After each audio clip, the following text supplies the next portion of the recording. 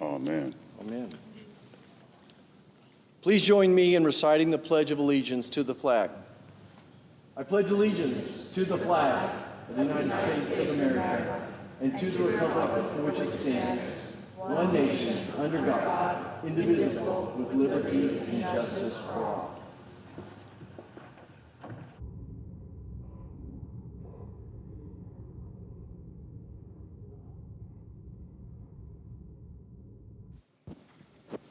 The clerk will read a communication to the Senate. Washington, D.C., September 30, 2025, to the Senate. Under the provisions of Rule 1, Paragraph 3 of the Standing Rules of the Senate, I hereby appoint the Honorable Roger Marshall, a senator from the state of Kansas, to perform the duties of the chair. Signed, Chuck Grassley, President pro tempore. Under the previous order, the leadership time is reserved. Morning business is closed. Under the previous order, the Senate will resume consideration of S. 2296, which the clerk will report. Calendar number 115, S2296, a bill to authorize appropriations for fiscal year 2026 for military activities of the Department of Defense and so forth and for other purposes.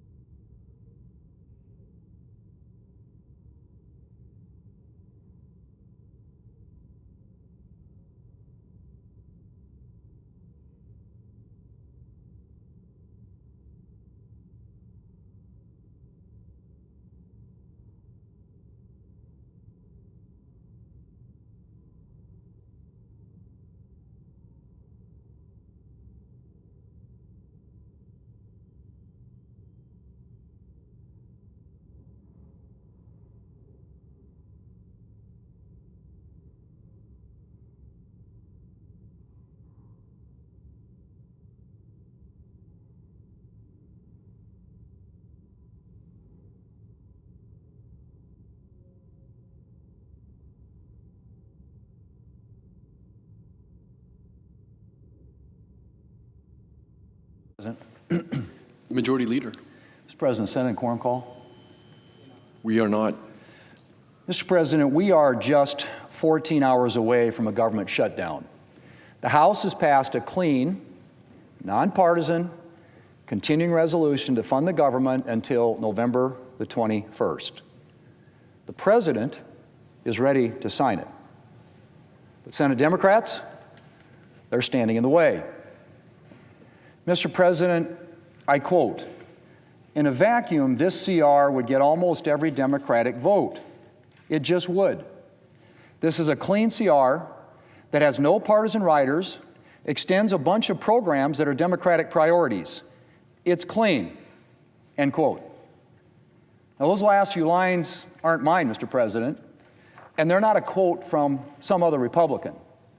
They're a quote from a mainstream journalist who is acknowledging what everyone knows, and that is Republicans have offered up a clean, nonpartisan funding extension, the same kind of extension Democrats have repeatedly supported in the past, and Democrats are blocking it for their own partisan purposes.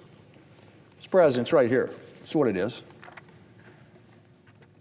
This is a partisan CR, 24 pages to keep the government open until November the 21st, at which time the Democrats will have almost same leverage they have right now. I mean, hopefully by then we'll have passed more appropriations bills. I'd like it if we pass all of them. But I think it's reasonable to expect we won't have them all through conference and right at place on the President's desk, so they will have another funding cliff they can take advantage of come November the 21st. This is ready to pass right now. This keeps the government open. This funds the government and protects federal workers and the American people from the hostage taking that has become, evidently, now the Democrat norm, even though it's something they decried not that many years ago. It's right here, Mr. President. It's in front of us, right here. We can pass this today. Pass it right now. All we have to do, get support from the Democrats. House has passed it. This is the House passed bill. We take it up in the Senate, pass it, send it to the President. President signs it into law, and the government stays funded. Pretty straightforward, right? And it's something that was done many, many times in the past, as I mentioned, by Democrats when they had the majority. Now, Mr. President, this right here is a chart I mentioned 13 times. So when the Democrats were in the majority around here, 13 different occasions, we passed short-term continuing resolutions, funding resolutions to keep the government funded. And as you can see, there were a lot of, interestingly enough, Republicans who voted to keep the government open when the Democrats had the majority. 13 separate occasions. You look at the numbers there, the lowest number on any one of those is 65 votes. All we need today in the Senate in order for us to keep the government open is to get 8 Democrats to vote with Republicans. That's all it takes. That's all it takes, 8 of them. Doesn't have to be all of them. I mean, I understand the reason in many cases the Democrats don't want to go down this path now has nothing to do with the substance of this. I mean, again, look at this.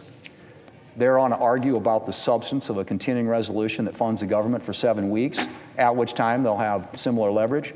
It doesn't have anything to do with that. It has everything to do with politics. Because when this happened, there was a Democrat president in the White House. Now there's a Republican president, President Trump. That's what this is about. It's about partisan politics. Now, there's another chart, which I will show you here, which I think points out, too, the hypocrisy of the Democrats. This is the percentage of Democrat senators who supported Biden-era CRAs. Look at that, 100%. 100%. There was two of them was 98%, so they must have lost 1 or 2 on their side on a couple different occasions. But 13 times, when they had the majority, almost all of them, without exception, voted to fund the government. Because that's kind of simply what we do. We try to avoid government shutdowns, because they tend to be disruptive, and everybody knows that. In fact, you can go through a long list of quotes, and I'll just give you a few, give you a frame of reference. In 2023, the Democrat leader called a shutdown, and I quote, avoidable, irresponsible, and deeply damaging, end quote. And noted that a shutdown would cause, and I quote again, disruptions for millions of New Yorkers to services they rely on, while thousands of federal workers could be furloughed, end quote. In 2019, during the midst of a government shutdown, the senior Democrat senator from Hawaii stated, and I quote, while rich people are protected, this shutdown leaves the people who are most vulnerable to fend for themselves, end quote. In 2023, the senior Democrat from Massachusetts, who has been one of the biggest voices in support of a shutdown this time around, had this to say, and I quote, okay, so let's start with how much pain a government shutdown is going to cause us right here in Massachusetts. We have about 25,000 federal workers in Massachusetts. These are public servants, just trying to do their jobs, trying to help people. They have mortgages, they have child care bills, they got to put gas in the tank and food on the table, and they're not going to get their paychecks, end quote. Well, that's a sampling, Mr. President. This is an endless video loop of members on this side who've been saying these things now for years, not decades. So I could go on. In fact, let me just give you a couple more for some additional perspective. We've got Democrats as recently as this year talking about the negative effects a shutdown has on American families. And now, Democrats are so committed to shutting down the government, they're rejecting a clean, nonpartisan, short-term funding extension, the very same kind of extension that, as I mentioned, they supported 13 times during the Biden administration. So what's changed, Mr. President? I think we all know. It's not that the problems with the shutdown have changed. All those quotes that they said, I assume maybe they still believe them. It's that the Democrats' far-left base and far-left senators have demanded a showdown with the president. And the Democrat leaders have bowed to their demands. And apparently, the American people just have to suffer the consequences. Now, Mr. President, when I took office as Majority Leader, I made it clear my commitment to regular order, in particular to a bipartisan appropriations process. And I've delivered on that. We've passed 3 of the fiscal year 2026 appropriations bills with strong bipartisan margins here in the Senate, and I am eager to get back to bipartisan appropriations work. And that's why Republicans have put forward a clean, nonpartisan, short-term funding resolution to keep the government open, to enable us to finish that appropriations work. We wanted a completely non-controversial bill so that no one would be inclined to vote against it, and so that we could get back to funding the government the way it should be funded, not through endless CRs, but through thoughtful, considered, year-long appropriations bills. But, Mr. President, the Democrats just can't take yes for an answer.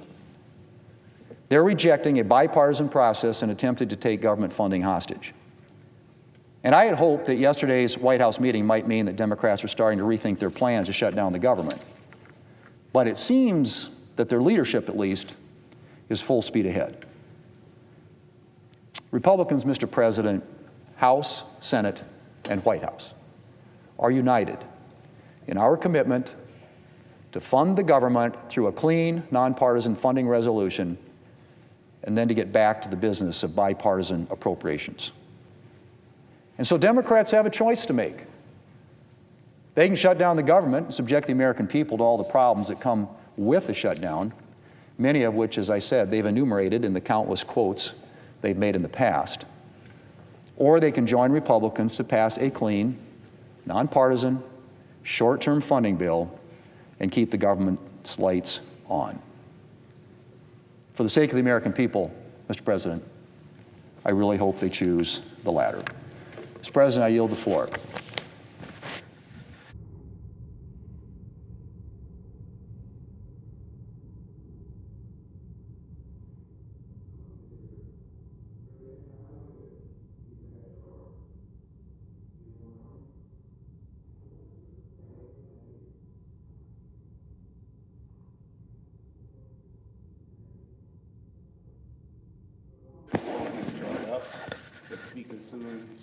Does the senator from New York want to enter into a conversation about this? I want to make my point. Go ahead, make your Here's point. my point. On every one of these... I just wanted... On every one of these... The Democratic leader is recognized. Thank you, Mr. President. And if we can get an easel, bring it over, please.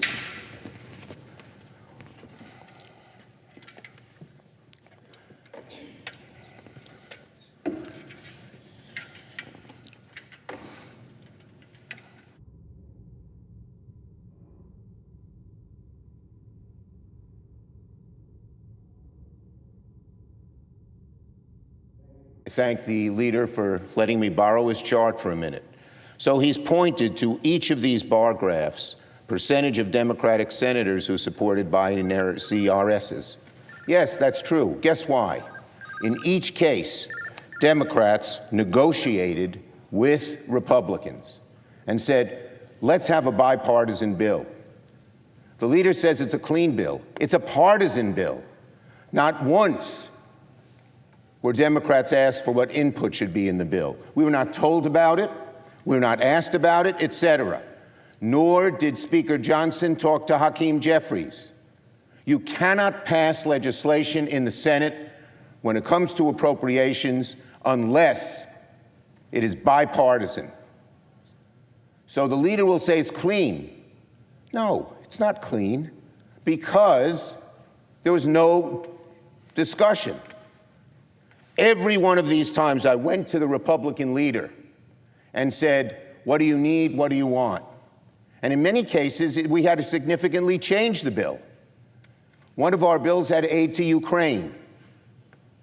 The Republicans didn't want it. To avoid shutting down the government, we talked to them, negotiated, and took it out. But not once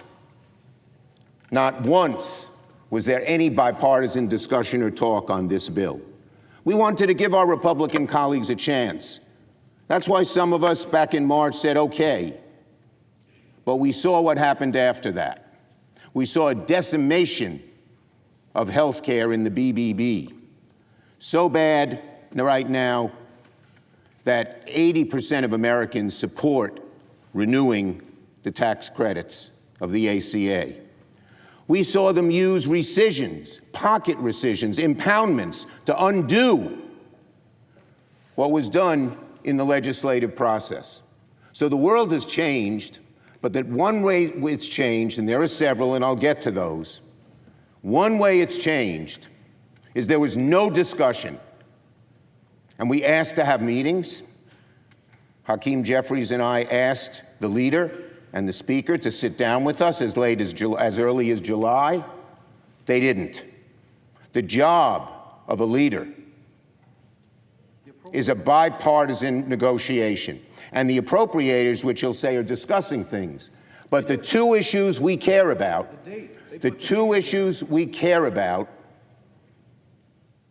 extending the ACA credits, broadly popular with the American people, so they don't want to talk about it, they want to change the subject, and ending these rescissions and impoundments, which would undo what we would do.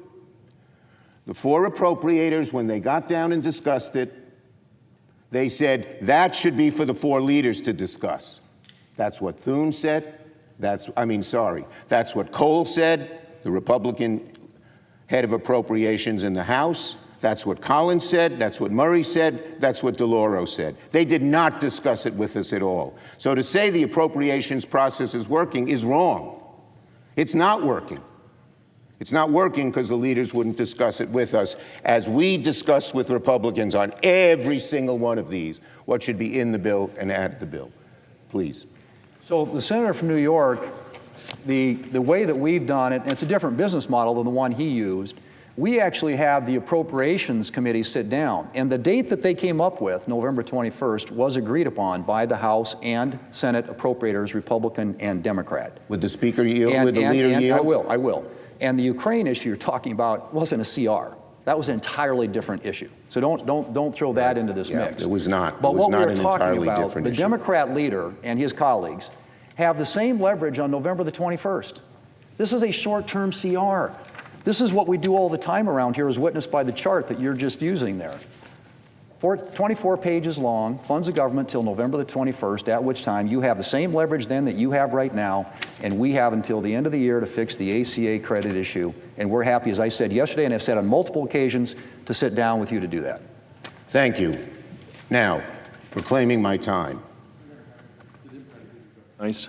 They did not agree to the bills that the leader is talking about because they said explicitly, Democrat and Republican, there are two issues they can't resolve: impoundments and rescissions, and ACA tax credits in health care. And they all agreed, the four of them, that they couldn't agree to a bill until the leaders discussed it with us. We asked the leaders to discuss it with us in July, in the middle of August, at the end of August, in September. They refused. And now he says, give us another 45 days. Well, frankly, the Republicans have had 45 days since March. 145 days, another 45 days, another 45 days. And in the room yesterday, Johnson said he doesn't want to do it at all. He doesn't want to have any compromise. So the time to do it is now. And the idea that we can do it till January, when we talked to the president yesterday, he didn't understand this. But I know that the leader does. On October 1st, in a day or two, millions of Americans, millions, are going to get notices that their insurance premiums will rise an average of $400 a month, $5,000 a year. A middle-class family can't afford that. We want to renew those credits, among other things in health care, but renew those credits so that people won't pay that horrible increase. You can debate health care all you want, but the overwhelming majority of Americans, Democrat, Independent, and even a good number of Republicans, want us to renew those credits. And the impoundment rescission, I mean, what does the leader think? That we should go along, come to an agreement, and then let them undo it unilaterally as they've done once and now have asked to do it more? No way. That's not how you deal with this, and we never had another president who did it. So I repeat, I love this chart. Democrats negotiated with Republicans. Democrats negotiated with Republicans. Democrats negotiated with Republicans, and on through the whole chart. Didn't happen this time. Leader Thune did not come once to me and say, is this bill acceptable? What do you want in the bill? So they call it clean. We call it extremely partisan. Not one discussion, House or Senate, between the two leaders. That is not how you negotiate. And that is not how you pass appropriation bills. And the Appropriations Committee is stalled by their own admission because the leader will not come and talk to us about it. Now, let me make a few other points. Republicans are heading us into a shutdown. We stand at the precipice of a government shutdown because Republicans are not serious about keeping the government open. If you want one glaring instance of that, Speaker Johnson sent his people home. They're home right now, even though the government will conclude at midnight. There's only one conclusion you can draw when the Speaker sends the House home: that he wants a shutdown. He doesn't want to negotiate. All they want to do is force us, try to bully us, and they're not going to succeed, into taking their partisan bill, take it or leave it. That is not how this place works. And that's why we're headed into a shutdown, because Republicans refuse to negotiate a bipartisan bill that deals with the health care needs of the American people, which they care about. Yesterday, Leader Jeffries and I went to the White House to meet with the president and Republican leaders about finding a way out of this impasse. It was a frank and candid discussion. It was long overdue. As I said, we'd asked for it for months. We asked the president to meet with us when Thune and Johnson wouldn't. He said yes. And according to all reports, Johnson and then Leader Thune, who just followed what Johnson wanted, said don't do it, and the president withdrew. So on Friday, I called Leader Thune and said, let's have a meeting, and we did, but it's at the last minute. There's still a chance. It's only the president who can do this. We know he runs the show here. And he's got to say to our Republican colleagues, deal with this ACA issue so that people don't get $400 premium increases. Deal with this impoundment and rescission issue, which when we told him about it yesterday, he seemed not familiar with it, but now he knows. And we can solve this problem. But Johnson won't, Thune won't, and so the president is not going to be able to persuade them unless he tries at the last minute. That's the only hope here. Look, sitting in the room with the president, it was very clear that the president hadn't fully grasped the magnitude of the disaster he's causing when the government shuts down. As health care costs go up, as people lose their health care, rural hospitals are already closing. Speaker Johnson in the room said to me they're not, and I pointed out to him that Tim Kaine just informed us that 3 rural clinics in Virginia, Southwest Virginia, were closing. And the head of those clinics said it's because of the bills the Republicans passed. The so-called BBB, which we know is not beautiful. The American people know it's not beautiful. And so they know, our Republican colleagues know that the American people are fully behind us when it comes to lowering costs, but also when it comes to health care and making sure that those premiums don't go way up. And then I spoke to Speaker Johnson directly in the room. I told him, because he can't debate health care, because he knows it's not, the American people are on the side of wanting these increases, even Republicans, I told him to stop making up stories that too many Republicans are lying through their teeth. They say, oh, the Democrats want undocumented immigrants to get health care, to get the federal dollars of health care. That is utter bull, and they know it. The law prohibits undocumented immigrants from getting payments from Medicare, Medicaid, or the ACA. There's no money, not a penny, of federal dollars that are going there. So why do they bring this up? Because they're afraid to talk about the real issue, which is health care for American citizens, health care for people who need the health care and can't afford these premiums. Let me say it again. Undocumented immigrants cannot receive premium tax credits by law.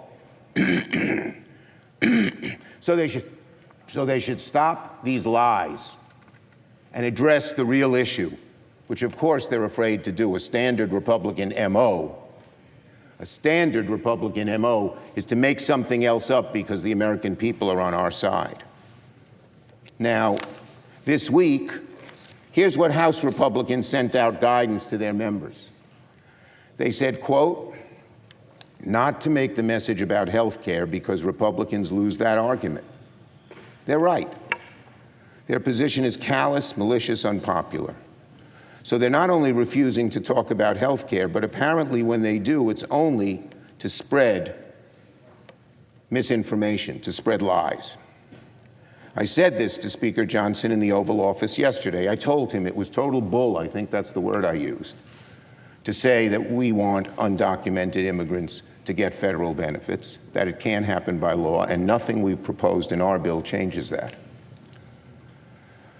He sort of smirked, that's it, because he knows the truth. He knows the truth.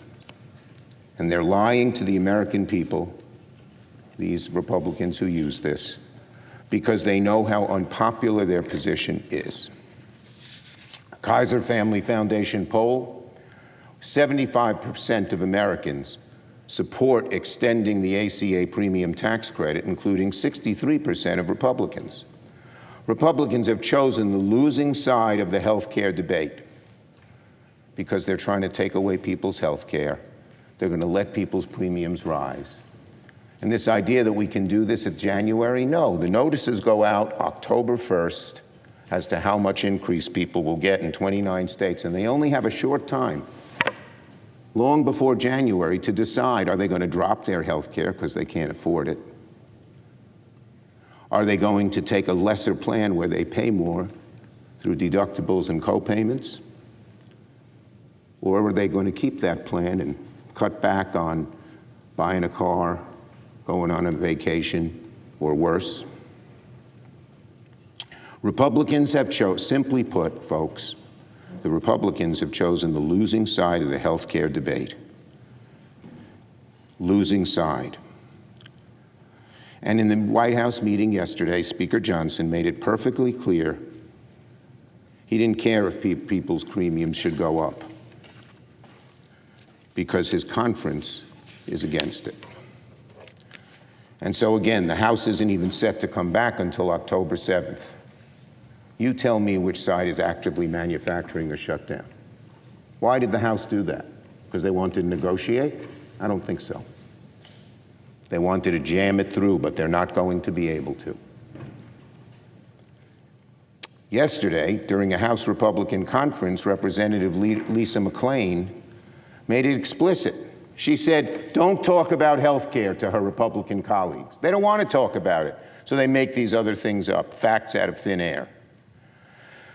So the Republicans have until midnight tonight to get serious with us about solving this crisis and keep the government open. But right now, they're not even talking to us seriously. They're sort of in la-la land.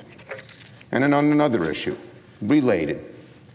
Yesterday, the president posted an offensive deepfake AI video of Leader Jeffries and me with sombreros, fake music, impersonating my voice through AI, it wasn't me, talking even more lies about health care and immigration. Listen to this, America. Hours away from a shutdown, which we don't want, the American people don't want, the president is busy trolling away on the internet like a 10-year-old. And that's exactly why Americans are going to blame him if the government shuts down. That's another proof point as to who is to blame. His video, Johnson going away, and adjourning the House till next week. We have less than a day to figure this out, and Donald Trump is busy tweeting deep fakes. It's not like he's in touch with reality, he's in a bubble. He doesn't understand that if the government shuts down, people's health care premiums will go up. When we told him about it, Hakeem and I, yesterday, by his body language, he seemed not even to be aware of it, of the ramifications. If the president was smart, he'd move heaven and earth to fix this health care crisis right away. Because Americans are going to hold him responsible when they start paying $400, $500, $4,600 more a month on health care. So we have less than a day. If there was ever a moment for Donald Trump and Republicans to get serious about health care, it's now. But even right now, even this morning, even here on the precipice of this crisis, the president would rather troll on the internet and lie about health care than tell the truth and get to work. So that's why the polls are abundantly clear that Americans will hold Donald Trump and Republicans responsible if the government shuts down. Senate Republicans could stop this crisis now. The president should get on the phone with Leader Thune and the Johnsons and tell them to work with Democrats to fix the crisis before it's too late, and work with Democrats to fix our health care crisis. Let me just say once again, we tried over and over and over again to meet with the Republican leadership. They said no. The appropriators said they couldn't resolve the issues until the leaders met. So we asked the leaders to meet again, and they said no, because they didn't want to negotiate. They wanted it their way or no way. Their way or no way. That's not how the Senate works. If Republicans cause a shutdown, they'll probably keep lying and distracting because they know we're on the side of the American, Democrats are on the side of the American people. But we will continue to focus on health care, and the American people will be completely on our side. Yield the floor.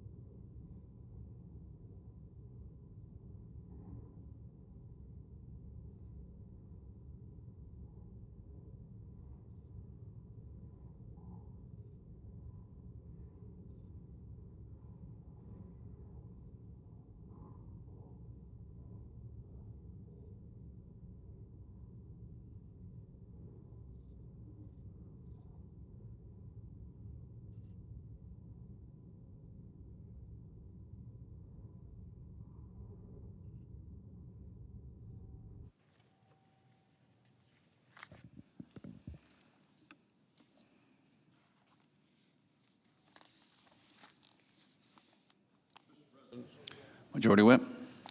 Mr. President, we just heard the minority leader come to the floor of the Senate, once again refusing to admit it's the Democrats who are driving America into a shutdown. Let me remind everyone what Senator Schumer himself said in 2013. That was when the government faced another government shutdown. This is his quote. He said, "What if I persuaded my caucus to say I'm going to shut down the government unless I get my way?" He said, "It's a politics of idiocy." His words, "A shutdown is idiocy." They're his words, not mine. So today, Republicans are committed to keeping the government open. And we're going to vote to do that again today. The House has already passed a clean continuing resolution, bipartisan votes, and it keeps the government open and functioning for the next 7 weeks. It allows Republicans and Democrats on the Appropriations Committee to continue their bipartisan work on a full year of funding for our nation. This is where senators from both parties have a very important part to play. Now, the continuing resolution is now in the Senate. Senate Republicans support it. Senate Democrats should join us and vote yes to keep the government open, because if not, the government shuts down at midnight tonight. Now, Democrats had no problem voting for 13 clean continuing resolutions, just like the one that we have here today, and they did that when Joe Biden was president. Now they refuse to do what they did 13 times for Joe Biden. Instead, they're demanding a ransom. Senator Schumer has come to the Senate with a ransom note, $1 trillion he's asking, and just to keep the government open for 4 short weeks. This proposal is a far left wish list. And the Democrats in this body know that they are responding to the demands of the far left radical wing of their party. Radical, extreme, dangerous, scary. People who want to take this country far, far to the left and are happy to see a government shutdown. They are demanding a government shutdown by the Democrats in this body. So what do they want to do with this $1 trillion? It's in this wish list, this ransom note from the minority leader. Well, they want to spend $400 billion to keep Biden bonus COVID payments forever. Forever. They want to repeal reforms that strengthen Medicaid. It strengthened Medicaid for the people who need it the most. It's not what the Democrats want. They want it to go to people who are unwilling to work, want to sit home, want to get free health care. These are able-bodied individuals who refuse to work. Democrats say, give them free health care. No responsibility, none whatsoever. Oh, and they want to spend billions of dollars for overseas projects related to their obsession with extreme climate policies. The minority leader made a statement today on health care that I found to be preposterous. Because I'm a doctor, I practiced medicine for 24 years. I was at a rural hospital in Wyoming just this past week. The Democrats' proposal, the ransom note that they have provided, wants to repeal the critically important $50 billion rural hospital fund. Every Democrat in this body voted against a $50 billion rural hospital fund. You know, just a few minutes ago, the Senate Minority Leader came to the floor. He said that one of his members went to some rural communities in his home state and said that the health care providers there are really concerned. Well, then those health care providers haven't been informed by the Democrat senators from that state about what is in the bill that passed this summer and the incredible resources that are being made to make sure that rural hospitals can be sustained, can stay afloat, can stay open, can provide health care. The Democrats are so against rural communities of this country, view them as the enemy, the red counties. They are so fixated with the big cities and kowtowing to the big city mayors that they actually introduced a bill in July. It's stunning. They call it Protecting Healthcare Lowering Cost Act. It's preposterous because that act alone repeals the $50 billion for the rural hospital communities. So they didn't just do it once with their bill in July. They've done it again with a ransom note from Chuck Schumer to the Republicans. If you want to keep the government open for 4 short weeks, get rid of this rural healthcare hospital lifeline that hospitals all across my state and yours, Mr. President, realize is important for their sustainability to provide health care in rural communities where the next hospital may be 100 miles away. That's something foreign to the other side of the aisle, who ignore so often the rural communities in their own states, who can say they can ignore them, don't campaign there, don't go there, don't talk to those people. It's the big cities that sustain us, and we're going to actually punish the rural communities by stripping from a successful piece of legislation $50 billion set aside for rural health care in this country. What the Democrats are proposing is an outrageous shakedown. And that's why we're going to have a shutdown, because they refuse to keep the government open while we're working on bipartisan funding bills. Everything they're doing is focused on satisfying the most radical, extreme, dangerous, scary part of their party. In March, I believe Senator Schumer did the right thing. He voted with Republicans to keep the government open. And what happened? The far left immediately attacked him for doing the right thing. Nancy Pelosi said, I myself don't give anything away for nothing. She was even against him. AOC questioned why his would, quote, hand away our leverage for free. 18 of Democrats' own candidates who are running right now in open seats for the Senate in 2026. They were questioned by one of the newsletters in town. They all said they refused to say whether they're going to vote for him as the leader of the Democrat Party. So now, according to an Axios report from last week, what we've seen the minority leader do is he built a private war room, their quote, private war room with liberal groups to orchestrate a shutdown. So when I hear the minority leader come to the floor, say, oh, we don't want to do it. He's been orchestrating this, according to this news report, for months, orchestrating with his liberal private war room. He and his staff have been meeting with these groups every week for the past 2 months to plan the shutdown that begins tonight at midnight. Senator Schumer's doing exactly what he once called the politics of idiocy. He's threatening to shut down the government unless he gets everything that he wants. Well, Republicans are not going to pay the ransom, and the American people aren't going to pay the ransom. We're not going to sell out our nation's service members, our law enforcement officers, our seniors, our air traffic controllers. Let me remind everyone who pays the price for a Schumer shutdown. The American Legion warns of a shutdown that will, quote, directly affect the lives of veterans and their families. They'll pay a price for the Schumer shutdown. Vietnam Veterans of America put it plainly, quote, for veterans, a shutdown is an immediate disruption of care, support, and progress on life-saving initiatives.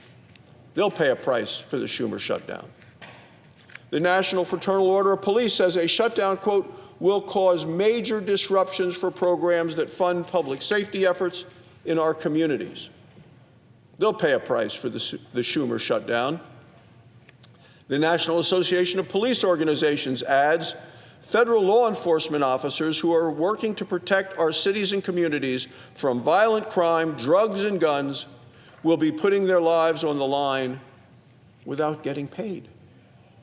They'll pay a price for the Schumer shutdown. The Association of Mature American Citizens warns that seniors on fixed incomes will face, quote, backlogs and service disruptions. They'll pay a price for the Schumer shutdown. The National Cattlemen's Beef Association says farmers and ranchers will lose, quote, predictability and stability as harvest season begins. They'll pay a price for the Schumer shutdown. The National Grocers Association warns that vital programs feeding low-income families and children will run out of money. This is the reality, Mr. President, of a Schumer shutdown. Here's the bottom line.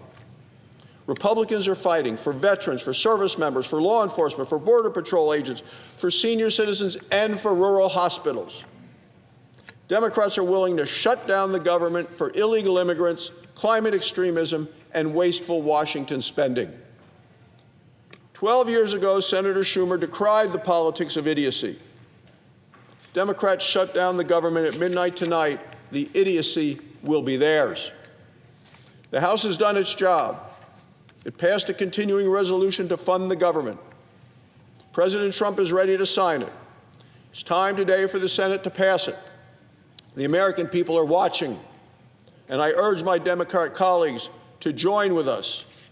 Tear up the ransom note. Keep the government open. Otherwise, Democrats will own the Schumer shutdown. Mr. President, the American people will suffer the costs and the consequences. Thank you, Mr. President. I yield the floor. Senator from Arkansas. Well, here we are again. Republicans merely want to fund the government for 7 weeks. The House of Representatives passed a simple bill with no partisan tricks or poison pills. Yet for the second time this year, the second time in barely 6 months, we again find ourselves on the cusp of a Schumer shutdown. Now, I'm not here to remind you that Senator Schumer came to the Senate in 1999, and since then he supported and voted in favor of a continuing resolution to keep the government open more than 56 times. I'm also not here to remind you that when Senator Schumer was in charge last year, Democrats had 224 days to bring 11 bipartisan spending bills to this Senate floor. And even though 6 of these bills were passed out of committee unanimously, and the other 5 with overwhelming bipartisan support, then Majority Leader Schumer failed to bring a single one of those bills to the floor. Not one. I'm also not here to tell you about the impact the Schumer shutdown would have on our national security, on our economy, and on the American people and their families. Instead of doing any of that, I think I'll just let the Democrats speak for themselves. Let's turn the clock way back to the fall of 2013, when the series finale of Breaking Bad was aired and when the word selfie was added to the Oxford Dictionary. Though it may seem like ages ago, many of the Senate Democrats who are here now similarly found themselves on the edge of a government shutdown in 2013. Let's listen to what they had to say. Senator Durbin said shutting down the government was, quote, no way to run a country. Senator Hirono agreed, stating, quote, dysfunction is not the proper way to govern. Senator Warren also echoed her colleagues and explained, quote, hostage tactics are the last resort for those who can't otherwise win their fights through elections, can't win their fights in Congress, can't win their fights for the presidency, and can't win their fights in courts. I don't disagree. The American people made the winners very clear when they went to the polls last November, and the Democrats lost their fights for Congress and for the presidency. I'd be remiss not to note all the left-wing radical policies that continue to be challenged and also lose through the courts. Out of touch with reality and fresh out of ideas, the Democrats have made a short-sighted play to back the Schumer shutdown. Look at the dog and pony show they're putting on right now. The Democrats are attempting to extort a laundry list of what President Trump has rightly called, quote, unserious and ridiculous demands. These demands include restoring taxpayer-funded health care for illegal aliens, wiping out a $50 billion rural hospital support fund, and sending your tax dollars overseas for climate initiatives. In short, Democrats want to add $1.4 trillion in new spending to pay for the partisan pet projects that were soundly rejected by the American people last November. Radical Democrats refuse to be reasonable and negotiate in good faith. This reinforces a point that Senator Jack Reed made back in 2013 when he said, quote, "Forcing the government to shut down for reasons the vast majority of Americans disagree with is a terrible signal and could create undue hardships for families and businesses." This statement is as true now as it was then. Democrats who support the Schumer shutdown are voting to withhold the paychecks of air traffic controllers, our troops, federal custodial staff, and countless other hardworking Americans. As Senator Sanders put it in 2013, quote, "Shutting the government down will disrupt the economy and cost us jobs." Senator Schatz added, quote, "Every moment that the government remains closed endangers our economy and American families across the country." Bottom line, the Democrats have acknowledged that a shutdown is not some political stunt. As they said, a government shutdown can threaten national security by, for example, disrupting military training and recruiting, disrupting ongoing work to modernize our nuclear forces, and creating uncertainty in our defense supply chains. That's hardly a model of peace through strength that Americans have demanded of their elected officials. But rather than listen to the American people, Senator Schumer and the Democrats make their own absurd demands. To make matters worse, the Democrats are conflating the budget process with policymaking, an approach that they have long condemned. Senator Murphy perhaps put it best in 2013 when he said, quote, "There is a time and place to debate health care, just like there is a time and place to debate energy policy and immigration and education, but not when the funding of the federal government and all the lives are impacted by it hang in the balance."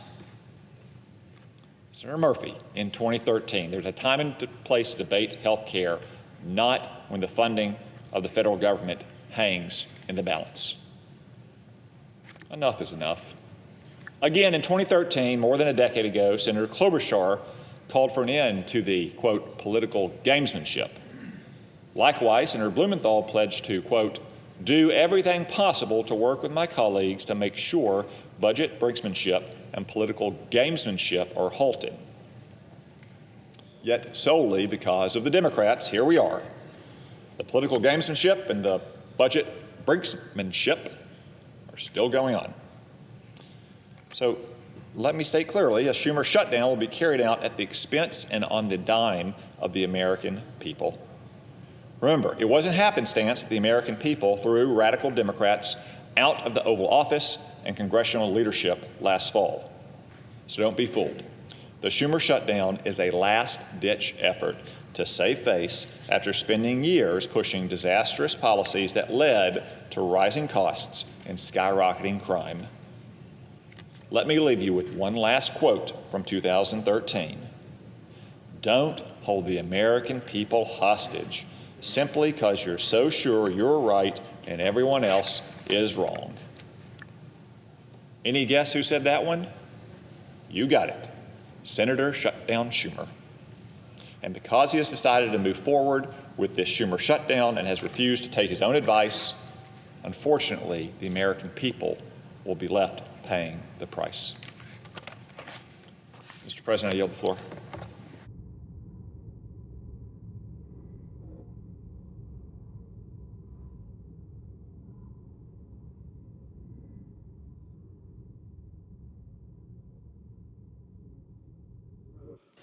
Senator from Massachusetts. Thank you, Mr. President. Mr. President, I rise today to seek unanimous consent to pass H.R. 5100, a bill to extend the Small Business Innovation Research and Small Business Technology Transfer programs for 1 year. This bill was unanimously passed by the House of Representatives. led by the Republican chairs of both the House Small Business Committee and the House Science Committee. Hundreds of small businesses have written to Chair Ernst and to me, urging passage of the House bill to avoid ending the program. The national academies, including Trump's former Undersecretary of Defense for Acquisition, wrote to us urging passage of H.R. 5100. And given that the House will not be in session today, any objection or modification to this unanimously passed House bill will result in the program ending. Yet here we are, watching the clock expire on one of the most bipartisan and successful small business programs in our government. If we don't pass this bill, more than $4 billion worth of research and development funding for research institutions and small businesses is at stake. SBIR and STTR have led to technologies that have changed American lives. The world's smallest heart pump, new cancer therapies, Alzheimer's treatments, GPS, and Qualcomm wireless communication systems. This program has gone above and beyond the expectations of those who enacted it more than 40 years ago. For every SBIR dollar spent, the program returns $22 to $33 in economic benefits. And this number includes, contrary to recent rhetoric, positive returns on investment from the top 25 companies. 63% of the top 25 companies commercialized their technology. In 2024, 60% of SBIR awardees had won their first award in the last 5 years. And annually, 30% of awardees are new entrants. If we don't pass this legislation today, we will be hitting the off switch to the light bulb of innovation in our country.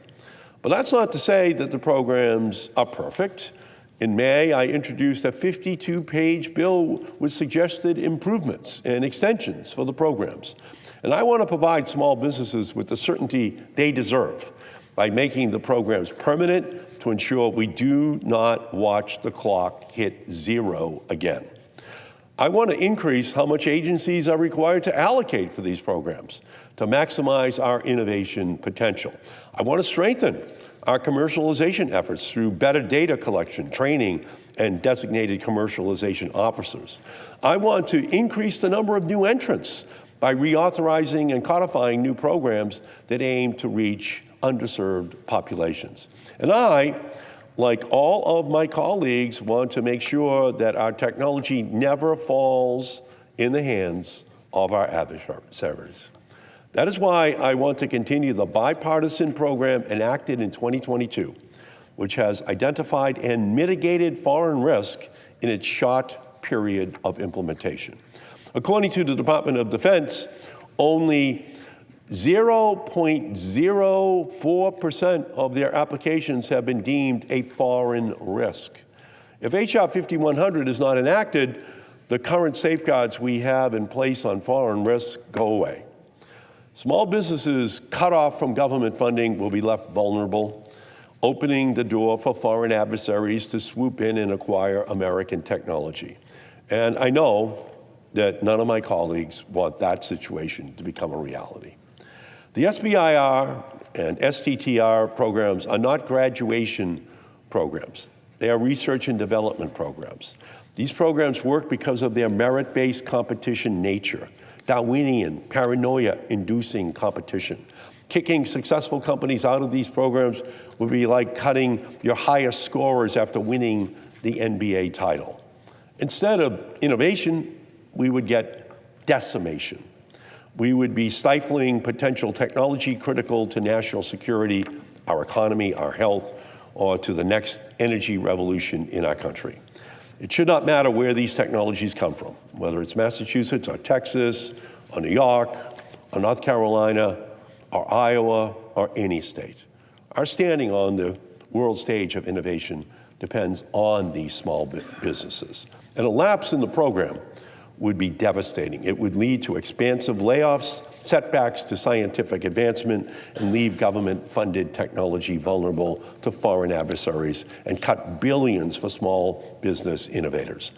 We are already seeing the impact of uncertainty in the programs.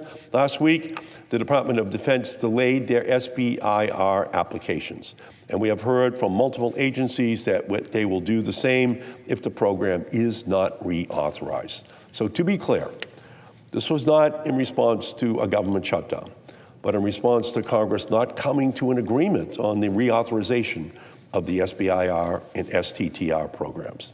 That is why 5 of the 6 negotiators, including the 2 Republican House chairmen for these programs, have agreed on a 1-year extension. We all want to see improvements made, but we need the time necessary to ensure that we are making informed, evidence-based decisions that do not harm American innovation. So from my perspective, I ask my colleagues to work with the other 5 corners past the 1-year extension and work towards a longer reauthorization with the improvements we all want to see. So with that, Mr. Chairman, I ask unanimous consent that the Committee on Small Business and Entrepreneurship be discharged and that the Senate proceed to the immediate consideration of H.R. 5100. Further, I ask the bill be considered read a 3rd time and passed, and that the motion to reconsider be considered and made and be laid upon the table. Is there objection? Reserving the right to object. Senator from Iowa. Mr. President, reserving the right to object, the status quo will not work. I cannot continue to let China win, allow waste to run rampant, or fail our warfighters. When it comes to foreign influence in the SBIR, STTR programs, the fox is in the henhouse, and my colleague wants to shut the door and check back in a year. America's seed fund is in trouble. $5 billion of agencies' R&D budgets are set aside each year for American startups to develop critical technology. In practice, however, too many large companies, not truly small businesses, drain millions of taxpayer dollars by churning out white papers, instead of turning the taxpayers' investments into reality.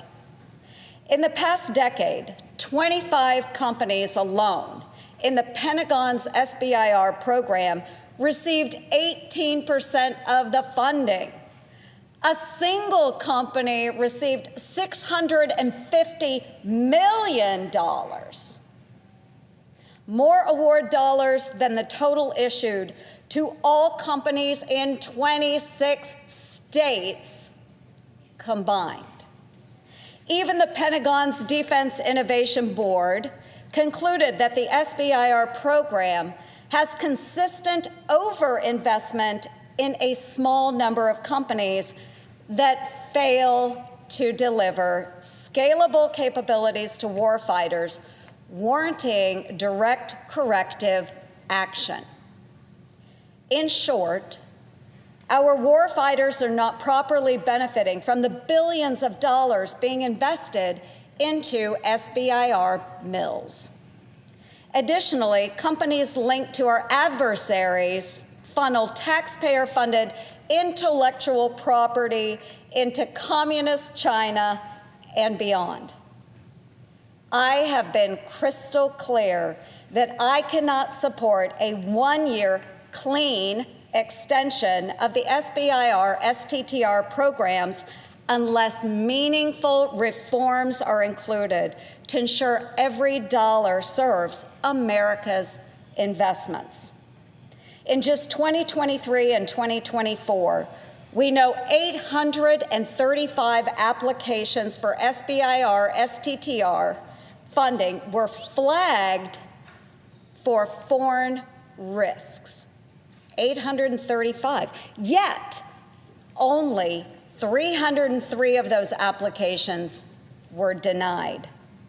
Even worse, a lack of foreign due diligence standards across government has opened the door for exploitation. Some agencies denied 100% of those flagged applications, while other agencies denied less than 1% of those flagged applications. When I shared my report with the Pentagon, they agreed that there are significant threats to our national security that must be addressed.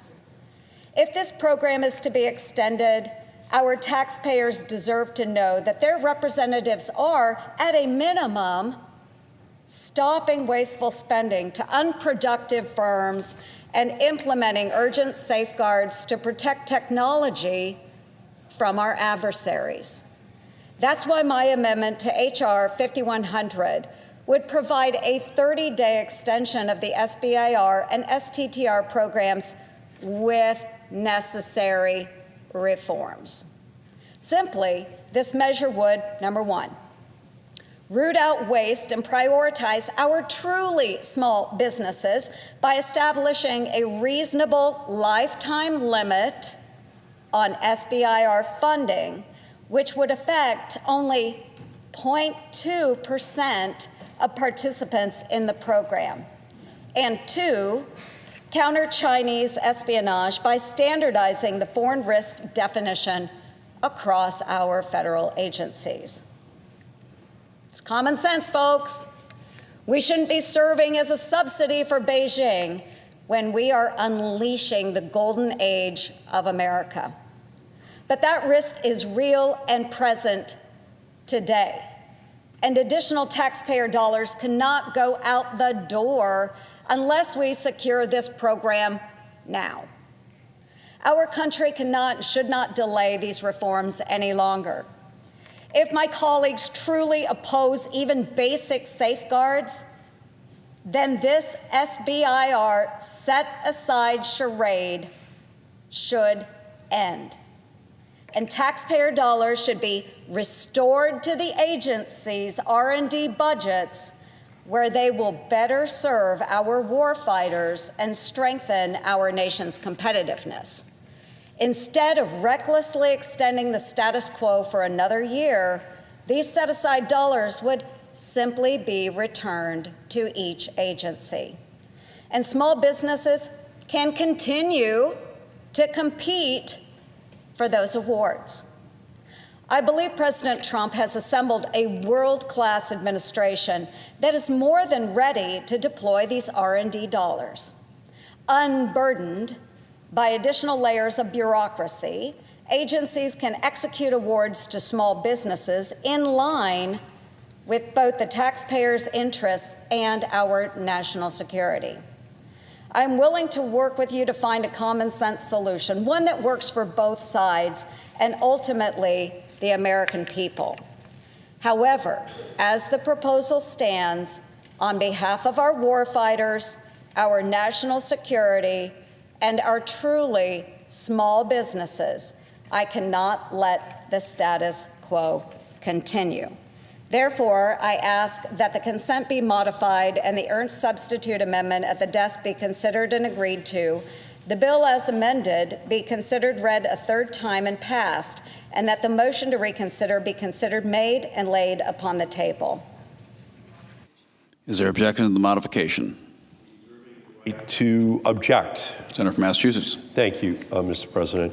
I rise to oppose the substitute amendment offered by the senator from Iowa.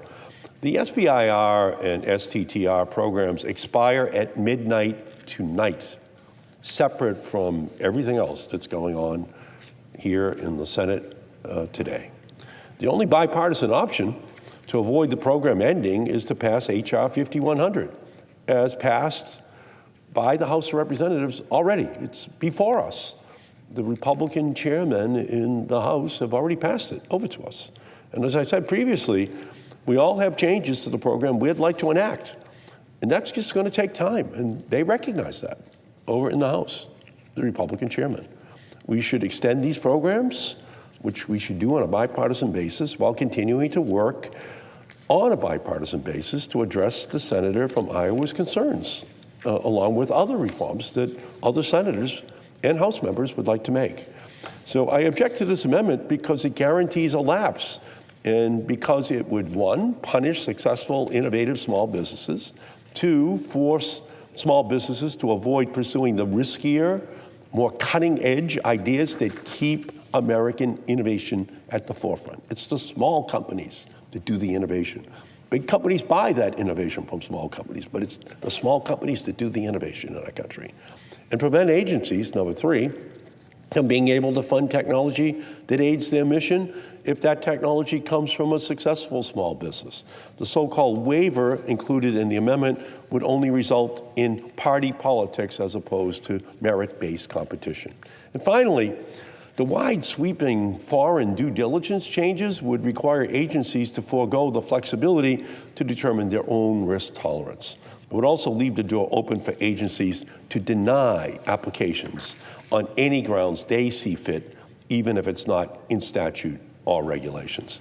And to top it off, this proposal aims to dismantle the entire SBIR and STTR programs while only extending authorization for 1 month. Now is not the time to play games with small businesses and American innovation. We must make sure we do not hand over our crown jewel, American small businesses, and decades of American innovation to our foreign adversaries by allowing this program to end. So I ask my colleagues from here, I ask my colleague from Iowa to join me and the Republican chairs of both the House and Senate, the House Small Business and Science Committees, to pass the overwhelmingly supported extension for 1 year on a bipartisan basis so we can work out the differences. We should not allow this program to end. We never cap what big businesses can get from the federal government. Their tax benefits are permanent. Their ability to go to the Defense Department or other agencies with big contracts, that's never capped. And we should not be capping small businesses. So that's why we need to have the discussion, because it's critical that this program continue tomorrow. And so with that, I object. The objection for modification is heard. Is there objection to the original request? Mr. President, reserving the right to object. Senator from Iowa. Our nation cannot afford to extend another flawed program that fails to meet the innovation challenges of the 21st century. With China at our heels and wasted taxpayer dollars being funneled out the door, it's clear the status quo does not work or serve our truly small businesses. The moment for action is now, but my colleague wants to shut the door on that and continue with more of the same for another year. I'll keep working to safeguard SBIR-funded technologies from our adversaries and ensure we invest in the best and brightest small businesses so America maintains our technological advantage. However, continuing the status quo is not a solution I can support. Without my amendment, on behalf of our warfighters, our national security, and our hard-working taxpayers, therefore, I object.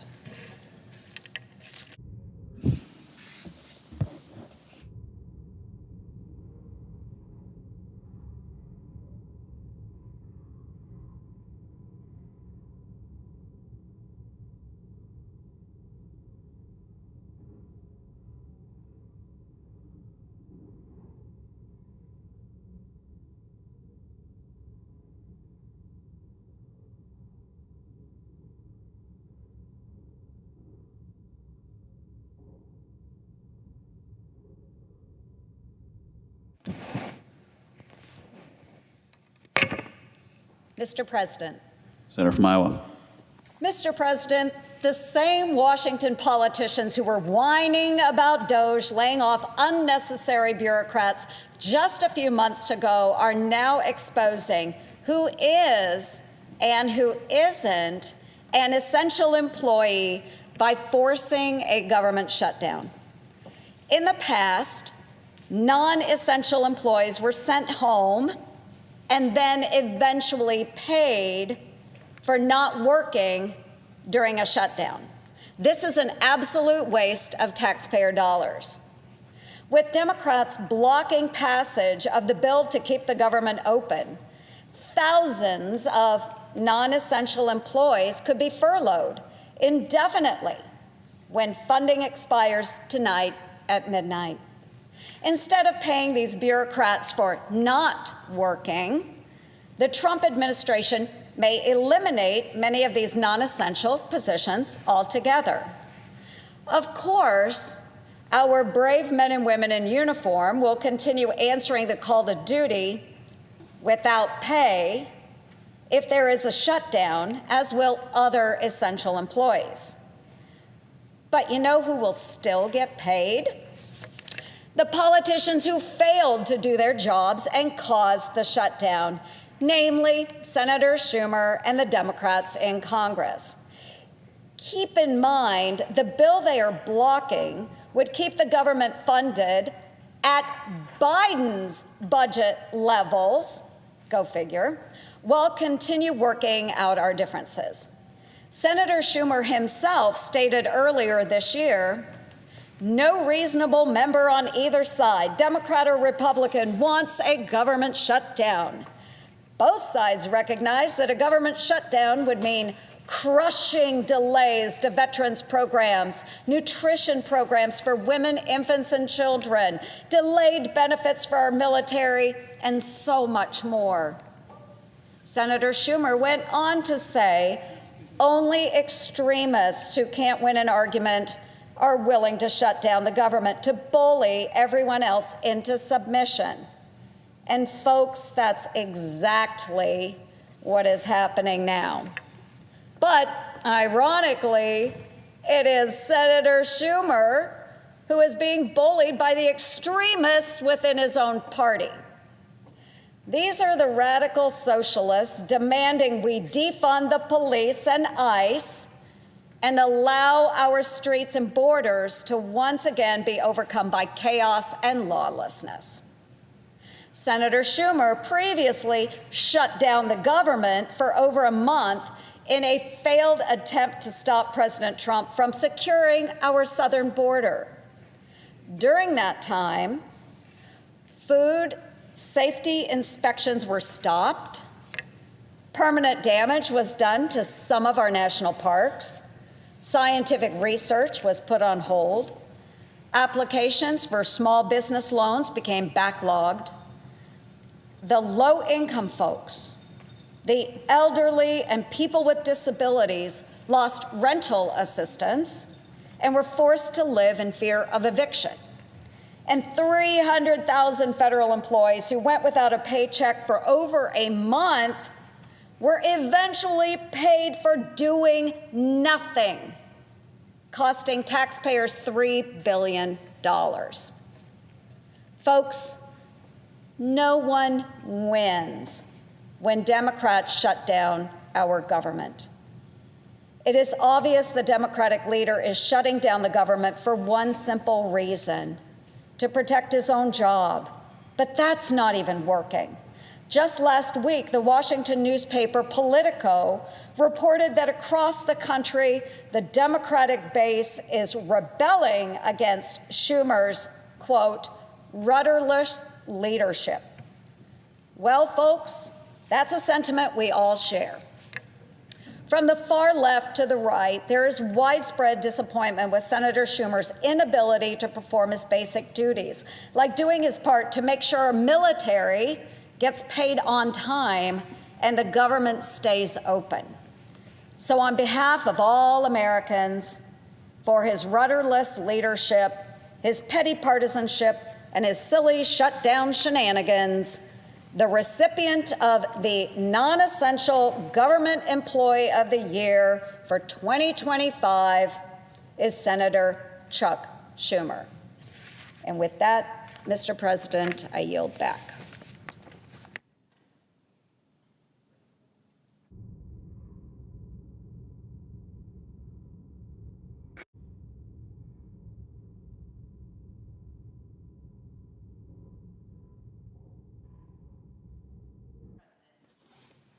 Senator from Nevada. Thank you, Mr. President. For the residents of Southern Nevada and so many others, October 1st is no ordinary day. On October 1st, 2017, my hometown of Las Vegas was struck by an unimaginable tragedy that forever changed our communities. We experienced an attack on a scale far worse than anyone could ever have imagined, a devastating tragedy that ripped families apart, destroyed lives. You know, during any given weekend, the Las Vegas Strip is buzzing with tourists and visitors from around the world, and that was the case on October 1st, 2017. That night, tens of thousands of people came to Las Vegas to attend the Route 91 Harvest Music Festival. Enjoy a fun night out with friends and good music. The weather's beautiful. But in just 10 minutes, their lives in our entire state would be changed forever. 10 minutes. 10 minutes is all it took for a gunman to open fire on an unsuspecting crowd, killing 58 innocent people, injuring thousands, and leaving a permanent scar on the hearts of everyone in our state and the hearts on the families and friends of the ones injured and killed. In the years since, we've lost 2 more individuals as a result of this tragedy, which remains the deadliest mass shooting in American history. So I want you to think about what that means. The families of the victims of that tragedy had their world shattered in just 10 minutes. 10 minutes that day that changed their lives forever. Families who now don't get to celebrate birthdays, anniversaries, holidays. Families, and I think this is one of the hardest things, they never got to say goodbye to the people that they love. And that night also changed the lives of everyone in our city. People who were attending or working at the festival, Nevadans who were just driving down the Strip, and the first responders who ran towards danger to help save lives. In the chaos and confusion of that night, our heroic first responders, our police officers, our firefighters, our paramedics ran towards the scenes. They saved countless lives. I know taxi drivers ran. Everyone ran to try to help people escape. And in the midst of this darkness, we saw our community, my community, go above and beyond to help. Our entire state rallied together. We saw lines of people around entire blocks waiting hours to donate blood, willing to donate blood to save the lives of complete strangers in the middle of a mass casualty. And I remember that day going to the line to talk to people, try to comfort folks in the midst of those first few days. And there was a woman in line to give blood, and I went up and I talked to her, and she started crying. She put her arms like this. She goes, "I don't have much." She goes, "But blood is all I have to give, and I'm here." She started crying. I started crying. It was such a moving moment. She goes, "This is what I can give," her arms outstretched. And so I want everyone to think about that the hearts of so many in a tragedy go out to those they don't even know to do what they can and give what they can, coming from the heart. And these selfless acts, not just this woman, but this is just one story of so many that I was proud to hear and be part of. This showed the country why we're Vegas strong. And I'm here today to honor the memories of those we've lost as a result of that terrible night on 1 October and everyone else who was impacted. And as we remember and reflect on this event, we must also commit ourselves to action to make sure that no other community in the nation goes through what we went through. In the last few years, we've so sadly seen shootings at universities, including UNLV in Las Vegas, in schools, in places where people go every day, like supermarkets and churches. Mr. President, we saw that just this weekend. And just this year alone, there have already been 53 school shootings in the United States. And so it's clear we need to act, and there are things we can do on a bipartisan basis. The 1 October shooter relied on bump stocks. They're just dangerous devices that attach to guns to make them fire bullets even faster, so that a shooter can fire more bullets in a short period of time in order to inflict as much pain and carnage as possible. And I hope we could agree that nobody wants that. No one wants that. And in response to this unprecedented tragedy, 2017, President Trump issued a federal rule that banned bump stocks, and it did help save countless lives from these deadly modifications. Unfortunately, the Supreme Court overturned this common sense federal ban, allowing these dangerous bump stocks to flow into our streets once again. And so this puts more lives and communities at risk, which is why I helped introduce bipartisan legislation earlier to restore this common sense federal ban on bump stocks. Because we have the power to do something. So let's pass this bipartisan bill and save lives before the next tragedy hits another unsuspecting community. Because trust me, nobody wants to go through this, no community. Nobody wants to give this speech.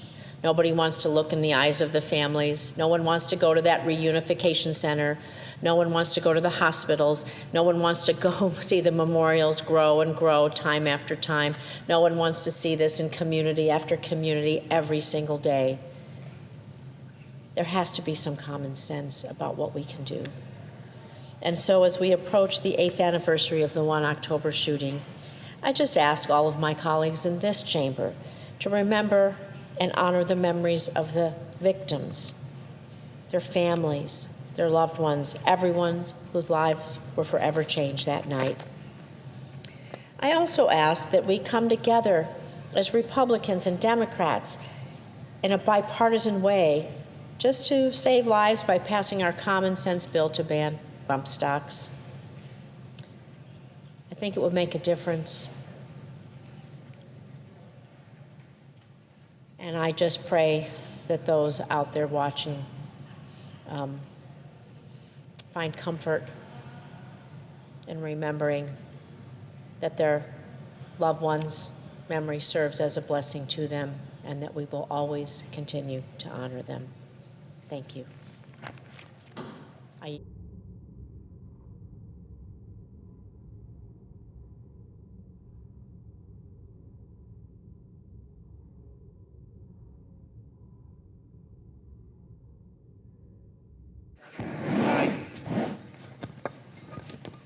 Mr. President, The senator from Nevada. I note the absence of quorum.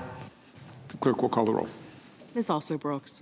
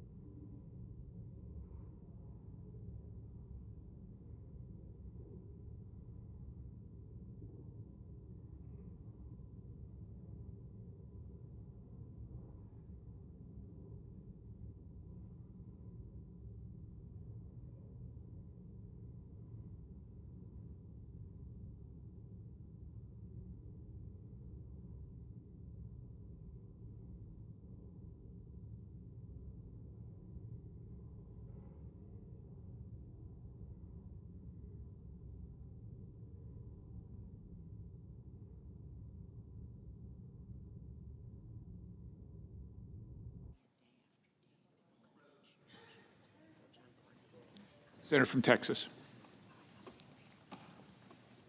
Mr. President, I ask unanimous consent that the following Commerce Committee detailees Excuse me, the Senate's in a quorum call. I beg your pardon.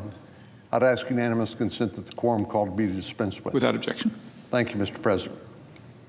Now, Mr. President, I'd like to ask unanimous consent that the following Commerce Committee detailees be granted floor privileges for the remainder of Congress: Thomas Hastings, Joseph St. Peter, Tyler Stutton, Dean Legedakis, and Letitia Vega. Without objection. Thank you. Mr. President, for a long time, the United States has benefited from free and competitive global markets. For too long, though, we've relied on the conventional wisdom that engaging with China, and in particular the Chinese Communist Party, by bringing them into the global marketplace would be mutually beneficial.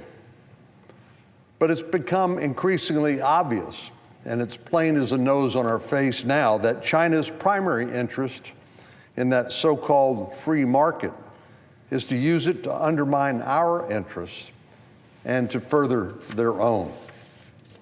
I'm grateful to President Trump for ringing the alarm bells on China and for helping us reframe the way we look at the People's Republic of China. We need to be clear-eyed about exactly what's going on. China is not interested in a level playing field where both parties benefit from a bit of friendly competition. The People's Republic of China is treating competition in the global markets as a zero-sum game where they win and the West loses. Nowhere has this become more apparent than in the case of critical minerals and rare earth elements. I doubt many of us have given a lot of thought, at least in the years past, about the role of rare earth elements and critical minerals, but now we have become educated way too late into the importance of these two elements. There's two ways that a competitive market economy can be undermined. One is excessive government regulation, making it harder for more competitors to enter a market. This makes it more difficult for newer, smaller entrepreneurs to get off the ground. But another way for a competitive market to be threatened is when one seller has a monopoly on a particular good or service. When a single provider of a service or good gets so big that they're the only game in town, then they get to set the terms. A monopoly can ask whatever price they demand because there's no one competing with them for a cheaper or better version. This is precisely what China is doing with respect to mining and processing of rare earth and other critical minerals. But the People's Republic of China takes it one step further. They are actively sabotaging its competitors, including the United States. For a long time, up until the 1980s, the United States dominated the industry for rare earth elements. But then China decided to begin rapidly subsidizing their own rare earth industry. China benefits from some unfortunate advantages in this competition. They have lower labor costs because they're less concerned than we are in the United States about ensuring that workers are paid fairly and kept safe. And we know China has lower environmental standards than we do here in the United States, which further makes it more difficult for the United States to compete against them. But third and most critical advantage that China has over the United States in this field is that their government recognized the importance of these critical minerals a long time ago and was willing to put generous government subsidies in place to launch their industry, while somehow we were lulled into complacency and failed to realize our dependence on China and their processing of critical minerals and rare earth elements. Now, people may be asking, why do we care about critical minerals and rare earth elements? Well, the truth is these elements are essential to producing magnets and other components of our vehicles, our robotics, our aerospace, and our defense systems. We can't build our weapons systems to defend our nation and to deter aggressors without access to these processed rare earth elements and critical minerals. That's how important it is. But China has been successful in sidelining the United States and other global competitors, becoming effectively the only game in town, or I should say, in the world, when it comes to mining and processing these minerals. Well, whether we realized it or not,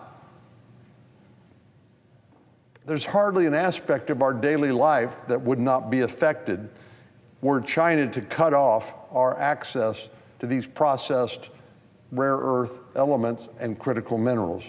From our iPhones to the cars we drive, even our washing machines. Because China recognized how important these minerals are, their government is willing to take extraordinary measures to make sure that they control the supply chain for these critical minerals in the future. What are these extraordinary measures that they've taken? Well, over the last 20 years, China has invested $57 billion through state-backed financial institutions in the forms of loans to Belt and Road participant countries in order to gain leverage over the global supply chain for these critical minerals. More than 75% of these investments are structured through joint ventures and special purpose vehicles in such a way that Chinese entities have ownership stakes, allowing them to influence the extraction and processing of these critical mineral projects. More forebodingly, last December, China took steps to ban exports of technologies used in mining and processing rare earth elements in order to exert further control over the supply chain and enhance its leverage when dealing with the United States in various binational negotiations. In April of this year, China placed export controls on 7 rare earth elements, requiring any company that wishes to export them to acquire a special license. And if they didn't, obviously it would be illegal. While the terms and conditions of the licensing process are still being spelled out in more detail, this may become the tool to incentivize various countries to act in China's interest to protect their own access to these minerals. In other words, it's not just the United States that depends on these rare earth elements and critical minerals. It's virtually every other part of the global community. And when China sees likely competitors, it floods the market with excess supply of these minerals, lowering the market price and thereby sidelining any potential competitors. Now, just to be clear, rare earth elements and critical minerals can be mined in many places across the globe.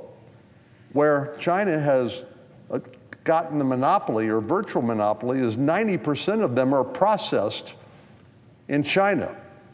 So you may mine rare earth elements or critical minerals in Chile or in the United States or Australia or somewhere else, but 90% of them must be processed in China because they're not other competitors for the reasons that I mentioned.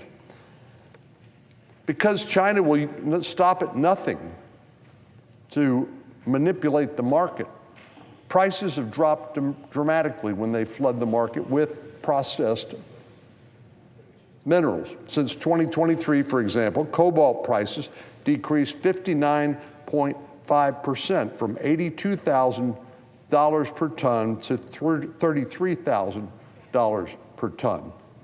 Again, because China is manipulating the market to discourage any competition. Nickel prices decreased by 73.1% from $48,000 per ton to $13 per ton. And lithium prices decreased 86.8% from $68,000 to less than $10,000. Consequently, several plants that were designed to open up in the United States to compete with China have had to close because of their inability to maintain profitability in this economic environment. The United States' only cobalt mine opened in 2023 and was forced to close less than a year later when nickel plants in Australia and New Caledonia shut down in the same time frame. And while these competitors have closed their doors, Chinese firms have continued to hold on to their state-sponsored monopoly. China has been taking these steps for decades, right beneath our nose, to develop this near monopoly that they currently hold on mining and processing of critical elements. As the United States, we should have seen this coming, and we could have done something about it, but we didn't. Joe Biden could have spent the last 4 years in the White House tackling this issue head on, but here we are with virtually nothing to show for the Biden administration's so-called efforts. So we're playing catch-up with the Chinese Communist Party, which is not a good place to be. If another pandemic were to happen, disrupting global supply chains, or if we were to find ourselves in a hot war with China, or even difficult trade negotiations with China, which we will, and they decided to cut off trade with the United States, there would be drastic consequences to our economy, to our military preparedness, and to our ability to deter an aggressive Chinese Communist Party. Americans would not be able to purchase the electronics that power our lives day in and day out. Our Department of Defense, or Department of War as it's now called, would be hamstrung in its ability to obtain critical components for the weapon systems that are used to deter aggression by our adversaries. And elderly or chronically ill Americans would be unable to obtain the pharmaceutical remedies they rely upon to simply stay alive. Well, fortunately, while we're late to the game, things are moving now in a better direction under unified Republican control. In March of this year, for example, President Trump issued an executive order directing the Departments of Interior, Defense, or now as it's called, War, Agriculture, and Energy to work together to accelerate domestic investment and production of critical minerals. And Congress also did some things in the One Big Beautiful Bill to help. That legislation included an allocation of $2 billion to the Secretary of War to increase U.S. critical mineral stockpile through the National Defense Stockpile Transaction Fund. And an additional $5 billion was provided for investments in critical minerals through the Industrial Base Fund. Furthermore, this law tightened our definitions of foreign entity of concerns, which will help ensure that Chinese critical mineral companies are not availing themselves of the U.S. tax credits in order to invest in their own critical mineral efforts. While there are ongoing discussions to ensure that the defense authorization bill that we are currently on includes provisions such as the reauthorization of the Development Finance Corporation that our colleagues, Senators Risch and Shaheen, have sponsored this year, we need to make sure they're successful in those efforts. The Development Finance Corporation works to incentivize private capital markets to invest in our most critical supply chains. I've introduced something called the Critical Minerals Security Act, which directs the Department of Interior and Department of State to further identify vulnerabilities in U.S. supply chains for critical minerals. Now, I believe these are important steps, but Mr. President, we have a bigger problem in America. We simply have a hard time building things anymore. A lot of that has to do with overregulation, problems with gaining the appropriate permits, and the litigation environment, which means that any sort of critical infrastructure is probably going to be delayed years, maybe decades, from endless lawsuits. That is a larger, more threatening situation, and I'm only talking about a small part of it here today. The steps we've taken so far are, unfortunately, too little, too late, in my view, but they are at least a step in the right direction. They're not enough by themselves to ensure that we have safe and secure supply chains for both mining and processing of critical minerals to meet our nation's needs. But once again, Deng Xiaoping, who said, "Hide your motives and bide your time," has successfully snookered the United States and our other allies around the world so that we are now almost entirely dependent on Chinese processing of critical minerals. So there's not a day to wait. We need to make sure that we catch up, and we catch up quickly. It's going to take a lot of work for the United States to claw our way back to where we need to be. But I'm confident that we can if we rise to meet the occasion. So I would urge all of my colleagues to listen to and respond to this alarm bell that I'm trying to ring here on the Senate floor today, and take seriously the urgency of securing our supply chains and securing American processing facilities for critical minerals. We simply do not have a choice. Otherwise, we will continue to be held hostage by an adversary that does not wish us well. They don't want friendly competition, they want dominance. And they also want to take Taiwan in the coming years.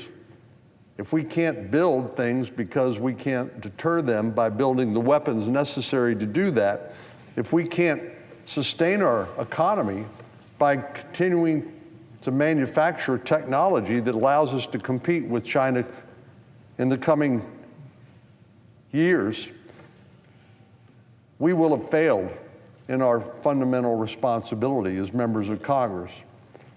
If America is to have a safe, secure, and prosperous future, we have to compete and we have to win the critical minerals race with the People's Republic of China. Mr. President, I yield the floor.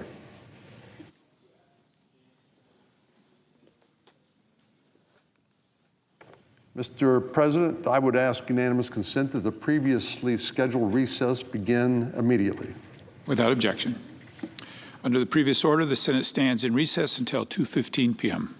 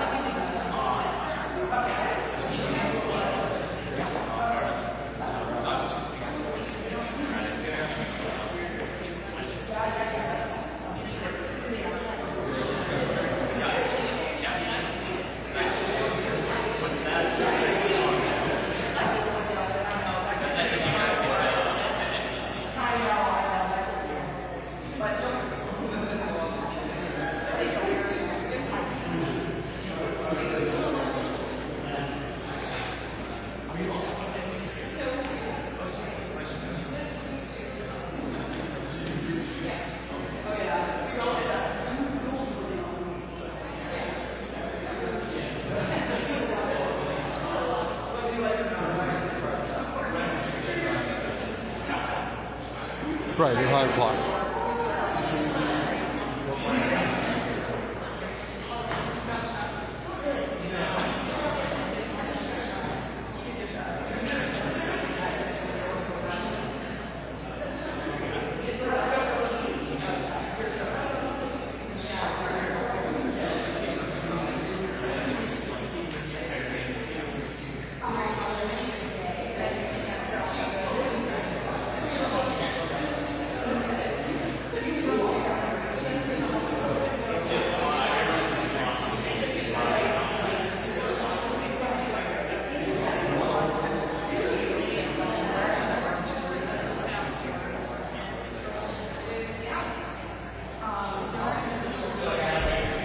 Hey, you should see and hear me.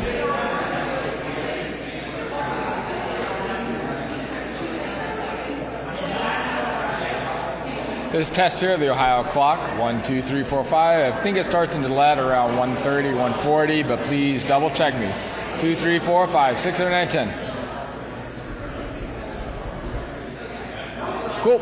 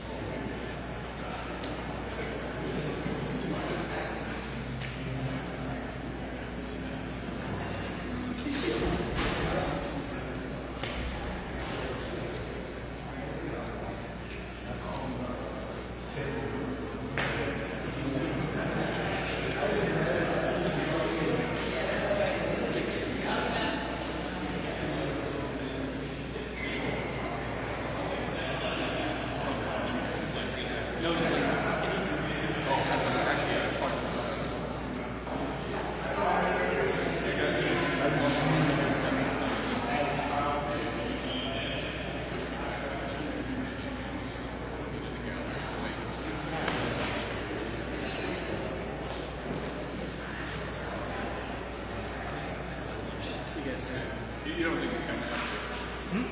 He's in there for election.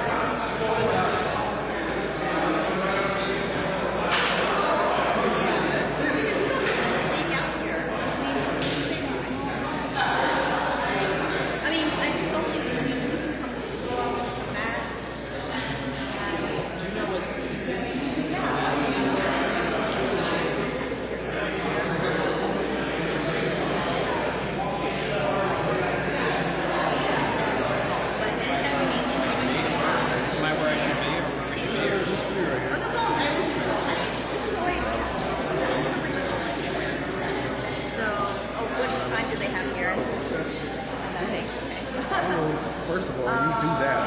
You're not saying his face. You're just putting this shit this way. So I don't know where it would be. But we're here. Anyways, you guys should give them. So after this, no, both of those were there before I got here. I don't know that they're not the same. You know what I'm saying? So this may be a still person. So I don't know who that is. Right. Scotty. So that's Scotty. Huge. So I don't know. Again, that's who that was. That's Scotty. They put that shit out there. I don't know. They're out there just listening. I can understand. Right. I did my shit. You know what I'm saying? So, 2 feet into that.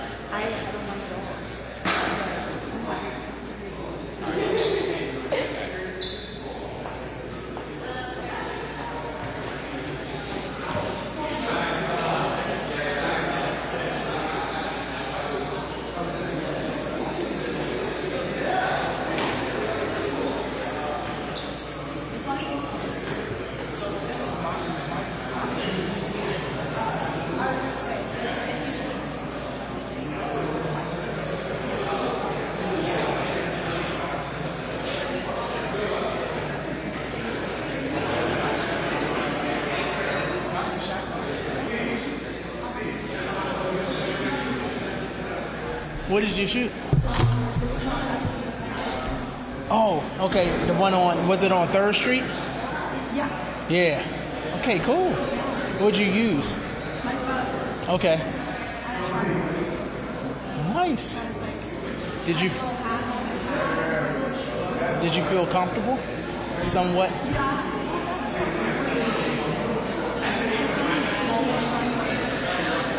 Oh. I'm so sorry. I was like, I'm just going to this, like, how do I use it?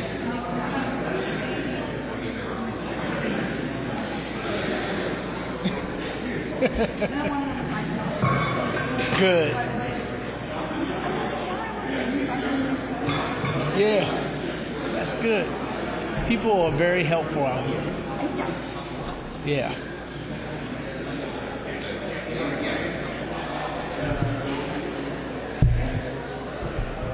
You good?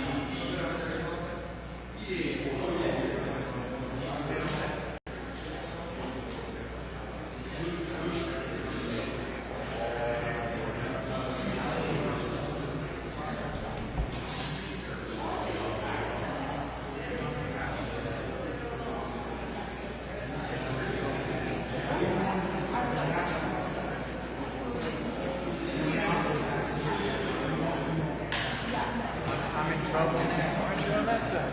I tried, but look, those guys got a little bit.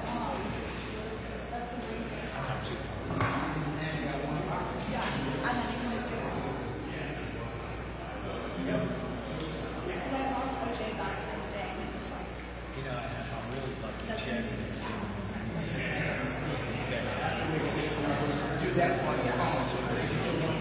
and then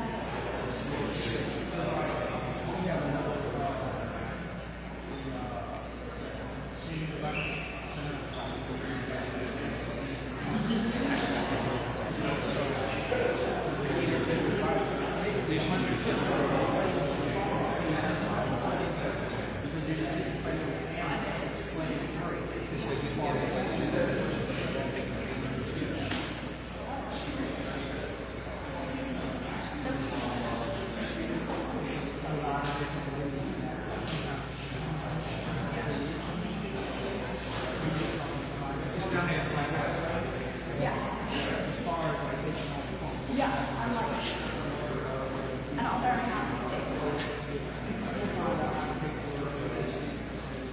Yeah, thank you.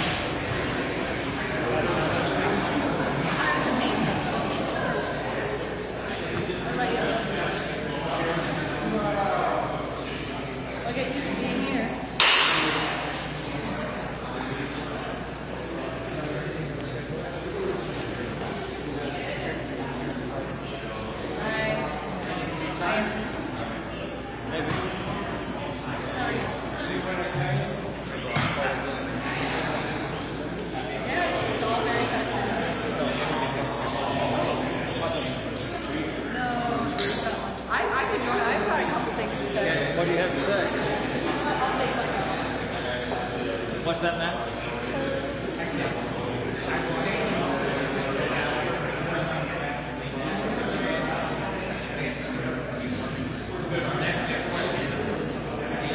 Why do you stand over there now? Okay, sure.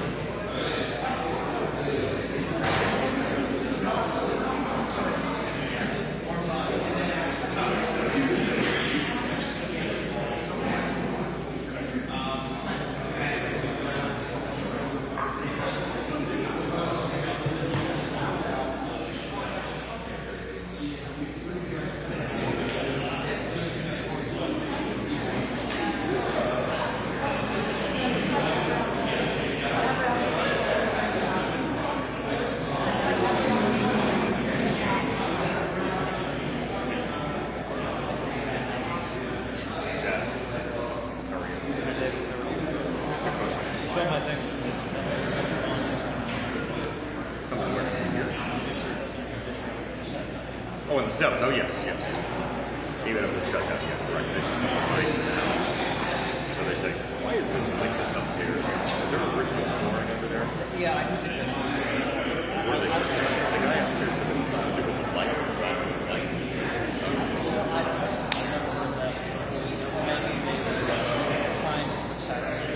But it's like a whole other layer of paint under here.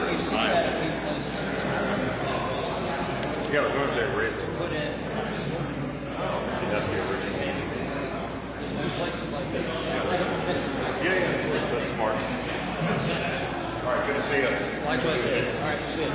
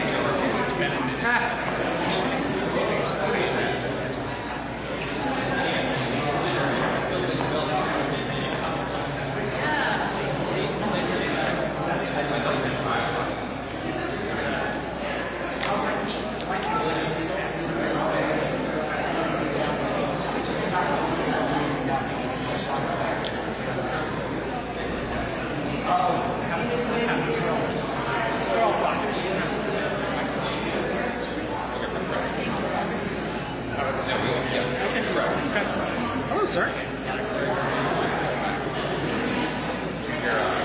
There'll be people standing here, so I might be moving closer to there so you can see me better.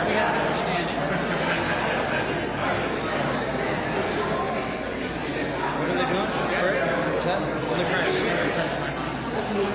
Oh, they're trying to shoot. No, that's what's up. What's up? How you doing? Just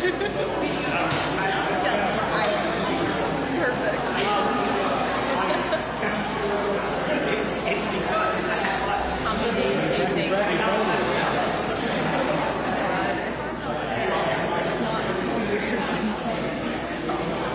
You asked that one question. That was something else. That was really funny. Yeah. How many days do you think? One of those basically part of the time.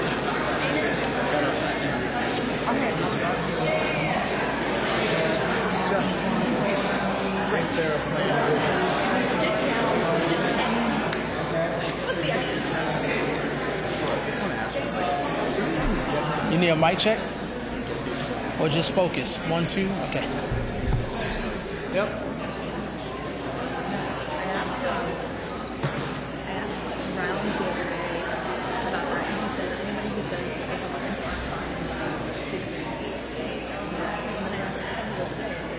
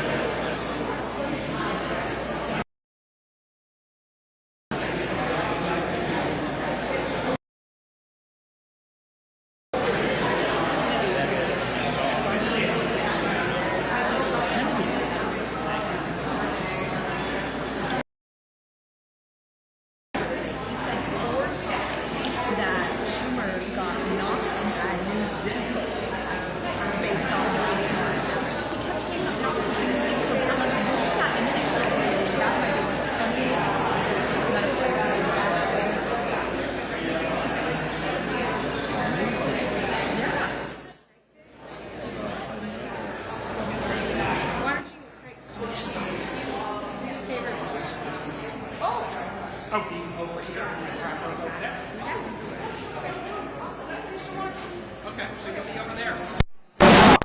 Yeah. Barry, so just stand in the back, but make the shot work without hitting. Yeah, so I'll be here. Yeah, oh yeah, right. This is supposed to be over the grim press right here. Seriously, it's the battle every single week. This is established in the galleries. This is print space right here. I mean, you talk about Mike Mastrian. This event is okay. I didn't rip it. Okay, Alex, can you address Alex's question?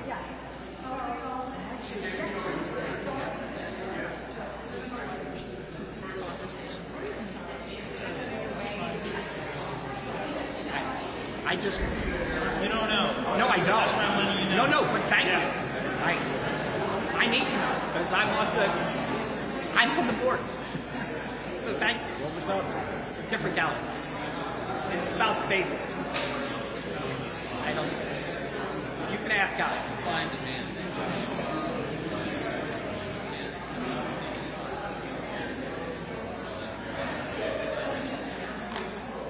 Something to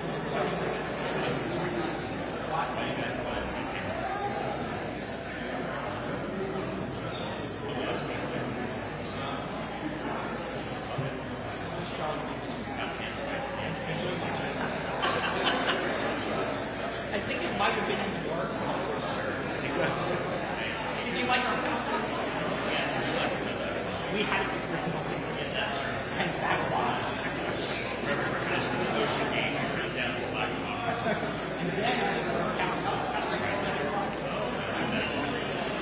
so hopefully we will sit and back.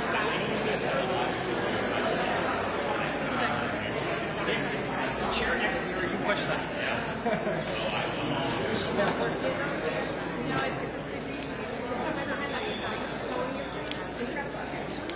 Okay.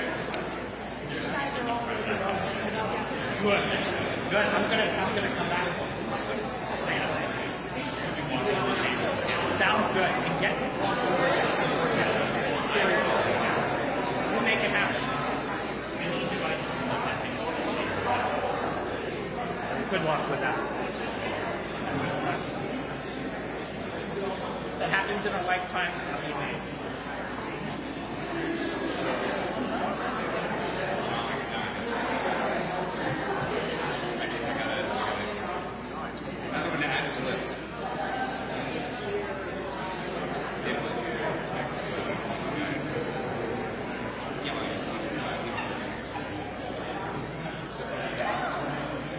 Were you at the White House photographers dinner? Yeah. Guys look great. Oh, thank you. Have a good time? Were you there? No, I saw somebody there. Oh, yeah. You guys good time? Great time. I wish the cocktail hour a little longer. Wow. Gotcha. Where was it? Oh, okay. It's good. It's very nice. Very, very nice. Every year they put on a really good show. That's great. Sounds good.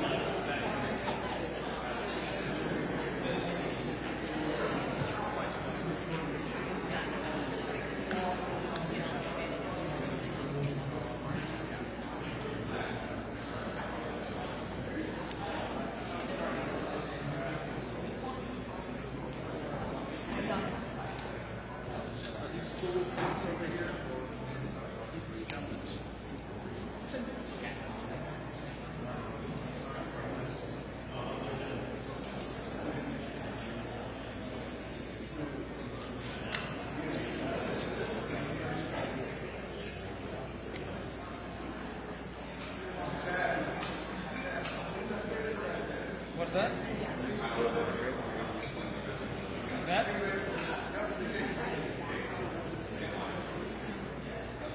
Somebody had a Mets hat. How do you do it? It's like rooting for Shutdown. They were just. I mean, I don't care. I'm a Phillies fan, so. Oh wow! You and Brez can hang out during the playoffs. Good luck. Well, just think about it. Once you lose, you have to get thrown out.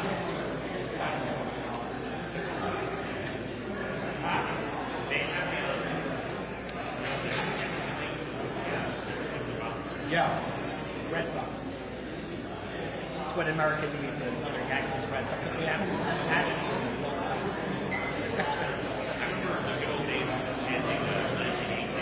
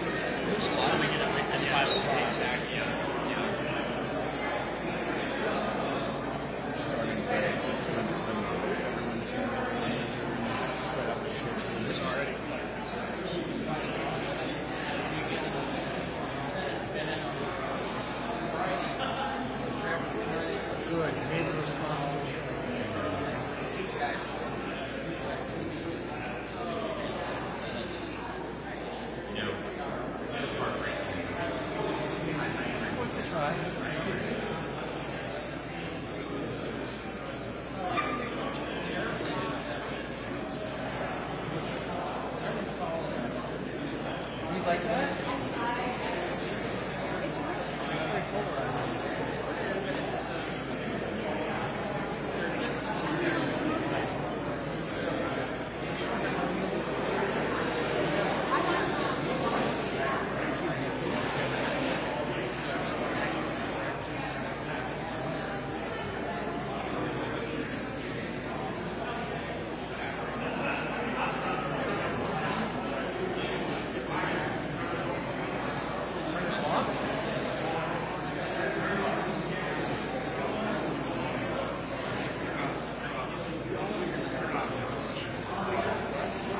Can you hear Scotty?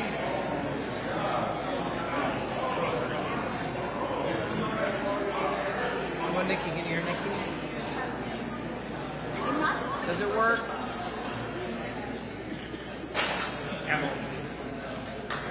Marissa can start filming because they're going to be out any month. So she's ready. Okay?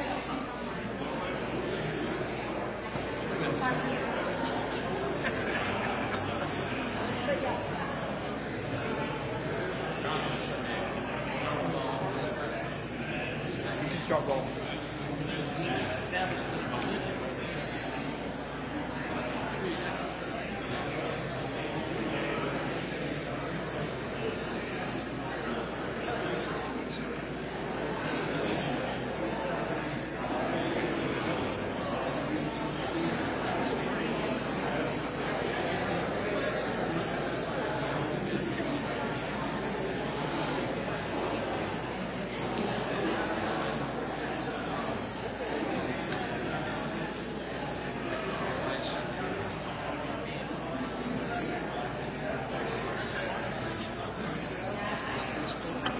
You're such an actor.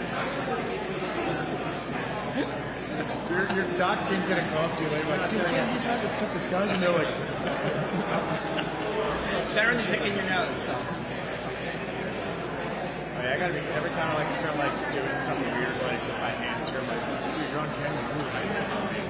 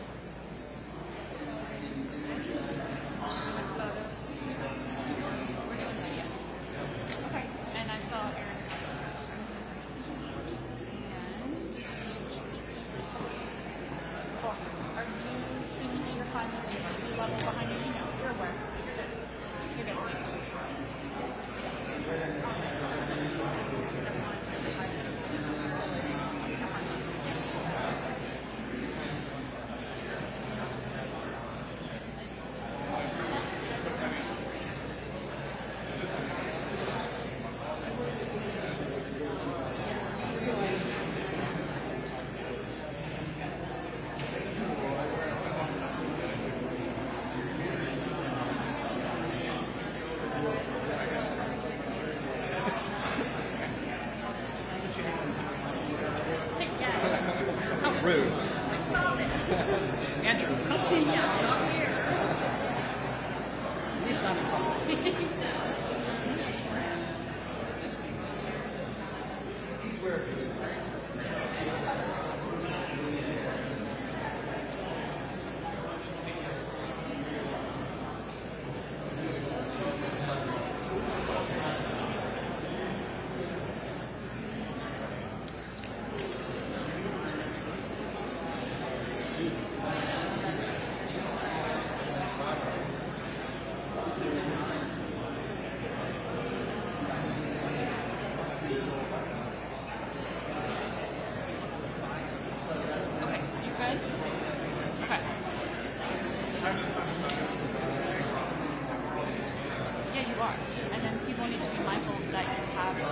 Only so much room.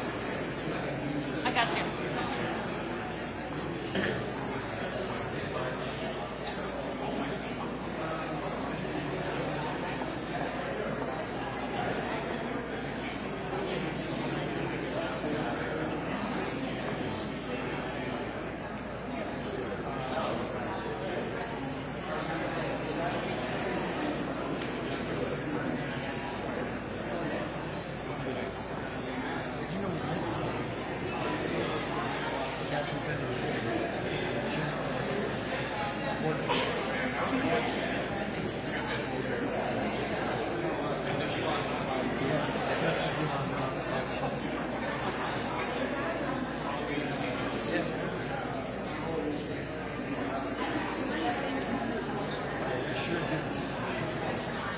Frank, Nikki liked it.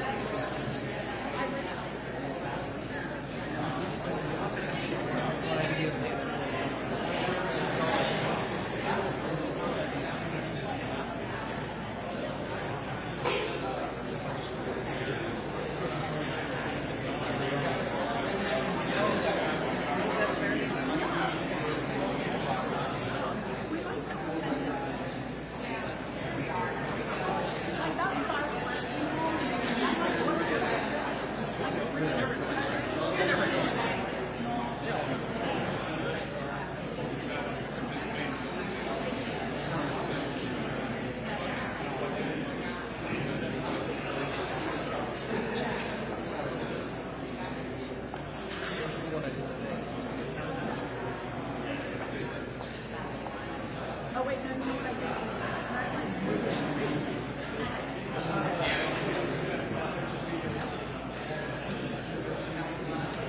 Points and gets you. Yeah, I don't know what that Says I'm eating. I you're have a not. sandwich, yeah. Sure. Is that better? It's almost got 4,000 views.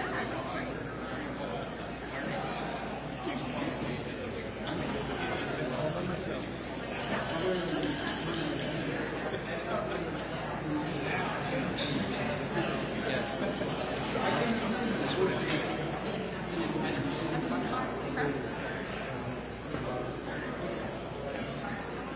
I just hit him.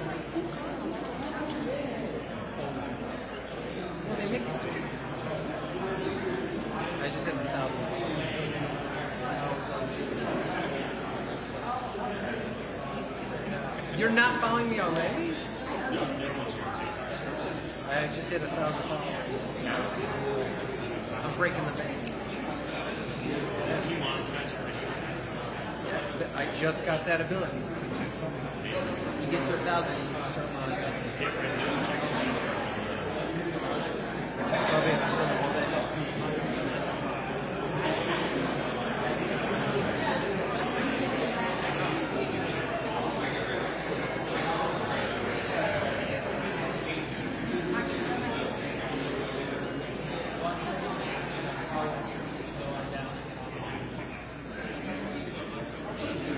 I am. Boom.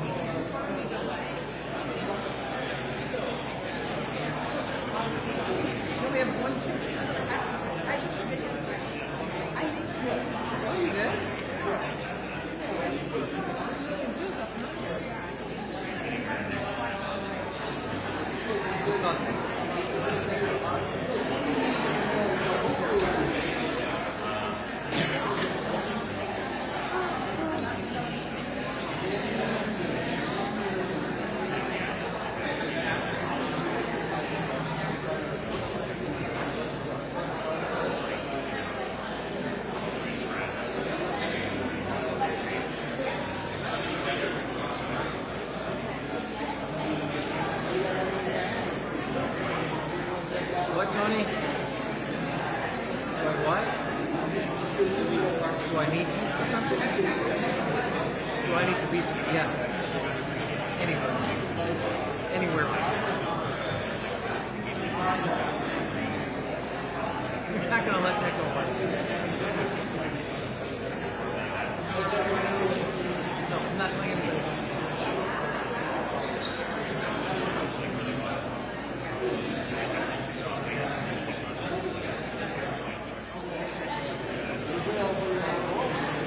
Rachel, whose idea was this to come out so early?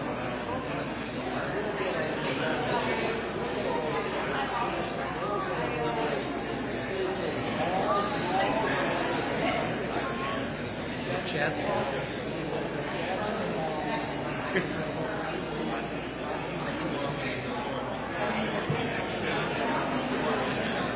God forbid.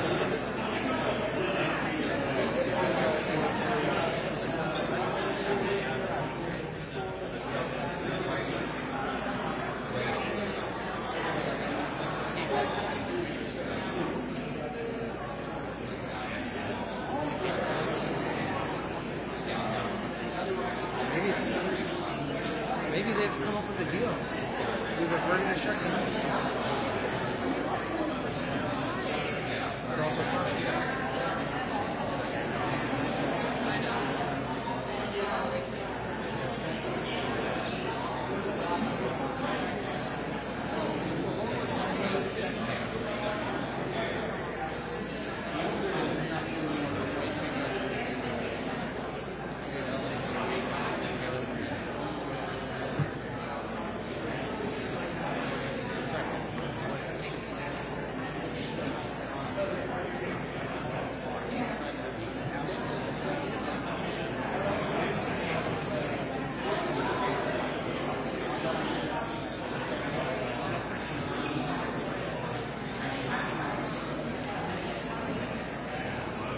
What else is going on here?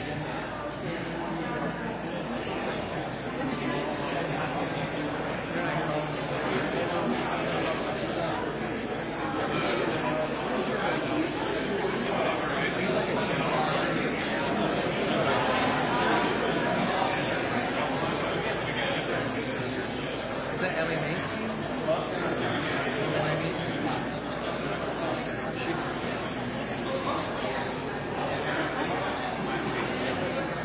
She's your boss.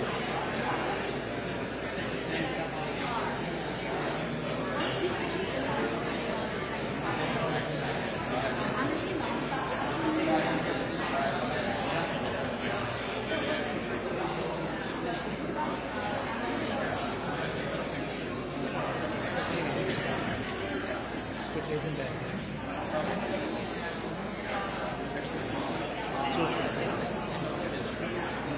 The third one will be 13.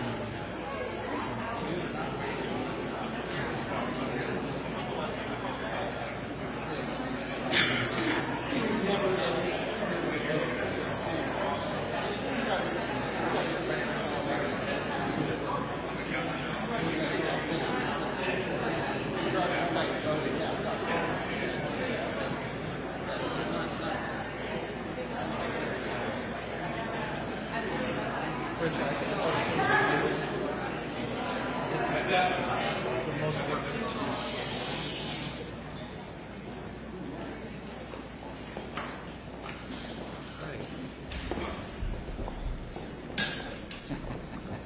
Thank you. Well, good afternoon, everyone. We are only hours away from a government shutdown, and the Democrats have a very clear binary choice.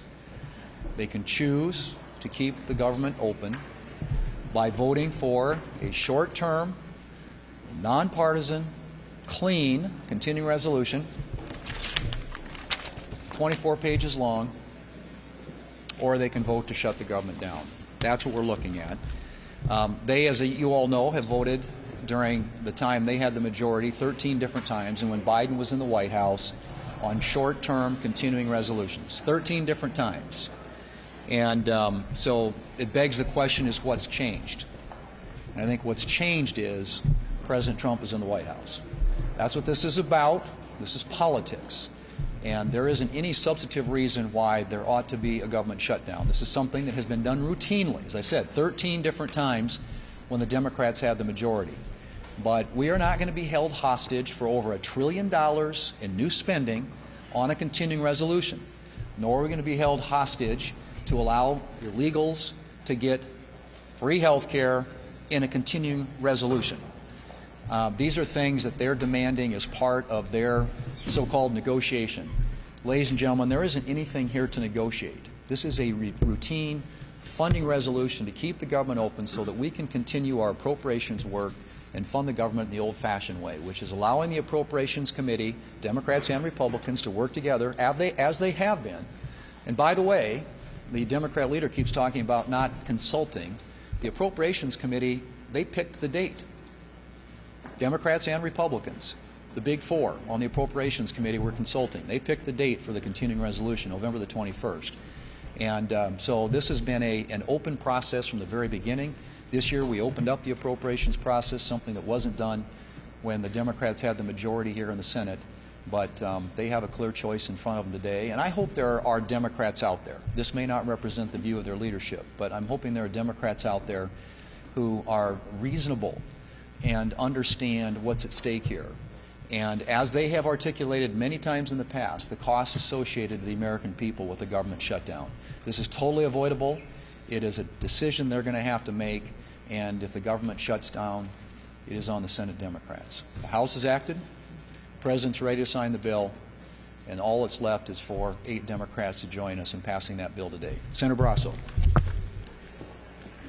Well, the radical wing of the Democrat Party is demanding that Chuck Schumer shut down the government. If not, they'll be held to pay. We know that Chuck Schumer has had a war room going for the last couple of months to orchestrate the shutdown. That is their plan. So he comes up with this ransom note asking for $1 trillion to just keep the government open for 4 weeks. Republicans aren't going to buy that. President Trump's not going to sign it. There's a solution, and it's a simple, clean, continuing resolution to keep the government funded for the next 7 weeks as the appropriations committees work through the process. Democrats are pretty familiar with this. They've done it 13 times when Biden was in office, and the minimum number of votes they got was 65. But Chuck Schumer continues to bow down to that liberal wing, AOC, Bernie Sanders, Elizabeth Warren. The American people should not suffer the costs and the consequences of a Schumer shutdown because he is politically toxic in his own party. All right, Mayor. Good afternoon. Do you think if the president goes through and unilaterally starts to cut programs or lay people off, that will start to resonate with some of your Republican colleagues and say, hey, wait a minute, you know, he has that authority, but these are programs or things that are important to us? Is that a risk for Republicans? Well, it's a risk that can be totally avoided. And if you're a Democrat who on countless occasions in the past has talked about the adverse consequences, the words of the Democrat leader, harmful, painful, chaotic consequences of a government shutdown, then just vote to keep the government open. I mean, those are things that they don't control, we don't control. How a shutdown gets managed is, at this point, a hypothetical question. But your members aren't concerned that this might backfire, and sometimes these programs come back and they say, wait a minute, that was important to my state, that was important to my district.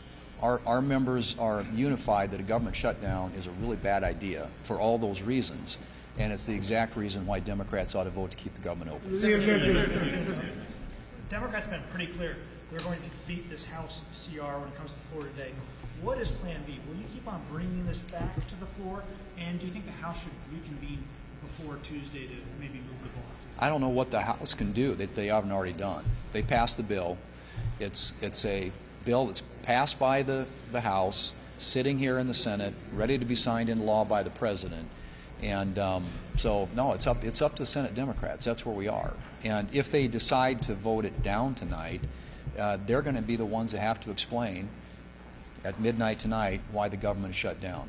It's really pretty straightforward. And this is something, again, that's been routine around here for a long time until all of a sudden the far left, as Senator Barrasso pointed out, hijacked the Democrat leadership here in the Senate, and they've decided to hijack the American people and hold them hostage to try and get a laundry list, a wish list, a Christmas list of their left-wing priorities attached, in their case, to a 4-week continuing resolution. Ours is 7 weeks, but they'll have the same leverage 7 weeks from now that they have today.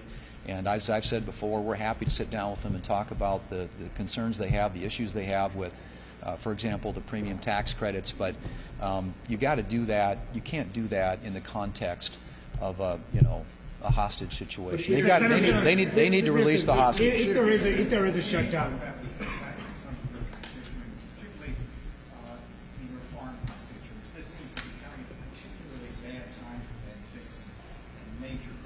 No market in China, high input costs, low prices, and they are in a bind and going to need some additional help.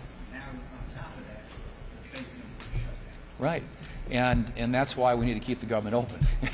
I'm just saying, the farm service agencies in my state, the Federal Highway Administration employees in my state or any of the other states, and my colleagues who are represented here, the Park Service employees in our state. These are all people that are going to be affected by this, and not to mention our military men and women, our men and women in uniform. So this is a totally avoidable crisis, and again, we are not going to be held hostage by the Democrats for more than $1 trillion in new spending, and all kinds of other items on their liberal wish list to include free health care for illegal immigrants in this country. That is all part of what can be avoided if they simply vote yes tonight. Are you ruling out negotiations with Democrats if there's a shutdown? Are you ruling out any negotiations with Democrats if there is a shutdown? The negotiation happens when the government's open. So let's keep the government open, and then we will have the negotiation. I've said it. I've said it yesterday at the meeting in the White House. I've said it to my Democrat colleagues. We're happy to sit down and talk about these other issues that they're interested in, but it should not have anything to do with whether or not, for a 7-week period, we keep the federal government open so that this government can continue to do its work and that we can continue to do our work through the regular appropriations process to fund the government. This is not complicated. It's something that's happened routinely around here for a long time, including the 13 times it happened when the Democrats had the majority. So it's a binary choice. They get a chance to make that vote today, and I'm hoping, I sincerely do hope, in the best interest of the American people, that the Democrats here in Washington decide to keep our federal government open. Thank you. Your impression?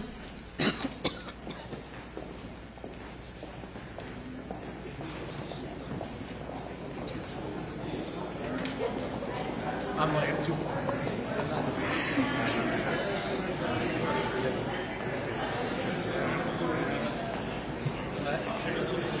Shouldn't have let it go.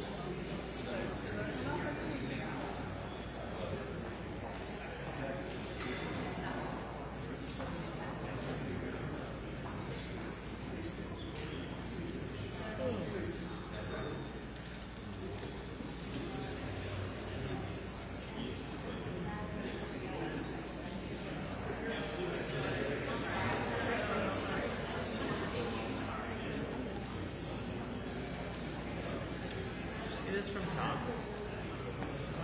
What? This is an email from Tom. So here's my burning question. If there's a shutdown, does the Senate carry on still? Yes. It does? The food, they just put out a notice today that food service is still open to them. Save. Yeah, but I need the car in the basement. But he said it's open. Well, saved my life. You're welcome. I mean, it's not the first time I've saved your life, but yeah. I'm sure it's not, but I mean,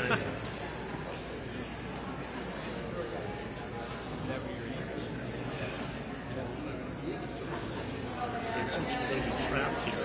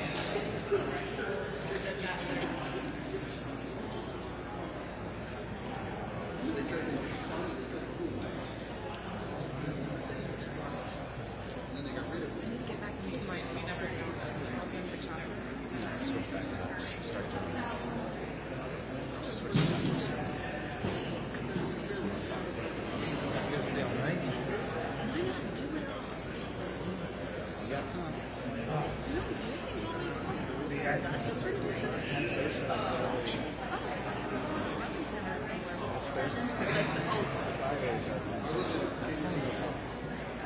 Thank you. No, but this is on Friday. It's also on Saturday. Where's that? Have they started that overnight show?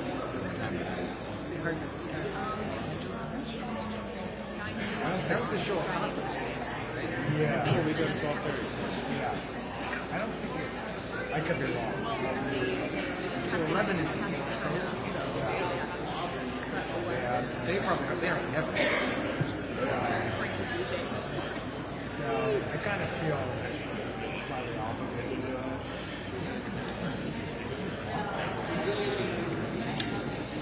They're going to do a special. Julie's. Because I think. They're going to do a lunch.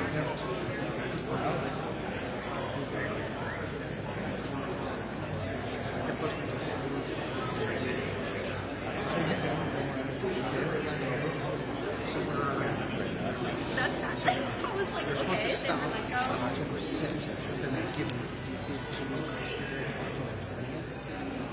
But they've already stopped. They've already reduced the cost.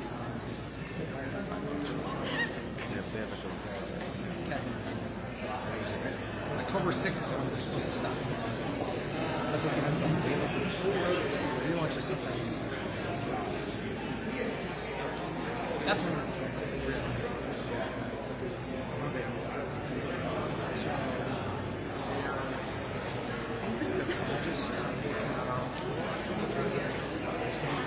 yeah, so right now we have this is just first order. There's one 7 there. We're keeping 1 and 7 and they're moving 8. And so it used to be that 8 was mostly studios and 7 was mostly so now they're building studios and 7 and they're building newsrooms. Looks like they got October 20th to energy stops. But big up here. I think there's going to be some, not all the studios are going to be ready. Like research studios for like January 1st. Put it in bonfire out in the field, and that's big. Yeah. You need to get house food, 50s, and the bonfires. That's big as hell. Hey, I don't want to hear nothing about San Diego. San Diego has my heart. We're not getting married.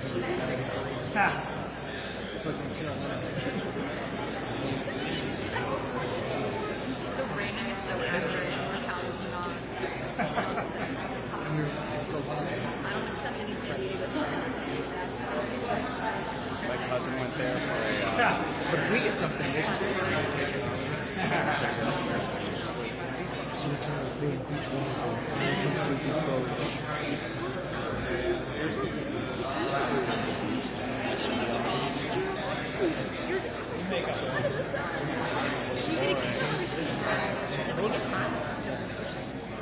they also, I guess, they describe it as a deadlock. So they want to finish what they can. Those actually. San Diego's great ads. And they just signed They have a library system. It's not stellar, but it'll get you around. It'll get you places, you know? It'll get you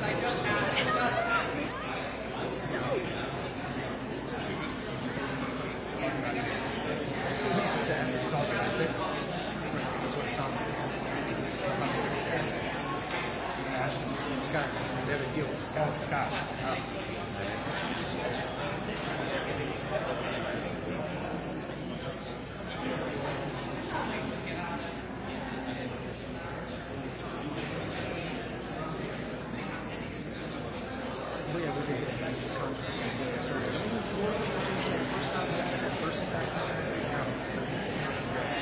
Two different things.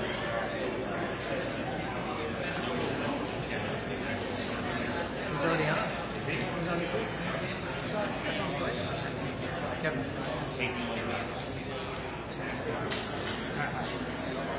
kind of funny though. Like I want to be able to be clear. This is my last hit on MSNBC, and I don't know if I'll get that.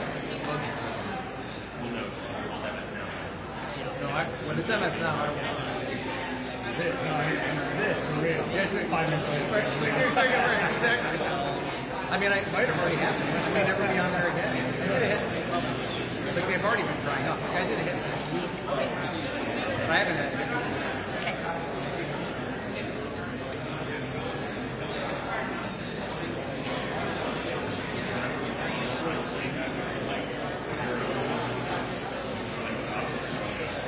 Right. That's what it'll be like.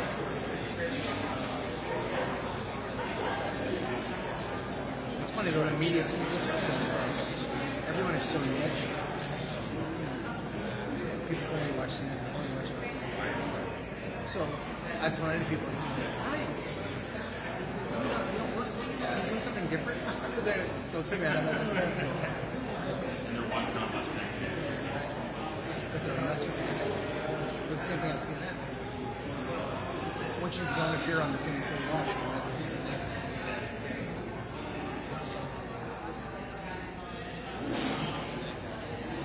you're going to be in Saturday. You're going to be here Saturday morning?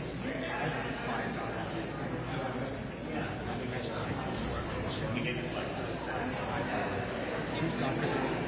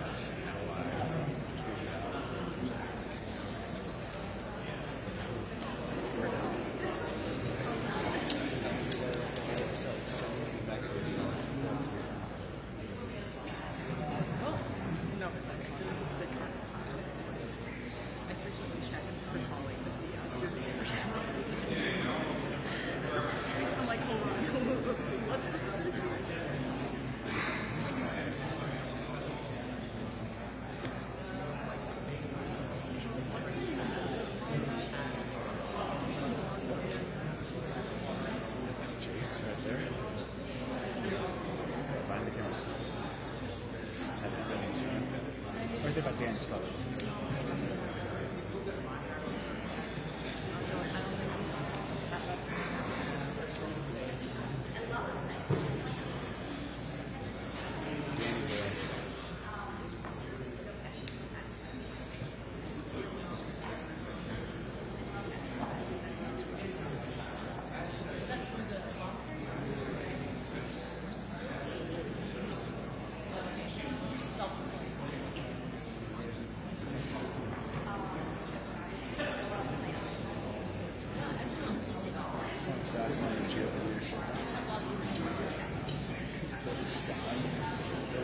Yes, you are actually.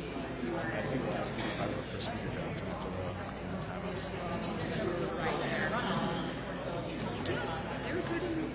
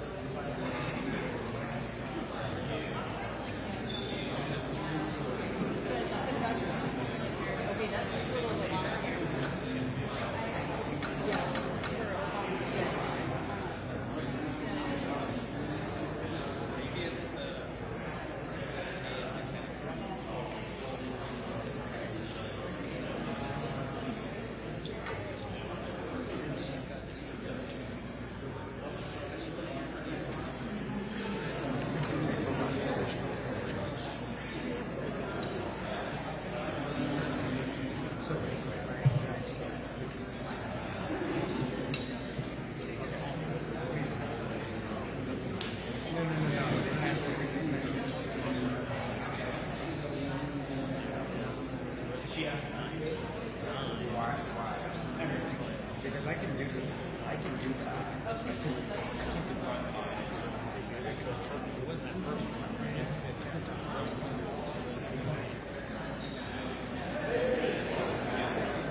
Or they can.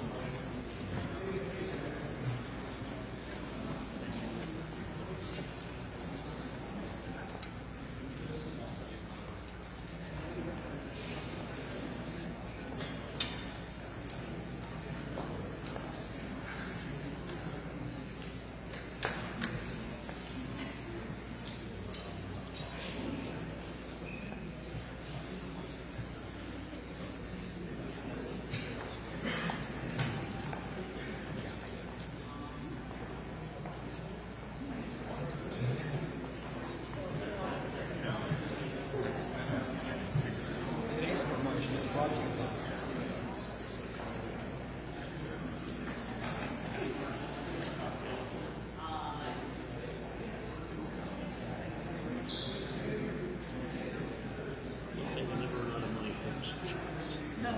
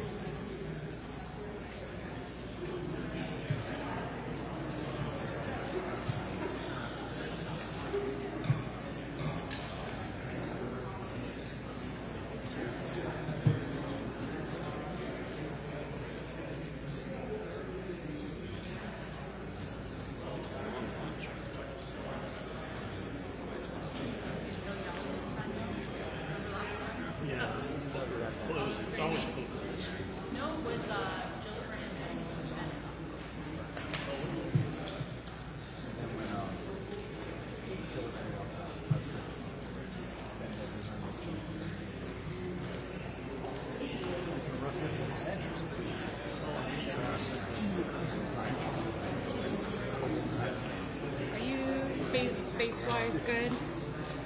Good? Are you okay? Okay. Cool. Good?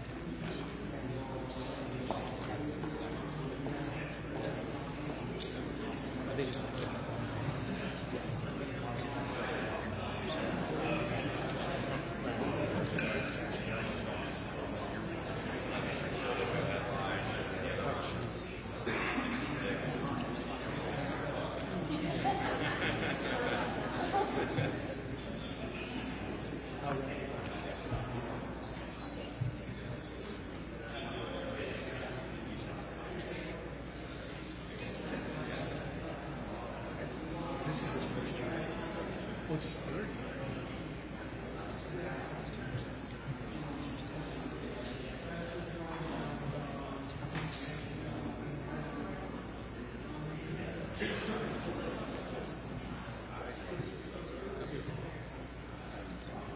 Oh, are they? Oh, it's actually the same.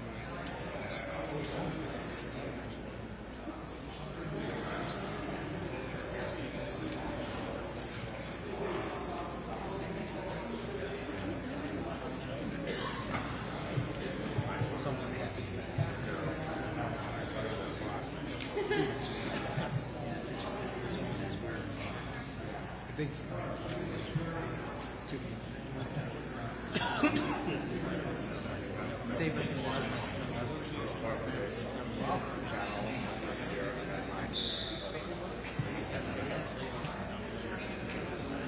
Get the walk. It's cool because it kept 2 minutes longer. These are the last walker. Really just cutting down.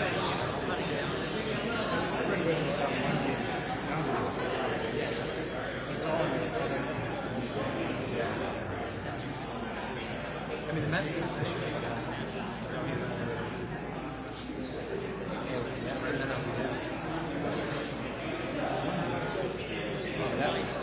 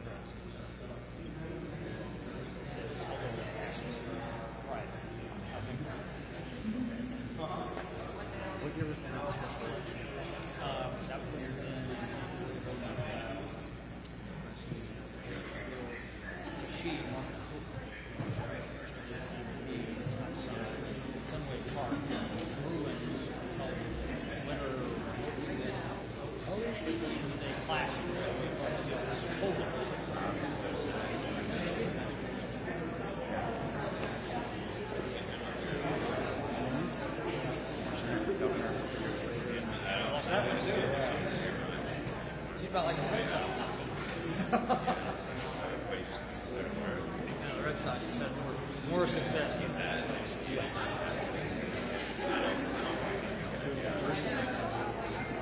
Prior to that first I first thing I said to him. You do it every day.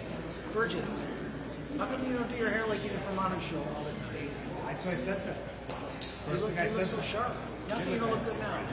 No, he looks I had a double take. My arm was longer. He's complimenting you. I'm saying nice things. You look good. He's not happy. Trying to be supportive.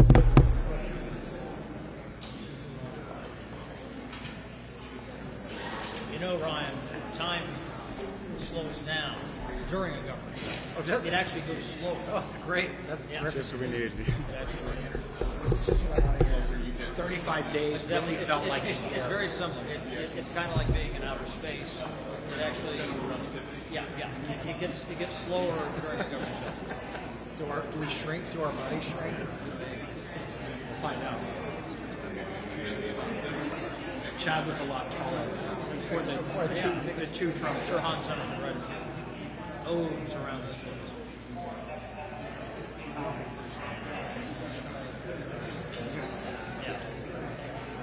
Time definitely dilates.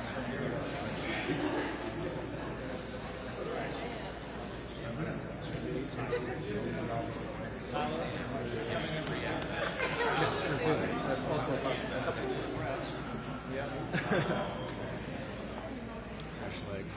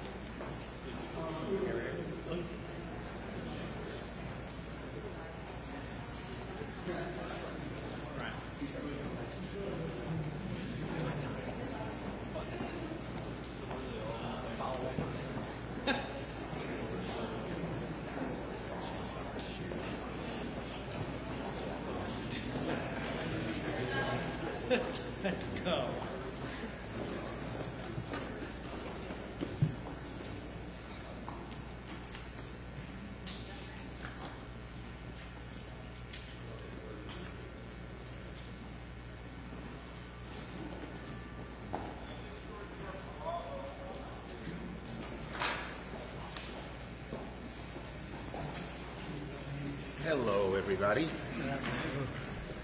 Okay. We have Senators Murray and Klobuchar and Schatz. And before I get into my substantive remarks, I just heard something that Trump said. Here's what he said. We can do things during the shutdown that are irreversible and bad for them, and irreversible like cutting vast numbers of people out. Well, there it is. Trump admitted himself that he is using Americans as political pawns. He is admitting that he is doing the firing of people if, God forbid, it happens. He's using Americans as pawns, as I said. Democrats do not want a shutdown. We stand ready to work with Republicans to find a bipartisan compromise, and the ball's in their court. When he says he will do things, he is taking ownership. He is taking ownership. It's just like in his first term when he said he will own the shutdown. It's just a point I wanted to make. Okay, now, we're 10 hours away from government funding expiring simply because the Republicans are not serious about keeping it open. Finally, after months of asking, months, and mounting pressure, Leader Jeffries and I went to the White House yesterday to meet with the President and Republican leaders to find a way forward.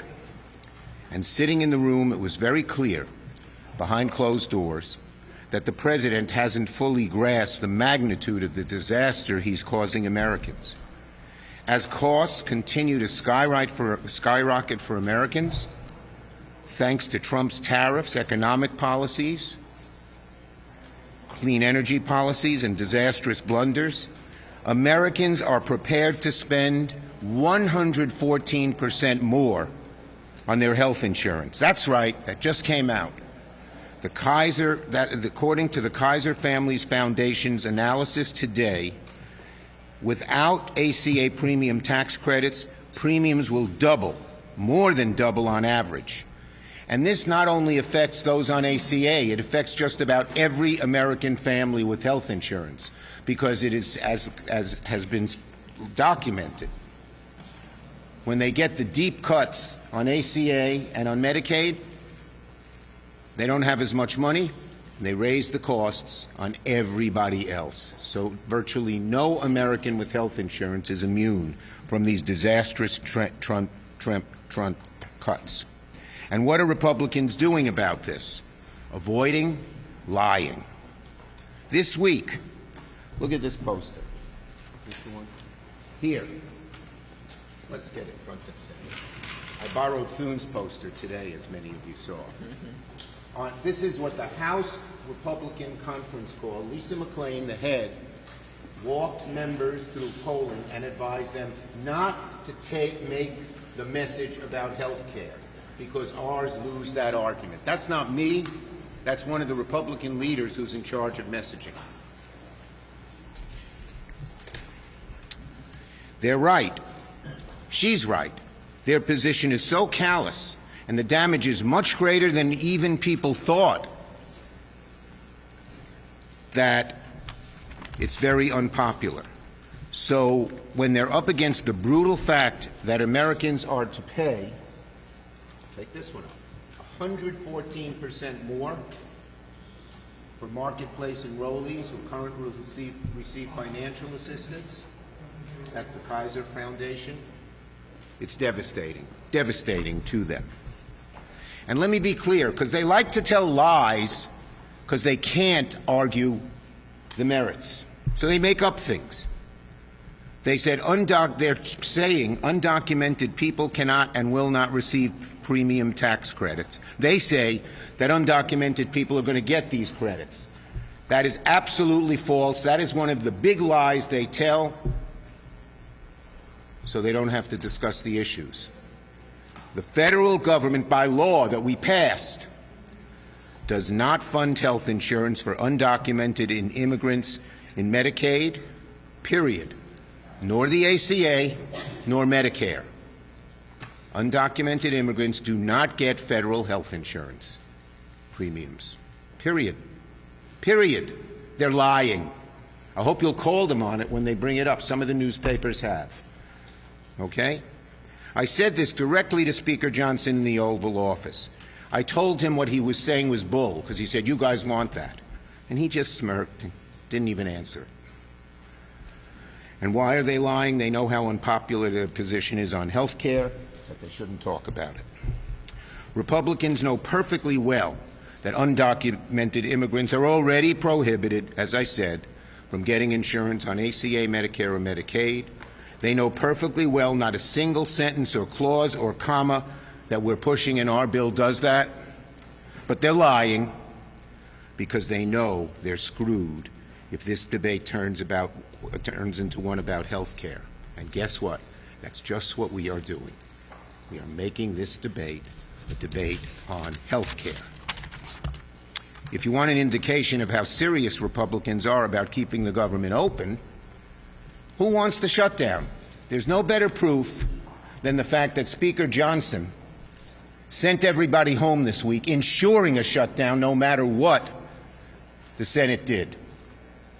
So don't argue who wants the shutdown. It's Johnson. And when we asked President Trump to meet with us, Hakeem and I, by all reports, it was Johnson who made him pull the meeting back. Pull the meeting back. And if you want another indication, and so, by the way, so the House Republicans should be here, but they're home. If you want another indication of how serious Republicans are about funding the government, look no further than the deepfake AI video the President tried to put up last night after our meeting, when we were actually trying to fund the government. His video was dumb, it was childish, it was petty. It's something that a 5-year-old would do, not a President of the United States, but it shows how unserious they are. They don't give a damn about the harm they will cause with their shutdown. Now, Republicans have until midnight to cut the garbage and get serious with us about solving the health care crisis. When I was majority leader, this is what I did with Thune's chart this morning. He had all these years that we passed CRs. We passed budget bills. We did. You know why? As leader, I sat down with the Republicans every one of those years and created a bipartisan bill. Their bill is partisan. They call it clean. We call it partisan. It has no Democratic input. Thune never talked to me. Johnson never talked to Hakeem. And now Thune is saying, well, the appropriators are working at it. As Patty will tell you, they are trying to work out some budget bills. But the two issues they couldn't decide were health care and rescissions, impoundment, pocket rescissions, and they all agreed the four leaders should decide that. And that's when we wrote Thune, and that's when we wrote Johnson, and they never even met with us. So that's why we were able to avoid shutdowns, because we did it in a bipartisan way. They are partisan totally with no input from us. So, as Republicans continue to lie, distract, duck, hide, Democrats remain ready to get to work, negotiate a bipartisan agreement, and keep the government funded. Senator Murray. I'm going to take all my papers here. Thank you. Well, there is less than 12 hours to fund the government. House Republicans aren't even here in town, they're on vacation. Meanwhile, Senate Republicans are about to force another vote on a bill that already did not pass and that 8 of them did not even bother to show up to vote for the first time. And Donald Trump, well, the president is resorting to AI deepfakes and bold-faced lies because the actual facts are pretty bad for him here. So here are the facts. Healthcare rates are being set right now. Open enrollment is weeks away. Idaho open enrollment starts October 15th. So American citizens are about to see their premiums skyrocket. In my state, family paying $238 per month for their health insurance right now, thanks to Republicans, they could pay as much as $1,800 per month next year. Look, is the president totally unfit to hold office? Yeah. But it is not about that. This is about health care. He is choosing to shut down the government rather than work with Democrats to fix the health care crisis Republicans created. If it seems like the only sentence that Republicans can form these days consists of a noun, verb, and illegal immigrant, that's because they have to resort to outright lies to defend their truly god-awful health care policies. Their attacks on health care are already hurting American citizens, millions of them. There is no getting around it. Cutting health care by more than $1 trillion, hospitals are already laying off staff and closing down across the country. Millions are going to soon be kicked off of their health care. So Donald Trump can lie, J.D. Vance can lie, but people are still going to get those letters in the mail telling them how much more their health insurance will cost next year. Now, apparently, when President Trump was looking over Democratic health care proposals, he said, and I quote, "Go F yourself." That tells you how much Donald Trump cares about whether families go bankrupt paying for their health care. Premiums on the marketplace are set to more than double. Washington State had an uninsured rate of 15% before the Affordable Care Act. Now, because of that, it is down to 5%. People now, though, are going to lose their health insurance because of Trump and Republicans. They're going to put off their care. Many will get sicker, and some will even die. That is the reality. That is why we're here fighting for health care. I'll be voting no on the partisan Republican-only funding bill that already didn't pass a few weeks ago. I'll be voting yes on the Democratic bill that not only funds government, but also addresses this GOP healthcare crisis and protects Congress's power of the purse. I am ready to keep the government open. As I have said over the last 2 weeks, I am ready. I am willing to stay at the table for as long as it takes. But the question remains, will the Republican leadership get serious and negotiate? Thank you, Patty. Senator Klobuchar. Thank you, Senator Schumer, and to my colleagues. So yesterday, after weeks of waiting to see if the president would lead Senator Schumer and Leader Jeffrey go over to the White House, this is not a joke. People are literally standing on a healthcare cliff right now.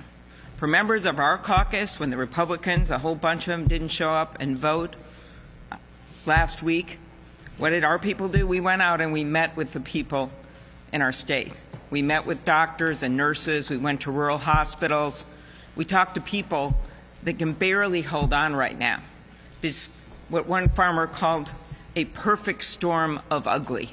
The tariffs are hitting them, the markets are drying up, and now they have their health care costs. So many of them, especially in rural areas, are on these individual plans. So what does the president do after this meeting? He posts that deep fake offensive video. This isn't a joke. This isn't political theater.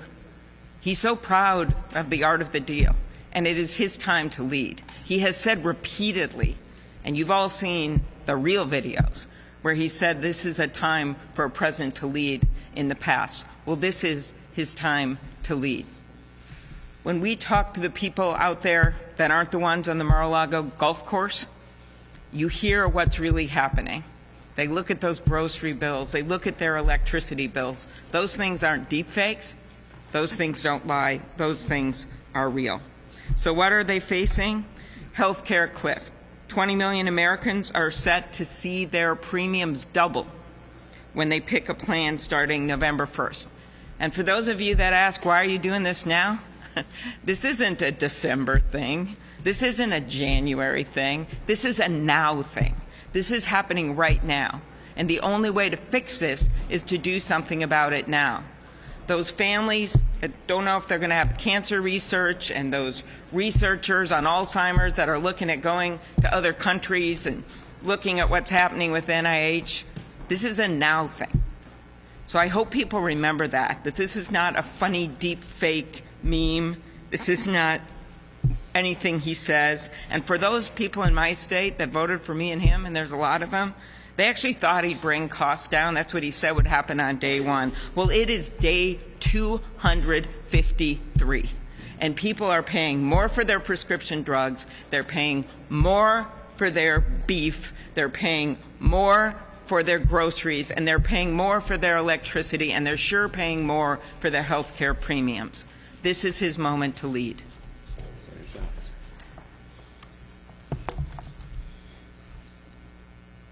I'm struck by the extent to which sort of DC brain has infected us all, where we think that this is some sort of cooked up demand.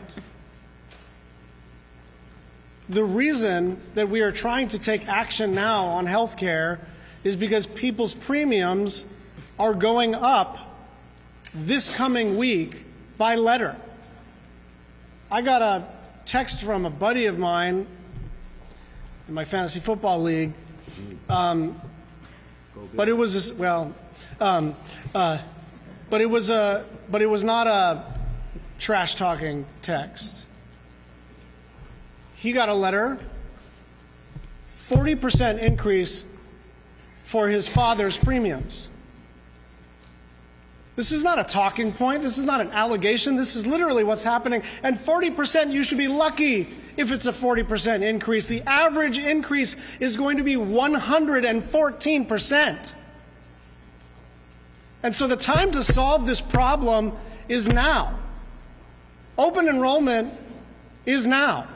Letters are going out now. Now, some insurance companies are sending out letters saying, your rates are increasing, but we're not sure by how much. And some insurance companies are being jawboned into not even sending letters at all. Now, there is only one thing worse than your rates going up on January 1.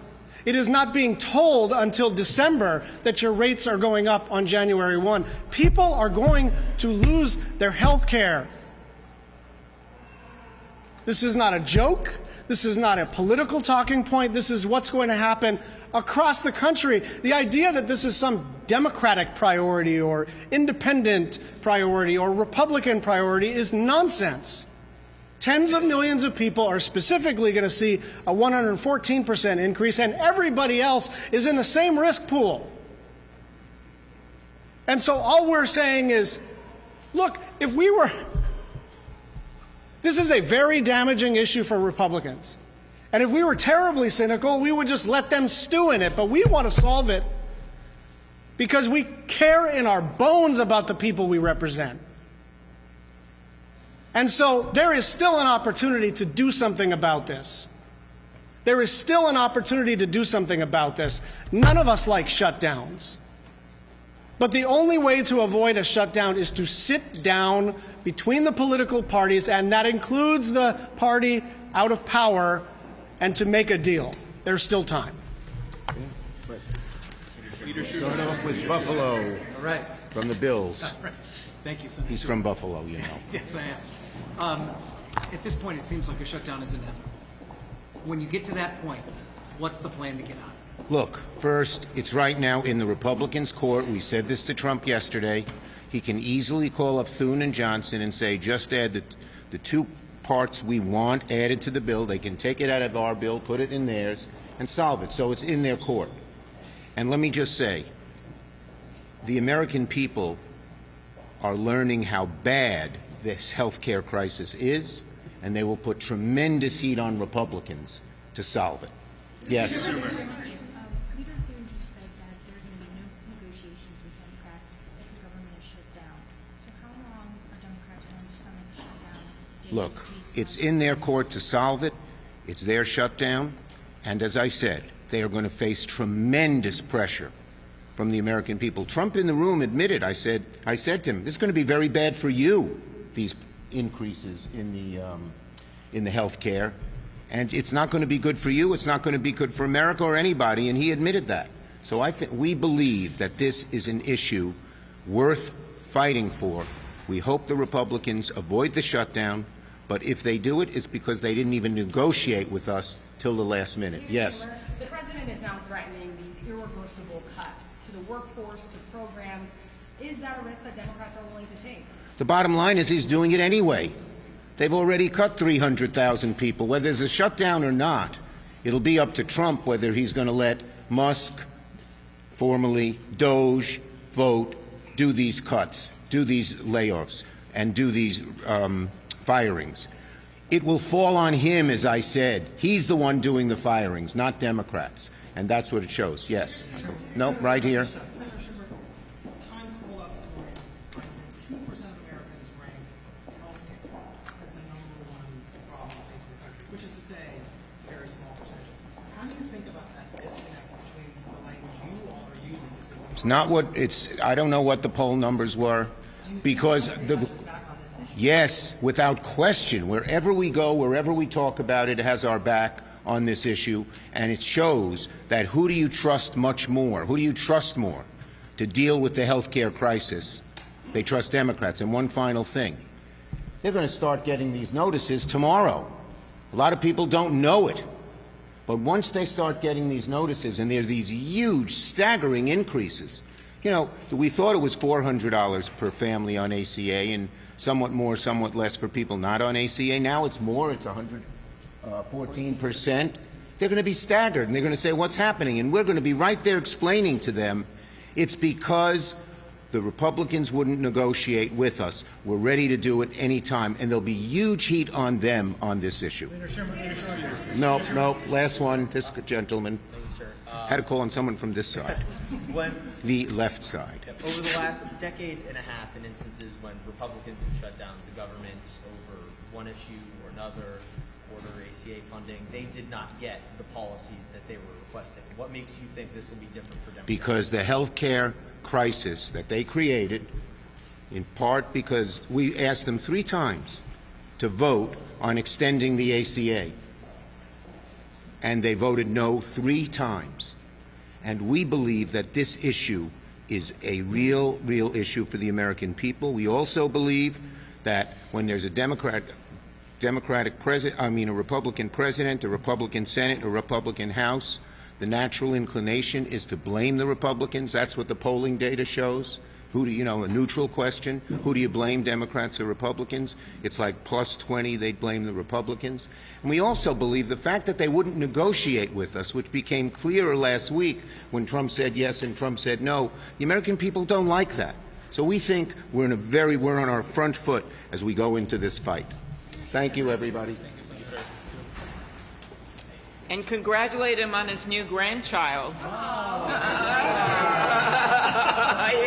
In the middle of the caucus, my phone rang, and it was my wife. We have a beautiful little boy, name yet not told to us by our daughter and daughter-in-law. Congrats.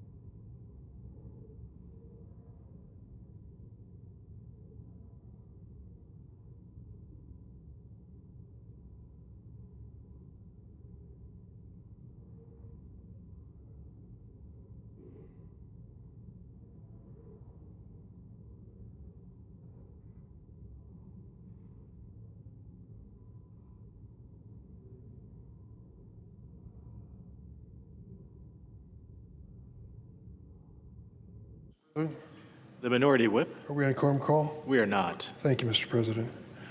Mr. President, we're just hours away from a deadline to fund the federal government. This task of funding our government is one of the most important responsibilities vested in Congress. This is not my first rodeo. I've been through shutdowns before. The last one, and one of the longest, was in President Trump's first term. So here in his second term comes another government shutdown, just 9 months into his presidency. Accomplishing this funding of our government requires bipartisan compromise. Do the math. To pass anything of substance in the United States Senate, you need 60 votes. There are 53 Republicans and 47 Democrats. You need at least 7 Democratic votes to join all the Republicans if you want to have a bipartisan roll call that passes. So that would suggest to any president and any member of the majority party that it's a good idea to sit down with the senators from the other side of the aisle before you reach the shutdown phase of this conversation. If we fail to fund this government, farmers won't receive their payments and loans they need to stay afloat, facing President Trump's tariffs. Medical breakthroughs and research will be put on hold. American service members and thousands of federal employees across the country will be forced to work without pay. But unfortunately, we've seen little interest on the other side to sit down and talk about it and to reach a compromise. The Republicans control the White House, they control the Senate, they control the House of Representatives, and they've decided the best approach is don't negotiate with the Democrats. Give them a take it or leave it, and let's see what happens. Despite knowing since March that government funding was going to run out tonight, President Donald Trump waited until yesterday to meet with Senate Minority Leader Chuck Schumer and House Minority Leader Hakeem Jeffries. What was he waiting for? He understands the president bears major responsibility if a shutdown takes place. Think about it. He waited until a day before the government funding deadline to finally sit down and talk to both political parties. The Republican Majority Leader Thune said he's committed to passing appropriation bills through regular order. I agree. I'm on the Appropriations Committee. I think we're doing a pretty good job and we can do better. We also want to pass government spending bills, but we refuse to rubber stamp President Trump's harmful cuts and reckless actions. Yet, instead of being here to do the work of funding our government, Republicans in the House are gone. They left Washington last week and don't plan to return till next week. That doesn't help at all. The House must stop playing political games and come to work so we can actually avoid this shutdown. Republicans must take responsibility for the government they control. Government they control. White House Republicans are on vacation. Their refusal to prevent a shutdown will ruin millions of American travel plans. During a shutdown, air traffic controllers and TSA employees work without pay. That's not reassuring. This means delays and longer wait times for travelers at airports across the country. Just like the last time that President Donald Trump shut down the government in 2018 for 35 long days. It took pressure from the air traffic controllers to finally end that Trump shutdown. And our aviation system will continue to bear the effects because the shutdown would pause hiring and training programs for air traffic controllers at a time when we should be improving safety. Does it make you feel more confident to take a flight and realize that that air traffic controller, if they're at work, is working without pay? Or that the testing and training of the air traffic controllers has been delayed because of a shutdown? So the next time you're sitting in an airport and you see your flight delayed, you can thank those who didn't want to sit down and talk before the shutdown faces. Unfortunately, the Trump administration is preparing to weaponize the shutdown and continue their attacks on the federal workforce. Without any rhyme or reason, they have been chopping off thousands and thousands of federal employees. Sometimes the employees are doing essential work and they beg them to come back to work. Some do, some don't. Last week, the director of the OMB, Russell Vought, sent out a memo stating that any government employee who sees seeks funding for their roll lapse because of a shutdown would be fired if their work does not align with the president's objectives. They're promising a big shutdown of the federal workforce. These firings jeopardize progress at federal agencies already indiscriminately gutted by the Trump administration. The Trump administration has begged fired employees to return to work at agencies like the National Weather Service and Department of Energy. Even Republican senators, some agree government employees are not pawns to be played during the debate on government funding. These employees and their families deserve a better boss. But the Trump administration apparently doesn't care. They're content to cause continual chaos across the government to score cheap points. The American people know who's making the government work and who's trying to destroy it. For months, Democrats have been ready and willing to work with Republicans to avoid the awful effects of a shutdown. Why should the average American care about a shutdown? What import does it have to you and your life and your family? It's basic. It's health care. That's what this is about on the Democratic side. We think this is a battle worth fighting. We face the prospect of some 24 million Americans either losing their health insurance in the next several weeks or seeing dramatic increases in their premium payment. Some will have to get a different insurance policy with higher deductibles. Some won't be able to afford health insurance at all.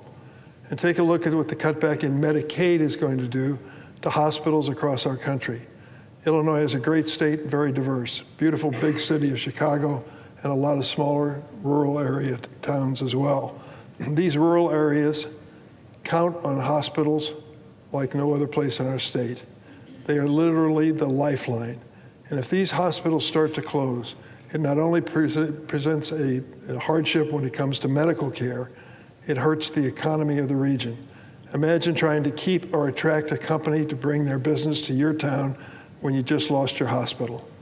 This cutback in the big, beautiful budget bill of the Trump administration of paying into Medicaid is exactly the wrong thing to do for my home state of Illinois and for most other states. We want to make sure that that doesn't happen. We want to stop this cutback in health care quality and availability across this country. That's what we're holding out for. It isn't some big, beautiful border wall. It's what American families have to pay for health insurance each month. You ought to see the numbers if we don't do anything. The so-called ACA tax credits means that there's a helping hand for families in income situations where they're eligible to pay for health insurance. The Republicans eliminated this helping hand, and now the premiums are going to go up. We've already received notice in Illinois of several insurance companies that have gone out of business. It's a problem, a real serious problem in terms of the cost of premiums for families. So that's what this is about.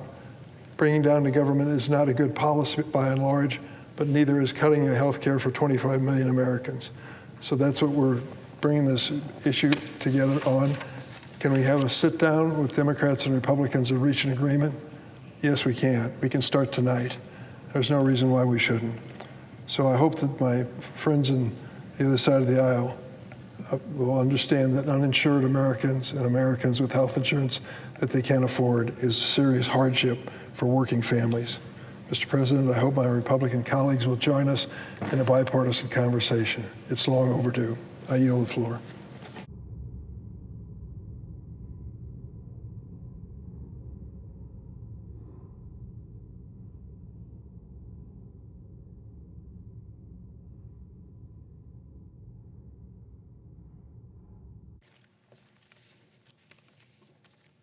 Mr. President.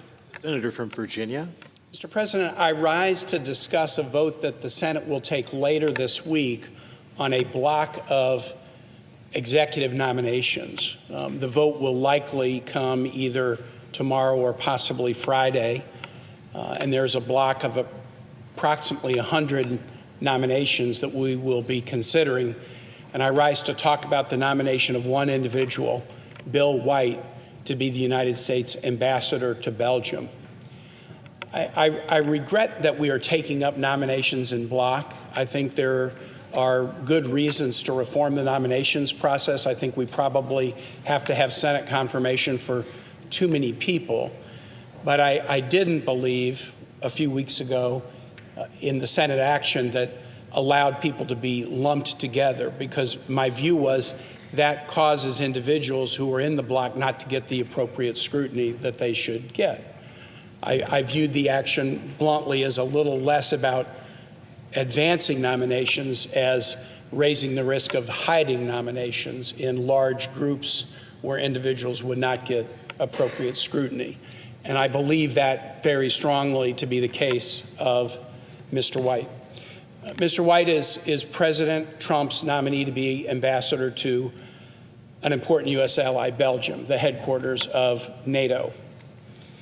And Mr. White has done some good things in his life, and I don't dispute that. And I know he's been a strong supporter of President Trump, as are virtually all of the Trump appointees, many of whom I have voted for.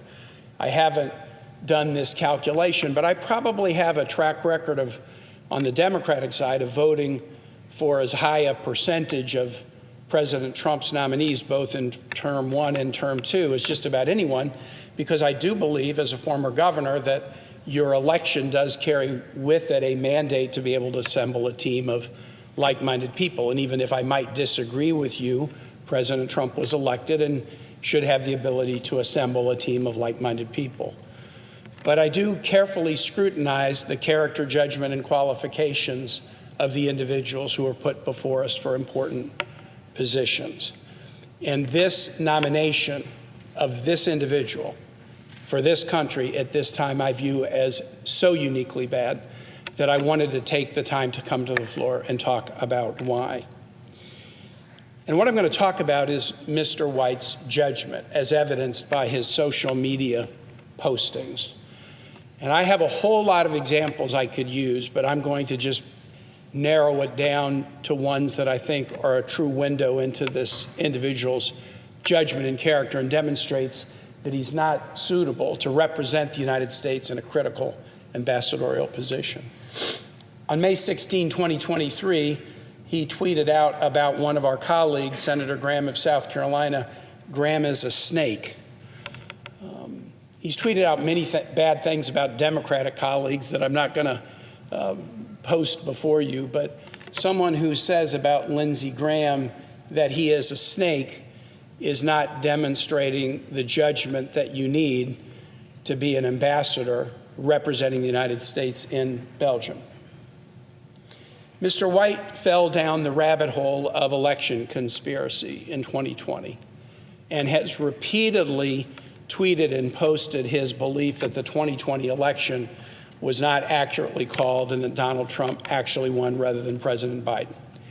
Now, I think any intelligent person recognizes that as a conspiracy theory that most fourth graders wouldn't be gullible enough to fall for. But Mr. White has tweeted it over and over and over again, and he's gone beyond just asserting that Donald Trump won the election in 2020. He's actually gone much, much farther than that.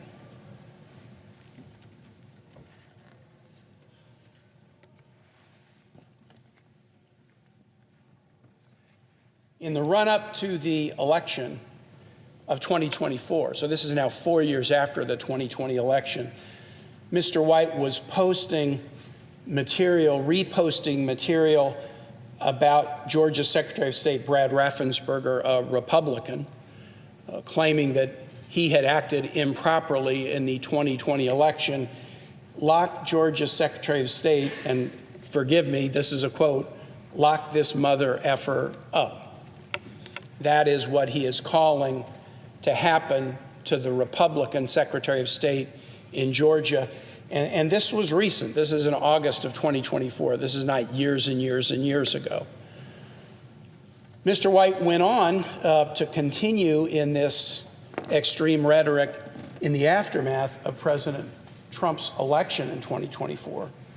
Within the days to follow, shortly after the election, he basically says Donald Trump won Georgia. That's referring to the 2024 election. And then it's high time now to legitimately prosecute the Georgia Secretary of State and Governor Kemp, the Republican governor of Georgia, Mr. White, is calling for them both to be prosecuted, and this was just at the time that Donald Trump won the 2024 election. Okay, Donald Trump has been elected president in 2024. Why are you still so focused on a campaign of retribution against Georgia Republicans that you are urging to be locked up and prosecuted? To be an ambassador, you need to have some judgment. You need to have some diplomacy. You'll deal with tough issues. Belgium is not a big country, but Belgium is a very important country. It's been a U.S. ally for a very long time, and it's the headquarters of NATO, which has huge importance in the world right now.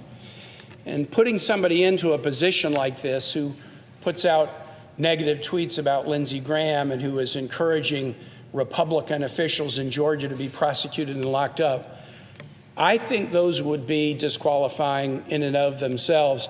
But as I was looking at this individual social media account, I came upon something else that a lot of people didn't notice because it seemed odd, but I did a little bit of research into it, and I want to focus on it.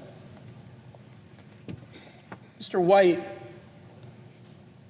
in May of 2024, months before President Trump's election, retweeted a post from an individual named Dries Van Langenhove with a video from this individual.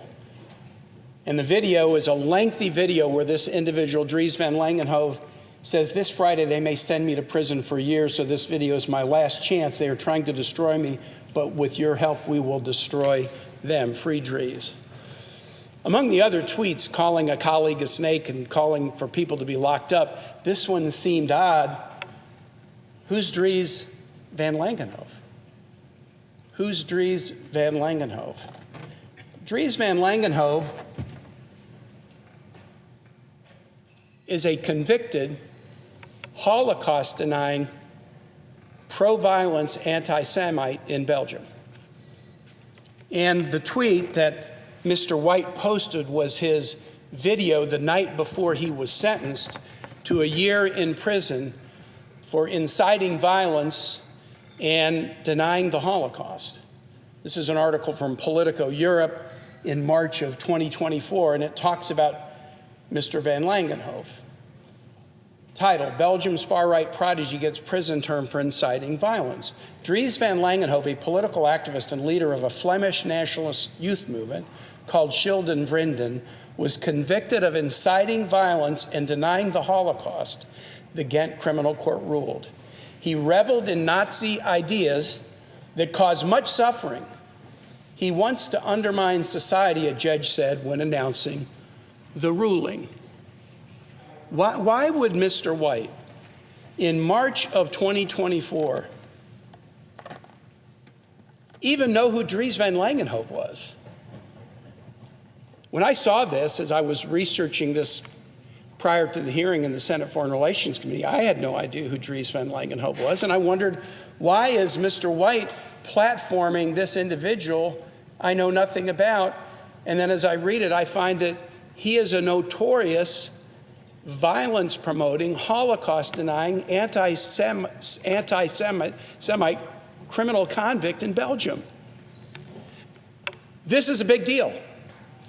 The ADL says that of any nation in Europe, Belgium has seen the most spike in anti-Semitic behavior since October 7.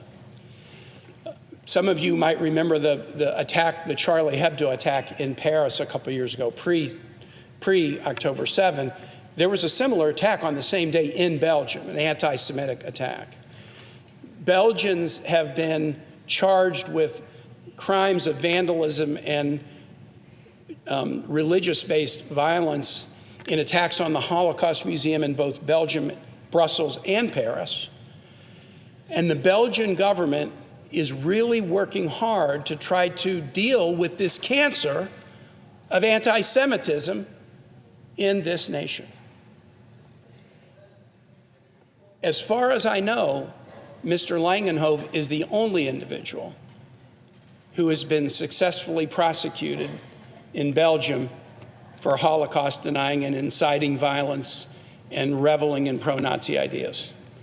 And the material that Bill White posted was Mr. Van Langenhove seeking support and donations to help him avoid accountability for his words and actions. Mr. White's work in the past might qualify him to serve in some capacities. I'm not saying there isn't a position, one that doesn't require diplomacy, where his skills might be necessary. But this particular appointment is an insult to Belgium, a nation that is trying to deal with a deep, deep challenge in anti-Semitism. For the United States to send as an ambassador to that nation someone who has platformed the far-right prodigy who's received a prison term for inciting anti-Semitic violence is a slap in the face of this important ally. I started by saying I'm worried that the fact that this nomination is being slid into the middle of a big block of nominations means it won't get the attention that it deserved. Traditionally, on a nomination like this, we might get 1 or 2 hours on the floor to focus on this particular individual. My colleague, Senator Merkley, as we were discussing the change that allowed block nominations, proposed an alternative where you could remove a name from the block if you wanted to actually have some ability to focus on it, and that effort was unsuccessful. But I want to raise this today. This is already getting press in Belgium. The hearing itself, where it came to light that Mr. White was platforming Dries Van Langenhove, is getting press in Belgium. It's getting press elsewhere in Europe, and it's being examined as to, well, wait, how does the U.S. feel about this country and this relationship? How does the U.S. feel about qualifications for diplomats if someone who is so intemperate in his speech, but also is platforming Belgian Holocaust deniers, gets the plum position to be our ambassador to Belgium?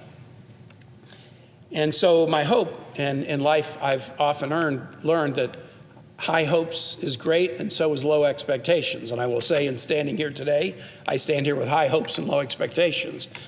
My hope is that some of my Republican colleagues might look at this and say, this is a bridge too far.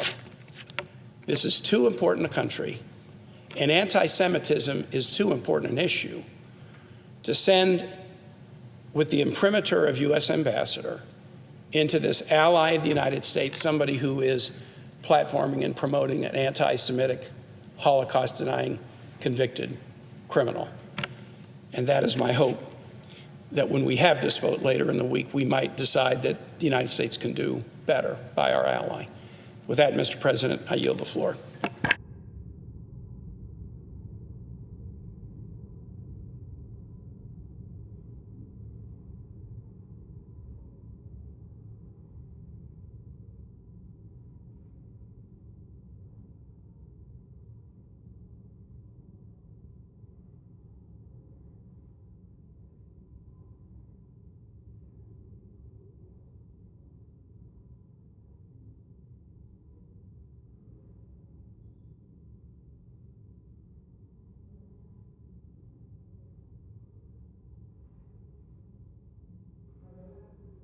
Senator from Virginia.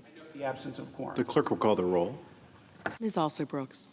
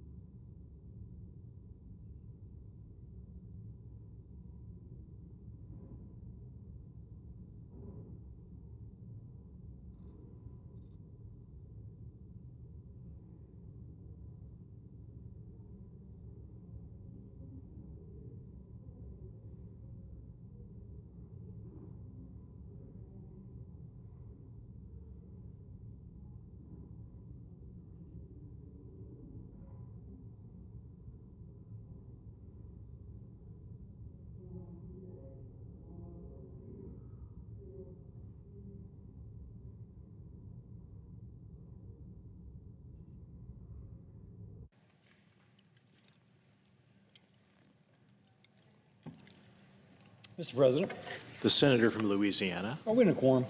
We are. I ask that the quorum call be vitiated. Without objection. Mr. President, hurricane season ends November 30th, 2 months left to go. Last week marked the first anniversary of Hurricane Helene, and I see from reports that the area of North Carolina most affected is still terribly affected. It was such a severe storm that people in Louisiana went from Louisiana to help North Carolina and other states with their emergency operations on the ground. This weekend saw 2 Category 4 storms churning in the western Atlantic. Thankfully, they did not hit, or they do not appear they'll hit our coast.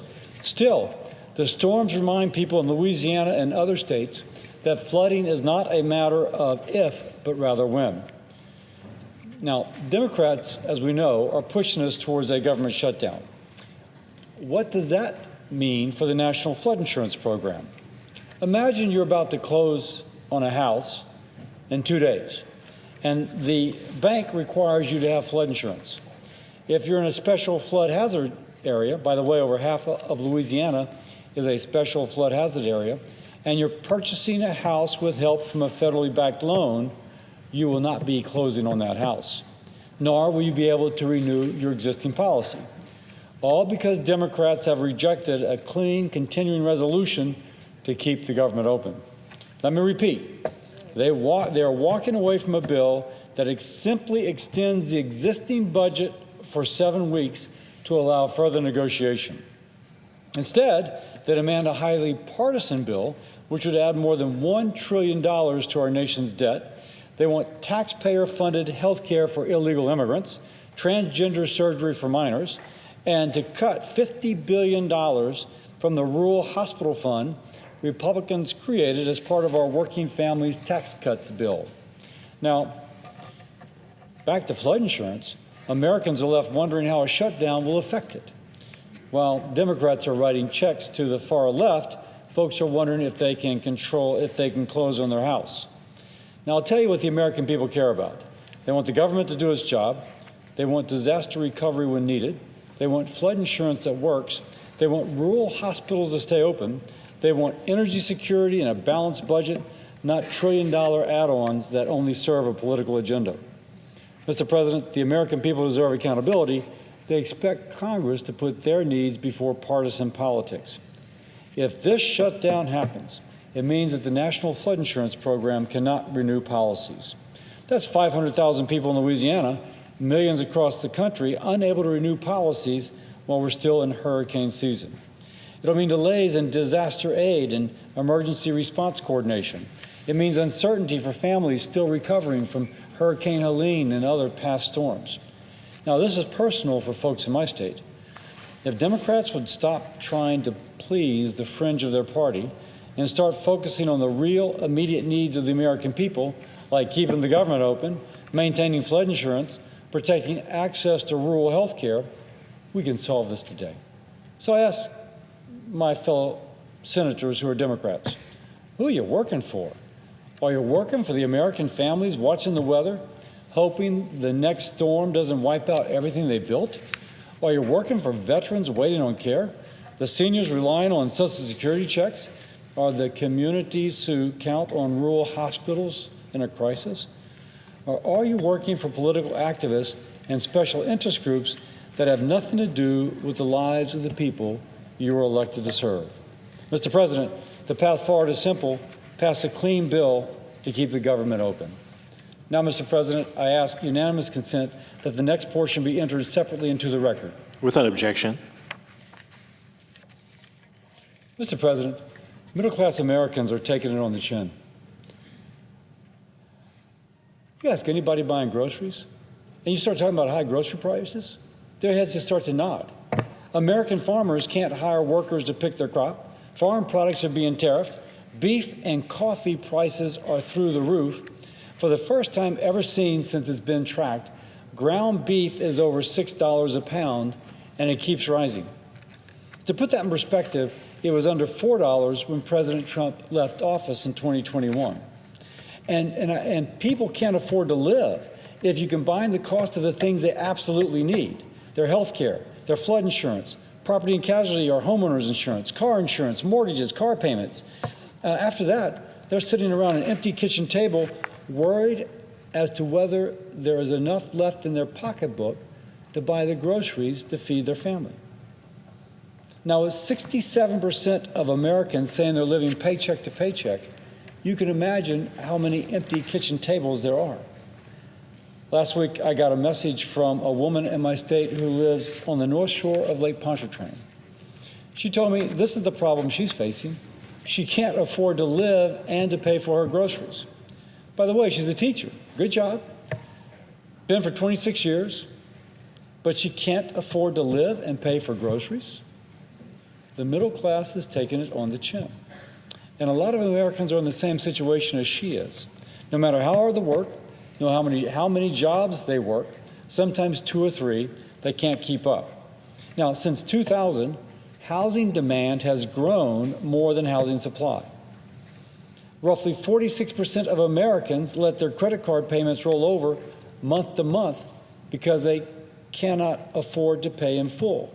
That's almost 50% of people in the United States are not paying their credit card bills, and that's with 21% to 26% interest rates on that. Almost a quarter of Americans don't think they will ever pay off their credit card debt. And the hole keeps getting deeper. Now, Republicans are trying to address this. In the Working Families Tax Cuts bill, we increase wages by eliminating taxes on tips and taxes on overtime. Most seniors will not pay taxes on their Social Security payments. We increase the child tax credit. We incentivize companies to start building in the United States now instead of waiting for 10 years.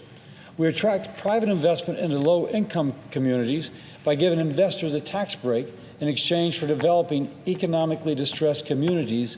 Our goal is to create jobs, better paying jobs, as we spur this revitalization. We can increase affordable housing for families and workers by expanding and strengthening the low-income housing tax credit, which will help build more than 1.6 million affordable homes nationwide over the next decade. Again, we give tax incentives now for those better-paying manufacturing and construction jobs. We're working to decrease the high cost of health care with, if you will, programs to incentivize the education of more nurses, to lower the cost of prescription drugs, and to lower the cost of health insurance. We have proposed ways to lower the cost of the National Flood Insurance Program, which in my state is one thing that just saps from people's pocketbook. Now, the government shutdown will not help. It creates unnecessary worry, puts a strain on working families, veterans, and folks living on a fixed income. The American middle class has taken it on the chin. Republicans are working to give the American people hope instead of one more body blow. And with that, I yield. Mr. President. The senator from Louisiana.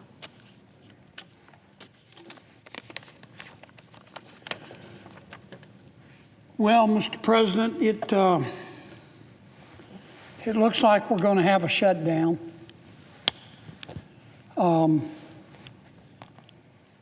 What does that tell us? I'll tell you what it tells me. It's simply that much more evidence that human evolution is a slow process.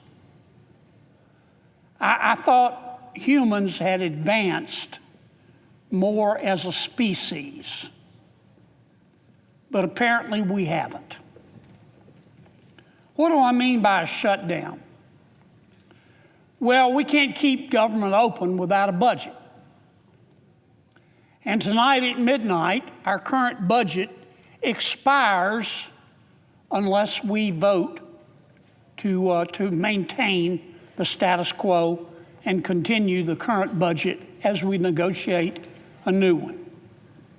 Many of my Democratic friends say, well, what's the problem? The Republicans are in charge. The president's a Republican, and the Republicans have a majority in the Senate, and the Republicans have a majority in the House. What's the problem? They know what the problem is. We can't pass a budget. We can't keep government open just with Republican votes here in the Senate. We only have 53 Republicans. We need 7 Democrats to join with us. So for my Democratic colleagues to say, well, the Republicans are in charge and they don't need us, they know that's not accurate. And that's what's going on. Now, we've had a few shutdowns before, and every shutdown is different, but most shutdowns are a combination of both policy and politics in varying degrees. This shutdown, in terms of policy, makes absolutely no sense. None.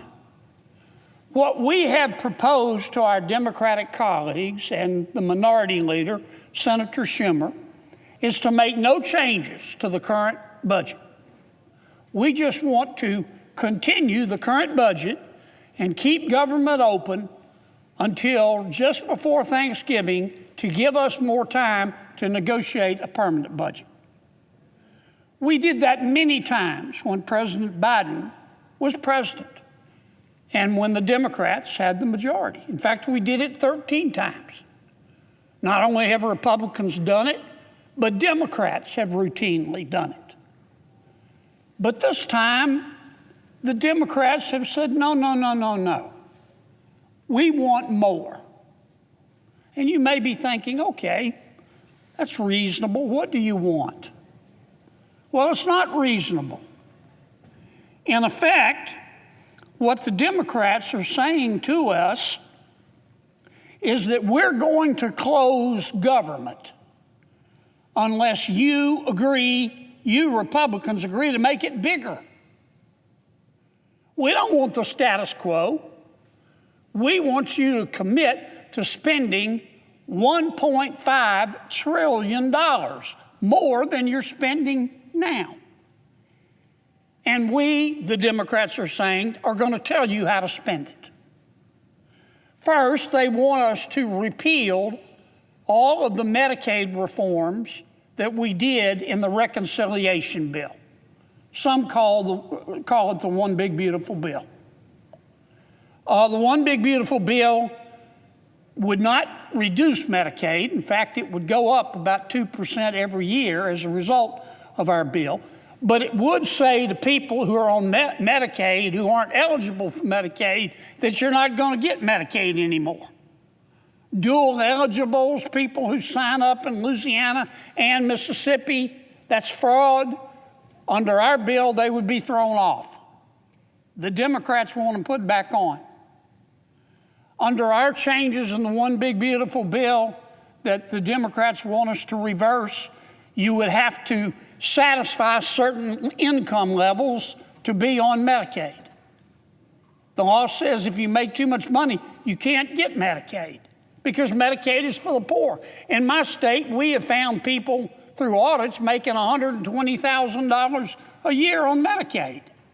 So our bill, which the Democrats want us to repeal after just passing it, would say to those people that if you don't meet the income limits, you can't get Medicaid. So that's the first demand of the Democrats. Take out all the reforms that we made to Medicaid in the Reconciliation bill and throw them out the window. Number two, they want to extend the Obamacare subsidies. What does that mean? Well, first let me say Obamacare was a mistake, and we know that now. When President Obama passed Obamacare, we were told that our lives would be better. Our lives have been worse. We were told that it would make health insurance more accessible and more affordable. It's done neither. On the non-Medicaid part of Obamacare, we've got, 25 million Americans who are accessing it. And for the most part, about 90% of them are low-income Americans. But the rest are making huge sums of money. Some are making $160,000 a year getting Obamacare subsidized by taxpayers. And that's not the way it was supposed to be. How did we get here? Well, it's simple. During the pandemic, when people were being laid off or losing their jobs or couldn't work, President Biden rammed through a bill to enlarge the subsidies. He took the cap off the amount that you needed to earn in order to get Obamacare. And those subsidies at the end of this year are about to run out. Now, the Republicans have said, we'll sit down with our Democratic friends and talk about how to extend them, but we want to reform the program because it's not right that people making $125,000, $150,000, $250,000, $200,000 a year are getting their health insurance subsidized by the federal government. That's bone deep down to the mayor stupid. But the Democrats, Senator Schumer and his colleagues, have said, no, we will shut government down unless you agree automatically to extend these subsidies, which were passed during the pandemic, after the pandemic is over, permanently. And that's just some of my colleagues' demands. I mean, you need an Excel spreadsheet to be able to follow their demands. Their demands to keep government open, you stack them here, you could stand on them and paint the ceiling. And that's not much of an exaggeration. And when Senator Schumer announced these demands, that's when I knew. I knew it in a nanosecond. We're going to have a shutdown. Because my colleagues, my Democratic colleagues, are very smart people. And Senator Schumer is a smart person. And he knew when he announced these demands that I could tell he wasn't serious. He knew they were unserious. And he knew that neither the president nor the other members of Congress were going to accept them. And you know what? Many Democrats know they're unreasonable as well. So that's why I say the policy part of this makes absolutely no sense. And that's because this isn't about policy. This shutdown is about politics. Now, parties change. Just like the human experience changes over time. Political parties change. My party's changing. So is the Democratic Party. And there is a wing of the Democratic Party, I call it the socialist wing. Some less charitable people call it the loon wing of the Democratic Party. And they are in charge right now. And the non-loon, non-socialist Democrats are scared to death of them. And this particular wing of the Democratic Party that's in the ascendancy, what do they believe? They try to out-weird each other all the time. They hate, if you listen to them, they hate Thomas Jefferson. They hate Abraham Lincoln. They hate George Washington. They hate Dr. Seuss. They hate Mr. Potato Head. They think our kids should be able to change genders back and forth at recess. Kids. And if it's their preference, should be able to undergo sex change operations while minors paid by you, the taxpayers. They believe that. They believe in open borders. They believe that if you support the law, which says you have to be vetted to come into our country, if you support the law, you're a racist. I think if you support the law, you're being prudent. But they believe in open borders. And my Democratic friends are about to elect a new mayor in New York City who is a member of the loon wing. He's a self-avowed socialist. He has said if the Prime Minister of Israel comes to New York City, he will have him arrested. But this is not the majority of Democrats that believe this. I don't think that for a second. And I know many of my Democratic colleagues here don't believe that. But the loon wing, the socialist wing, the angry Gary Busey wing of the Democratic Party is in ascendancy, and they've got a lot of power, enormous amount of power. And many of my Democratic colleagues in the Senate are scared of them. And the loon wing is mad at many of my Democratic colleagues in the Senate. They shouldn't be, but they are. And therefore, many of my Democratic colleagues in the Senate are scared of the loon wing. And they want the loon wing to love them. The loon wing will never love them. They're better off doing the right thing, and they know what the right thing to do is. But that's why I say this is a political decision, and that's why we're going to shut government down. Now, once you shut government down, unless you're prepared to leave it shut down permanently, and maybe my Democratic colleagues are, but I don't think so. I still, maybe I'm naive, but I still think too many of my Democratic colleagues in the Senate know better. Once you shut the government down, you got to get back open. How are they going to get it back open? We're not going to agree to their demands. $1.5 trillion. They know we're not going to agree to it. So how is my friend Senator Schumer going to get government back open? You know, there's a famous movie line. I don't remember the movie. I think Denzel Washington said the line. I love Denzel Washington. He's what cool looks like. The guy's awesome.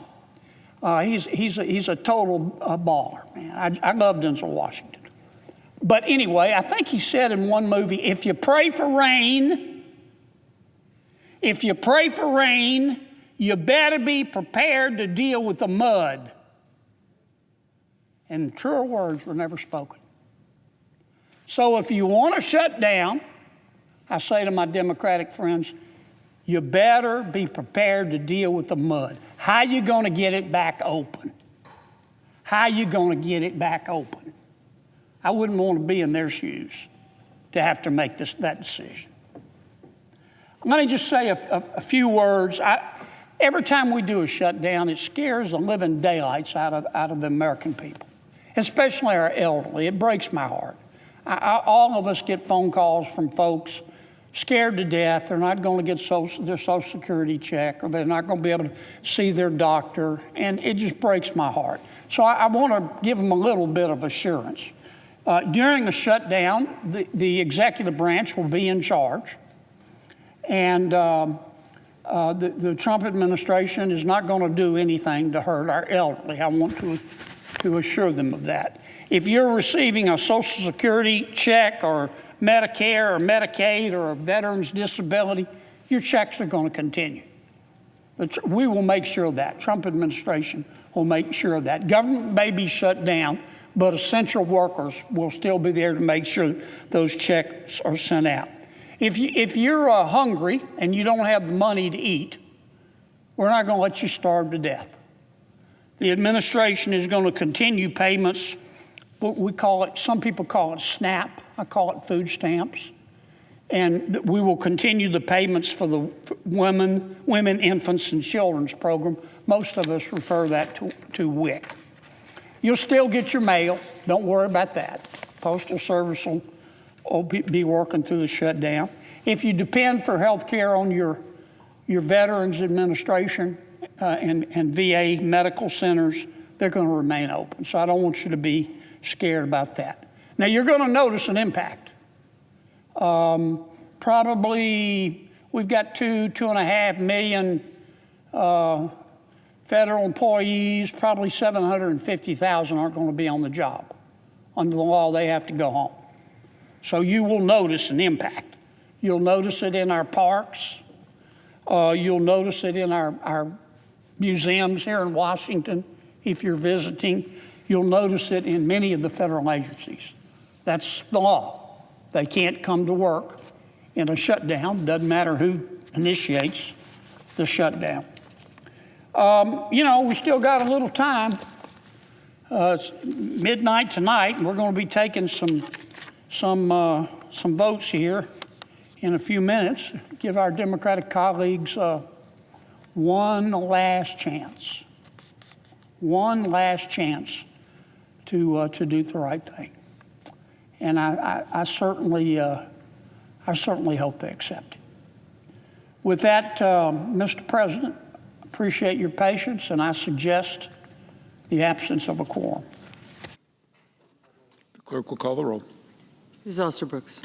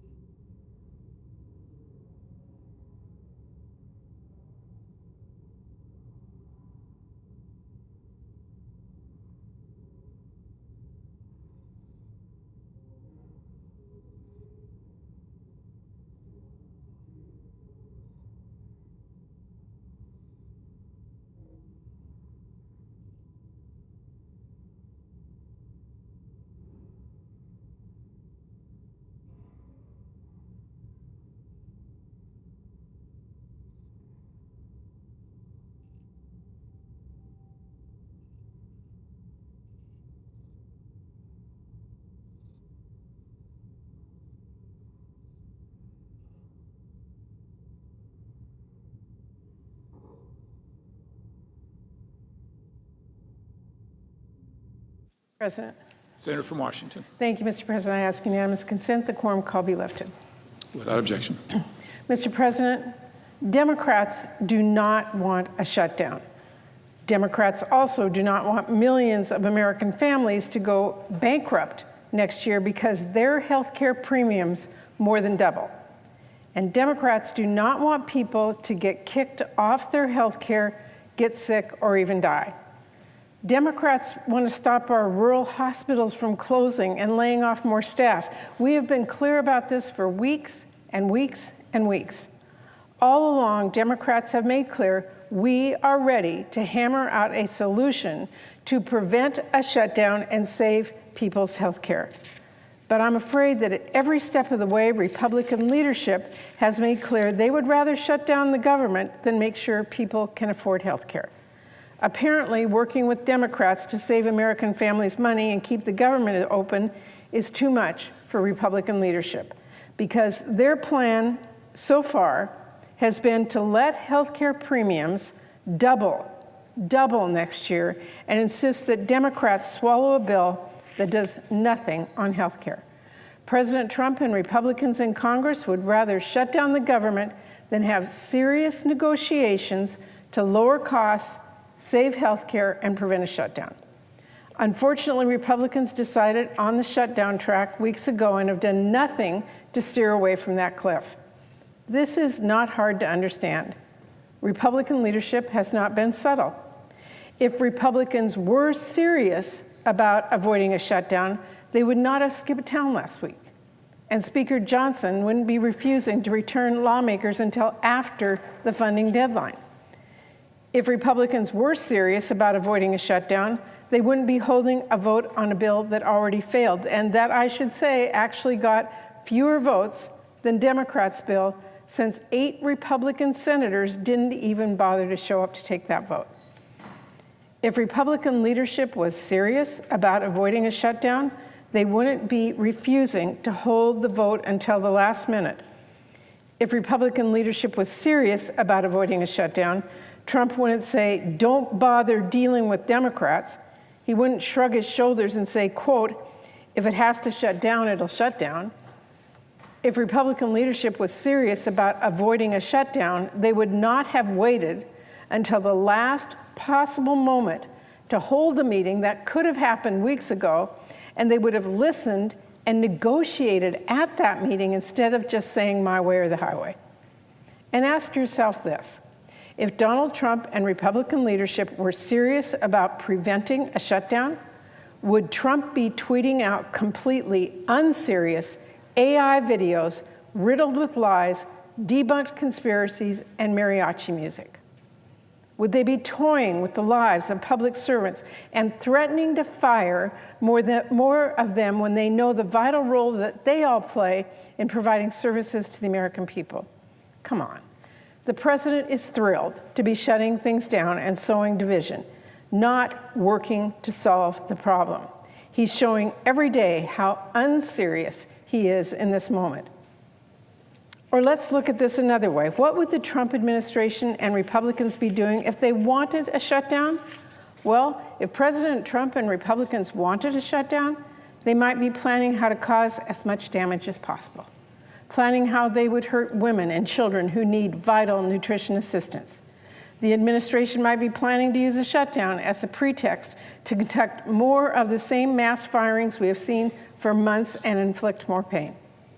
Republicans might be openly talking about how Trump, quote, welcomes the shutdown and how they will use it to advance their extreme agenda, exactly like Russ Vought and his team at OMB are doing and have been doing. If President Trump wanted a shutdown, he might be scheduling meetings with Democratic leaders only to cancel them and finally reschedule them at the latest possible moment, exactly as he just did. If Republican leadership wanted a shutdown, they might mischaracterize what Democrats' position is, because they know that refusing to lower costs and protect people's health care, which is what they've been doing, is not popular. And of course, mischaracterizing Democratic positions is exactly what Republican leadership have been doing. Mr. President, I swear, the only way President Trump knows how to compose a sentence is noun, verb, illegal immigrant. And hey, why not throw in transgender for good measure? That is how he aims to sow division and hatred. Are they serious? American citizens across the country are starting to get letters now warning that their premiums are set to double. Hospitals are already closing, laying off staff, and not for no reason in particular. This healthcare crisis is happening explicitly because of Republican policy decisions.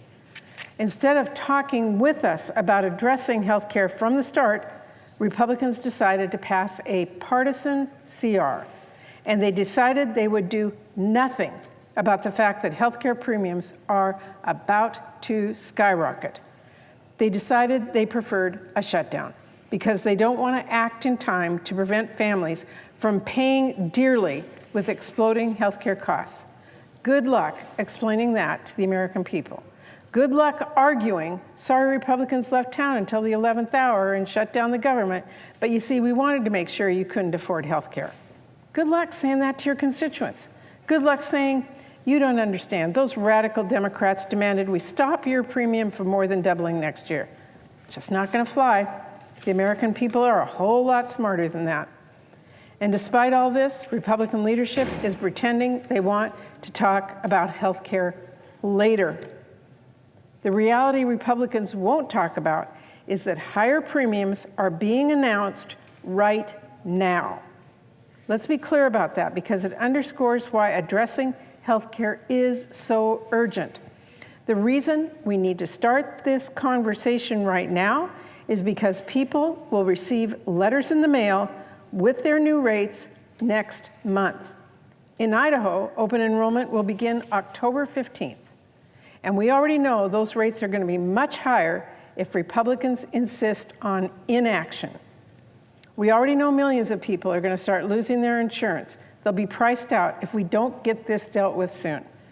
It is worth noting that according to the Kaiser Family Foundation, a quarter of our farmers and ranchers are enrolled through the healthcare marketplace. And nearly 1/2 of marketplace enrollees are small business owners, small business workers, or self-employed. Why do Republicans want to price farmers out of healthcare? Why don't they care about small businesses and their workers? I heard about one family in my home state of Washington who learned that if Republicans get their way on this, their health care premium could jump from $278 a month to as much as $1,800 a month. And they are far from alone in staring down a huge, huge health care increase if Republicans refuse to act now. Millions of families are going to see their health care costs jump by thousands of dollars. That, Mr. President, is why we have to act. That is why Democrats want to avoid. That's what we want to avoid. And we know we have to do this now. But still, Republican leadership has refused to start that conversation. Meanwhile, Democrats are at the table. We have ideas ready to go. Democrats put forward our proposal for funding the government, not as Republicans are pretending as a take it or leave it demand, but a proposal. One with several key issues we want to discuss with Republicans. We want to talk about how we stop Republicans' Medicaid cuts before our families get kicked off their health care and before Republicans' cuts shutter many of our rural hospitals. We want to talk about how we can stop Russ Vought from stealing money for cancer research. And we want to talk about how we save the healthcare tax credits that tens of millions depend on before those higher premiums kick in and get locked in, before families decide they just can't afford this coverage, in short, before it's too late. Because if Republicans insist on sitting on their hands, if they decide to wait until the last minute to finally work with us to save these credits, 1.5 million Americans will lose their health care. Again, that is if we do pass an extension at the last minute. If Republicans never get serious about this at all, it is going to be even worse. But even delay has a real cost here, one that is paid for by our families. So it's time for Republicans to get serious. Despite what Republicans are pretending, Democrats are not asking for the moon here. We are literally just insisting that Congress take action to address the looming health care crisis that they themselves caused. It is shocking that Republican leaders are digging in so deep against this now. If nothing changes, that is a pretty ominous sign.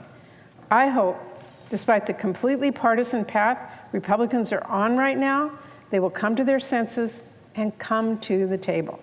Because I don't just want us to keep the government open with a deal brokered by both sides. I want to stop the enormous price increase that's about to hit our families.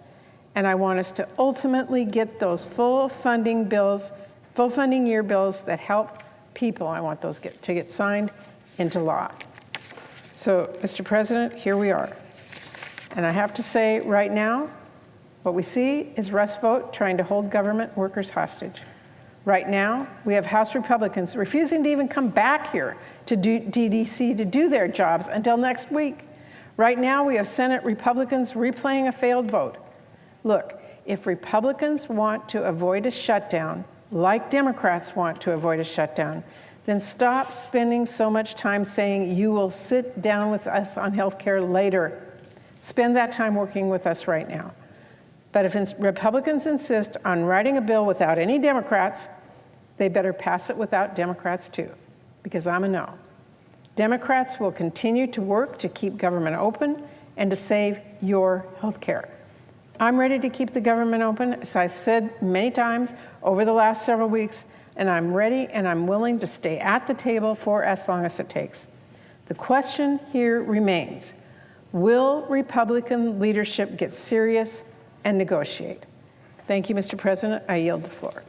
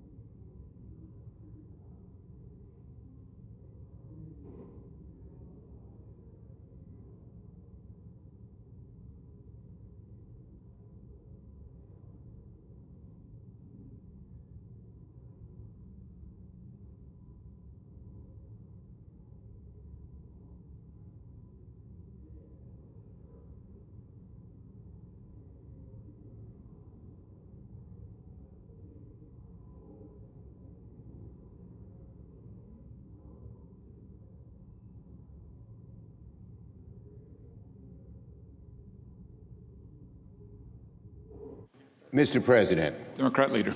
We in a quorum? No. I move to proceed to the motion to reconsider the vote on passage of S-2882. The question is on the motion.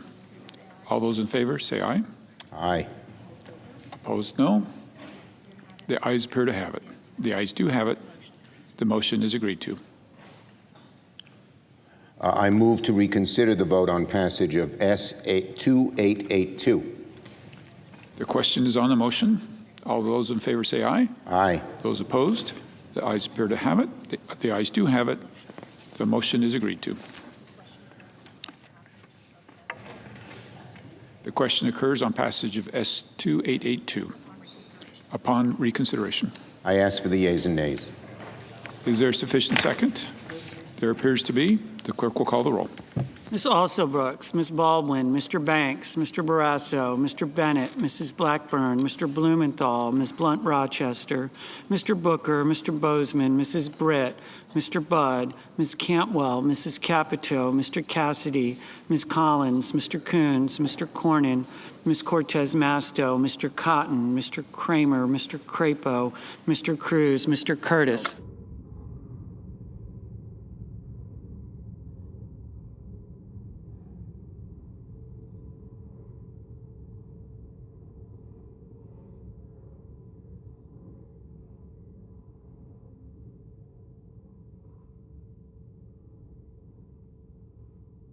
Mr. Daines.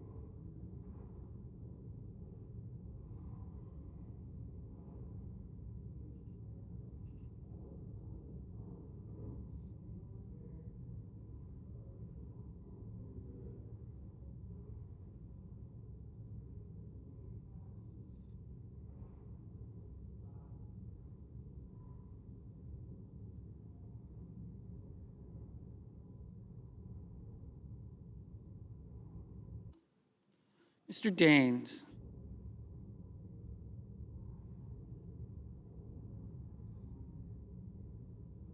Ms. Duckworth. Mr. Durbin. Ms. Ernst.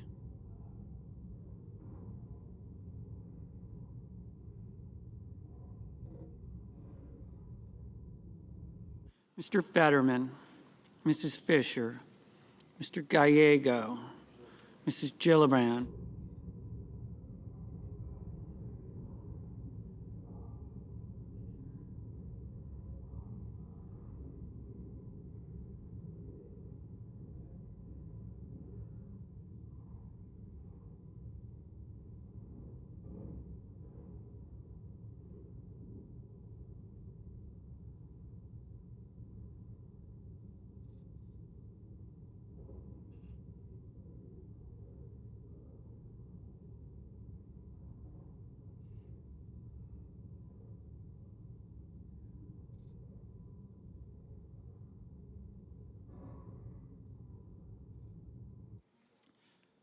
Mr. Graham, Mr. Grassley, Mr. Haggerty, Ms. Hassan, Mr. Hawley, Mr. Heinrich, Mr. Hickenlooper, Ms. Hirono.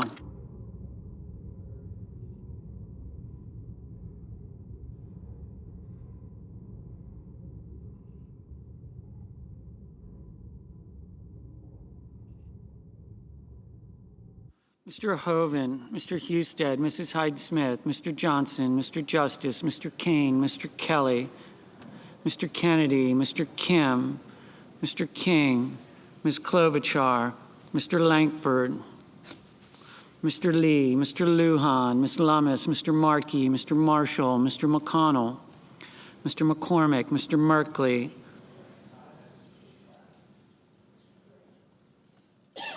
Mrs. Moody, Mr. Moran, Mr. Moreno, Mr. Mullen, Ms. Murkowski, Mr. Murphy, Mrs. Murray, Mr. Ossoff, Mr. Padilla, Mr. Paul, Mr. Peters, Mr. Reed, Mr. Ricketts, Mr. Risch,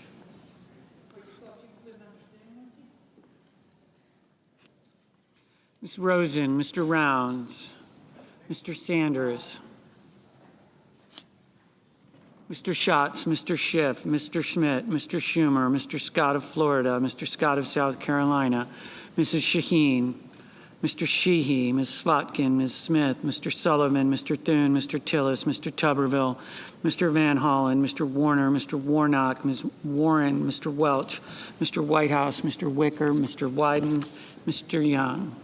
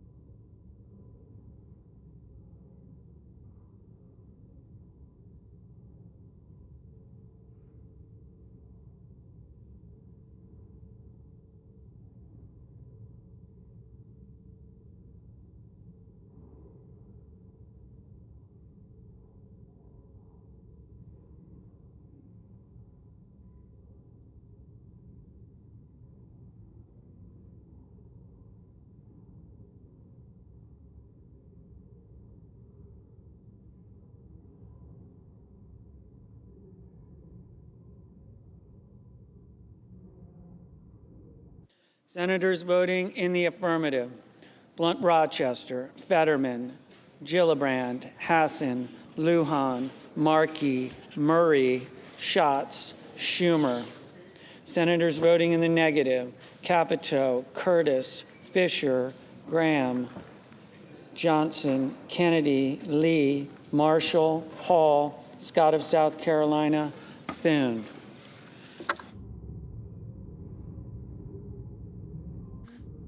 Mr. Kelly, aye.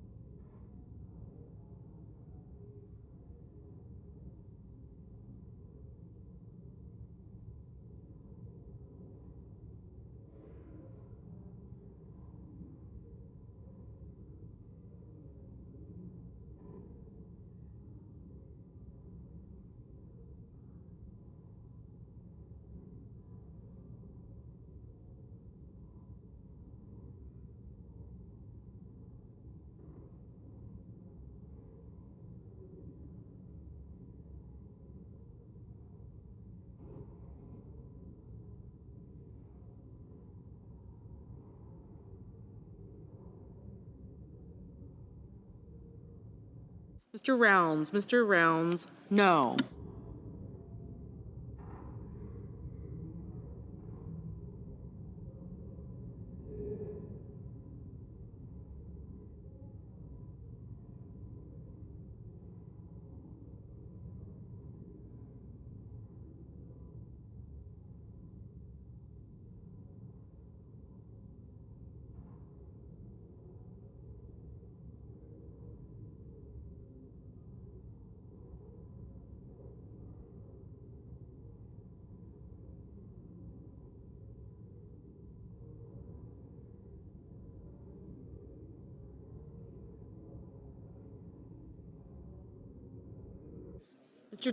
Mr. Tillis, no. Mr. Marino, no.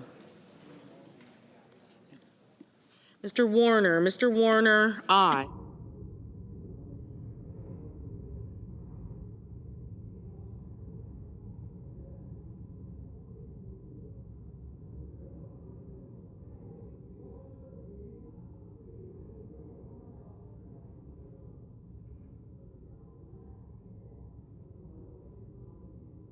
Ms.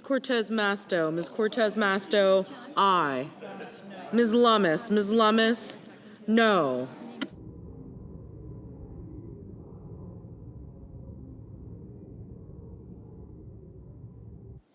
Mr. Grassley, no.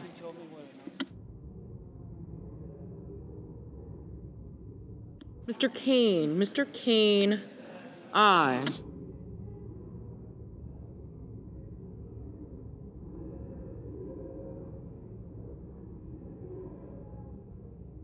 Mrs. Blackburn, no.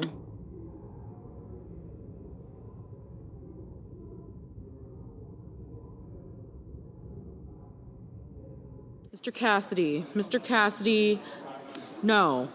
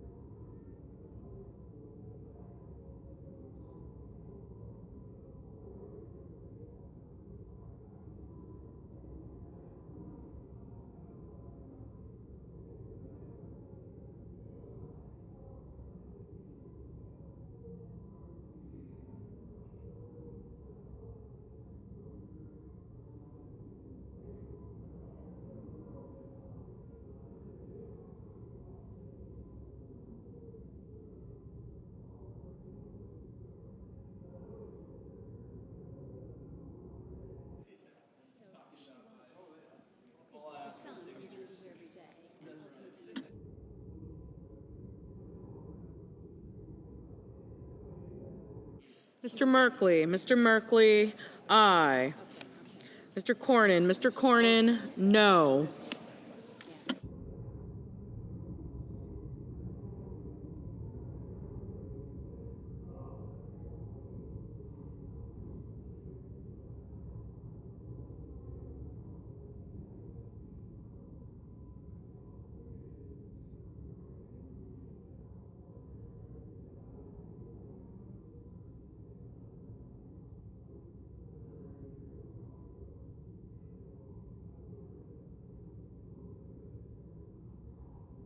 Mrs. Shaheen, aye.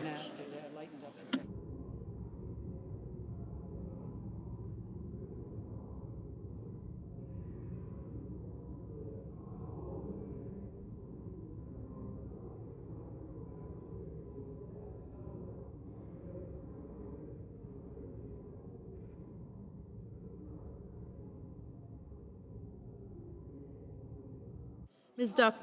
Duckworth, aye.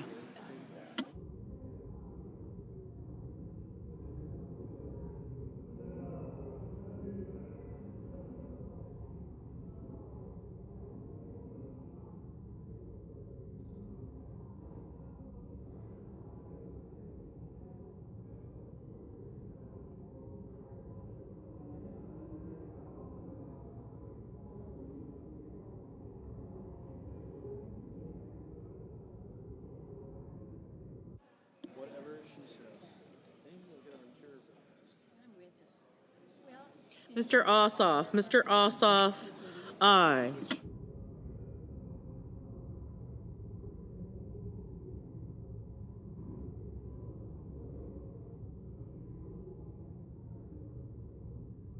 Mr. Durbin. Mr. Durbin, aye.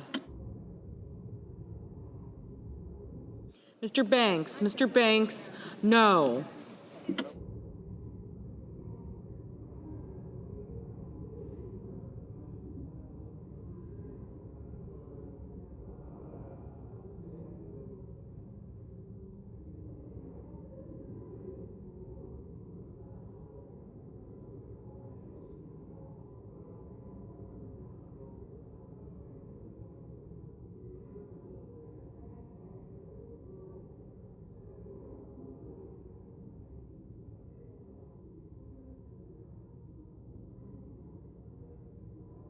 Mr. Kim, aye.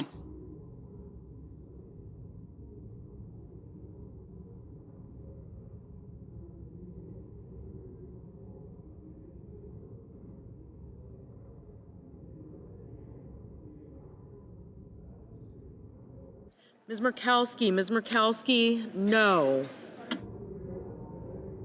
Mr. Sanders, aye.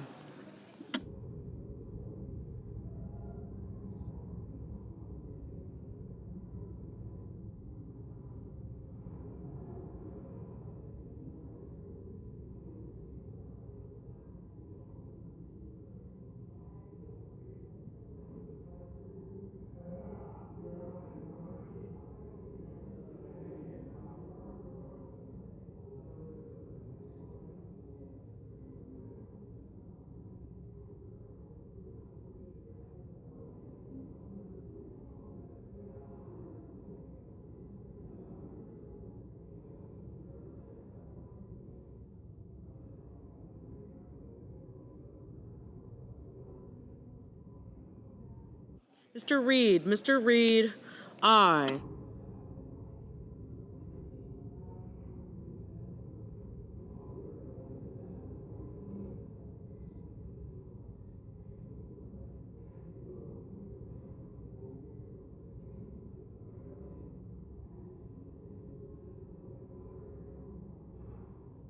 Mr. King, aye.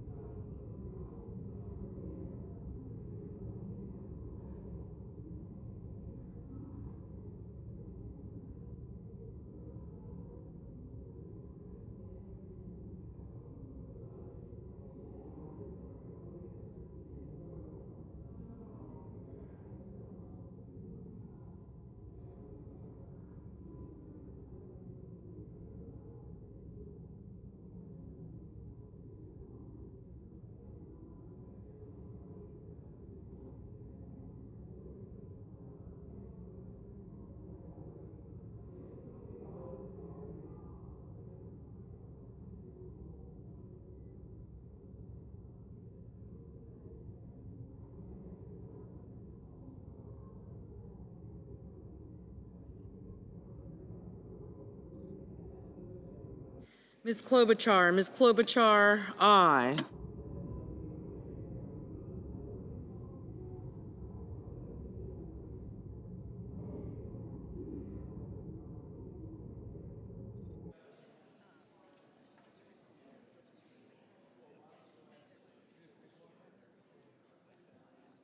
Mr. Husted, no. Mr. Schmidt, no.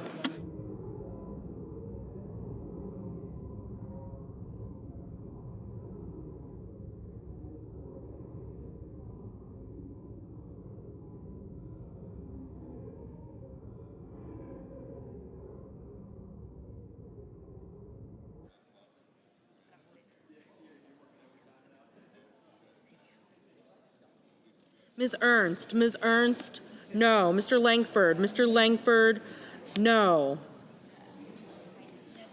Mrs. Hyde-Smith, no.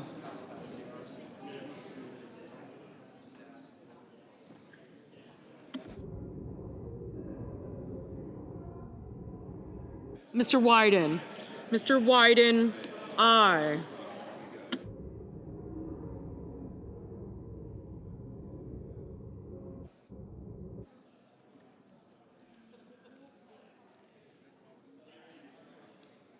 Mr. Bennett. Mr. Bennett. Aye. Mr. Kramer. Mr. Kramer. No.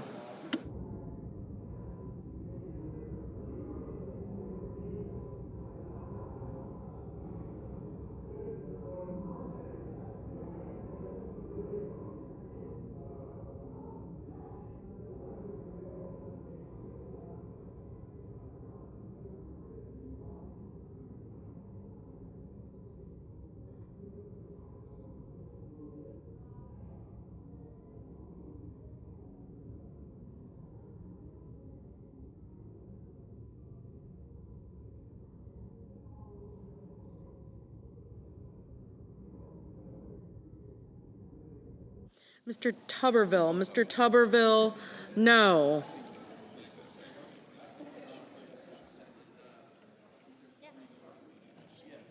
Mr. Crapo. Mr. Crapo. No. Mr. Young. Mr. Young. No.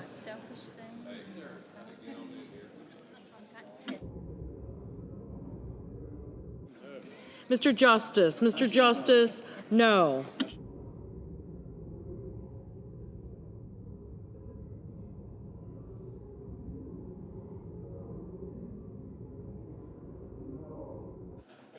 Mr. Wicker. Mr. Wicker. No.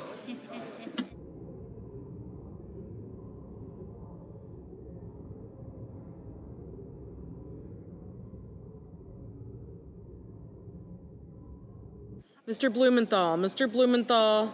Aye.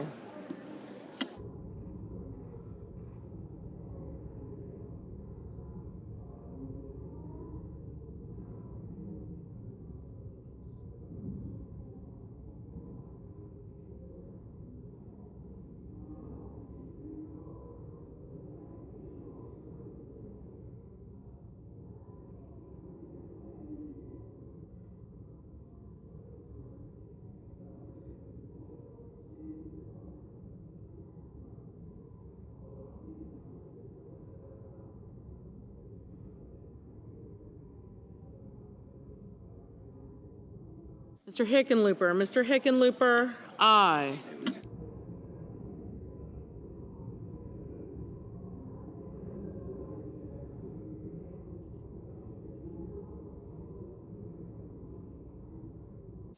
Mr. Scott. Mr. Scott of Florida. No.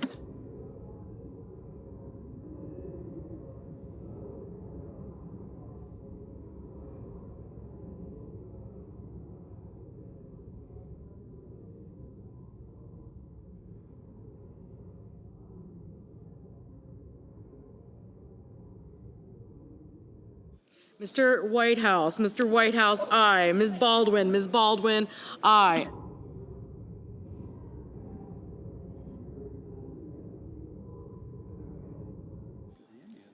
Mr. Murphy. Mr. Murphy. Aye. Mr. Moran. Mr. Moran. No.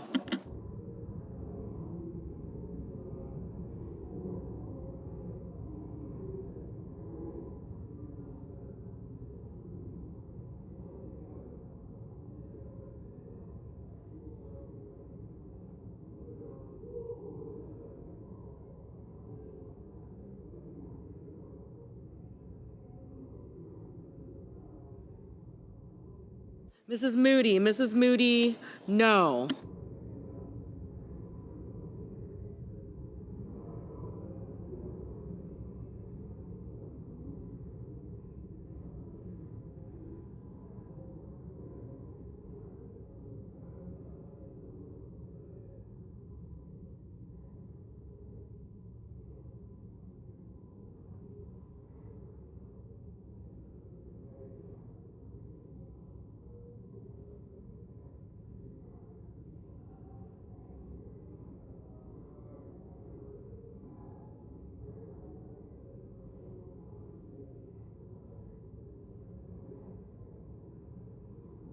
Ms. Hirono. Ms. Hirono. Aye.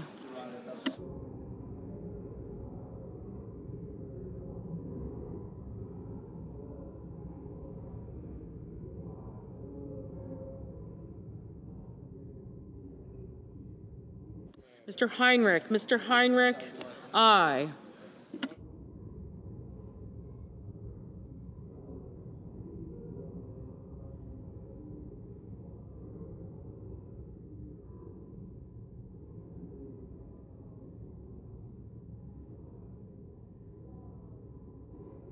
Mr. Bozeman. Mr. Bozeman, no. Mr. Barrasso. Mr. Barrasso, no.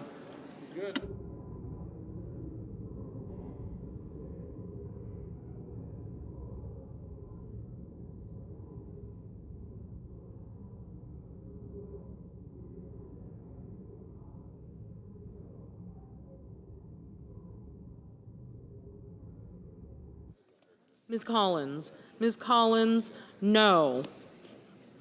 Ms. Smith. Ms. Smith, aye. Mr. Van Hollen. Mr. Van Hollen, aye. Mr. Cotton. Mr. Cotton, no.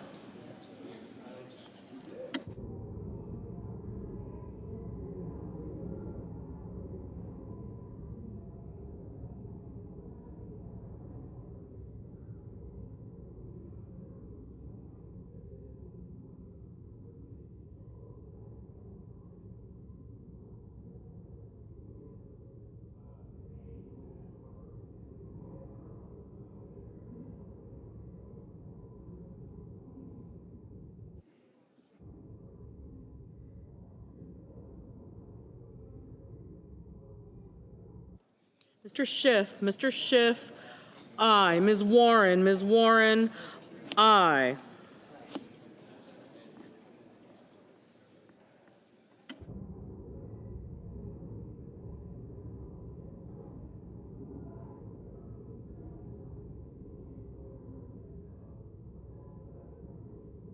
Mr. Deans. Mr. Deans, no. Ms. Cantwell. Ms. Cantwell, aye. Mr. McCormick. Mr. McCormick, no.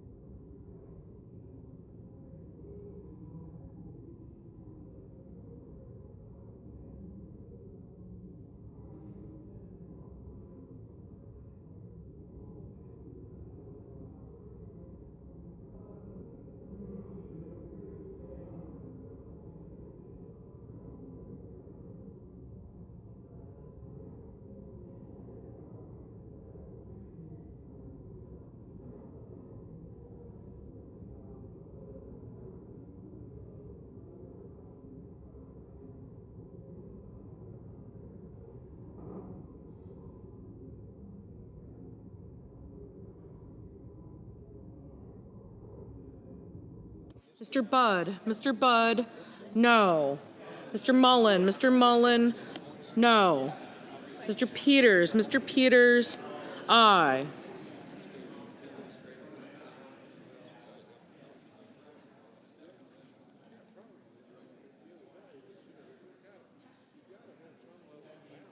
Mr. Hoven. Mr. Hoven, no.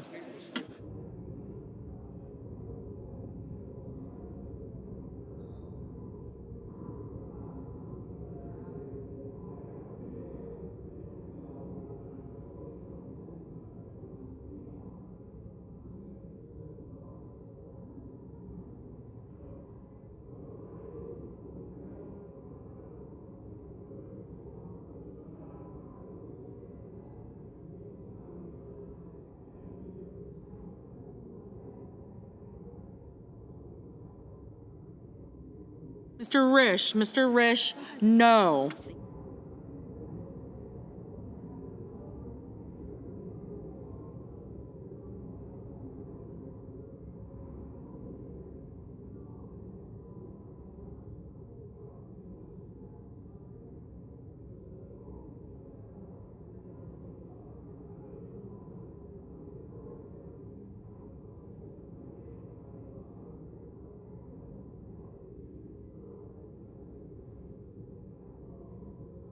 Mr. Welch. Mr. Welch, aye.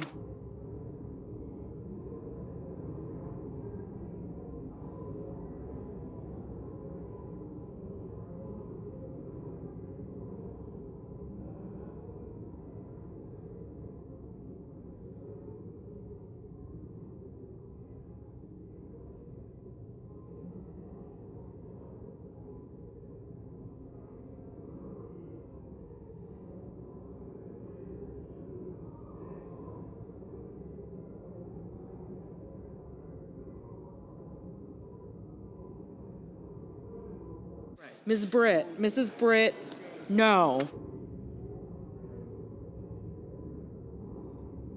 Mr. Warnock. Mr. Warnock, aye.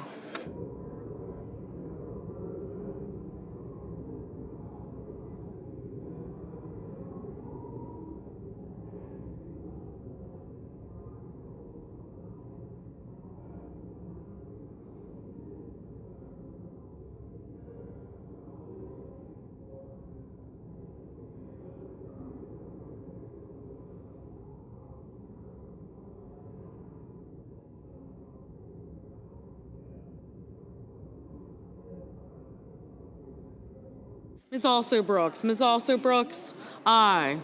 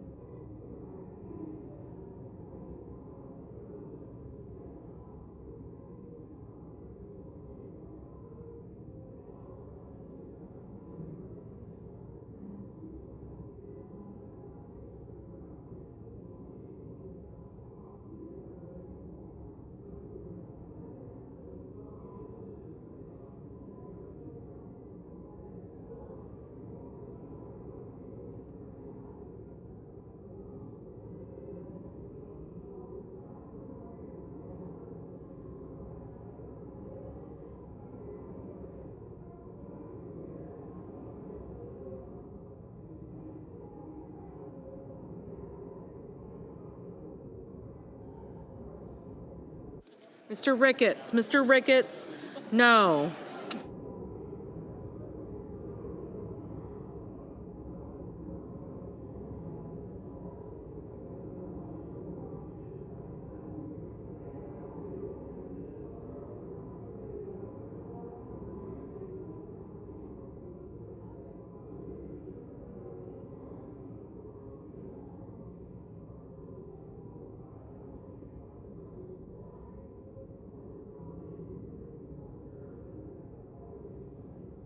Mr. Coons. Mr. Coons, aye.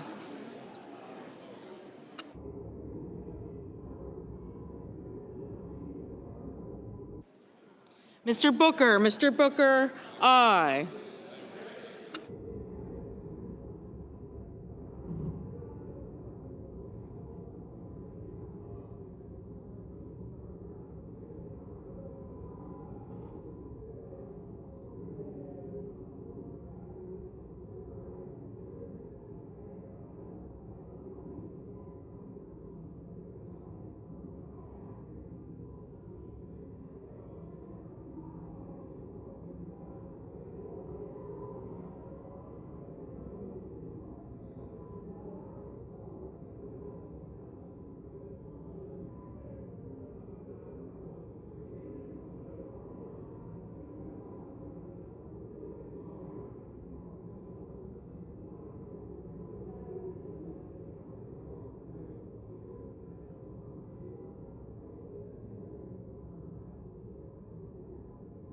Mr. Hawley. Mr. Hawley, no. Mr. McConnell. Mr. McConnell, no.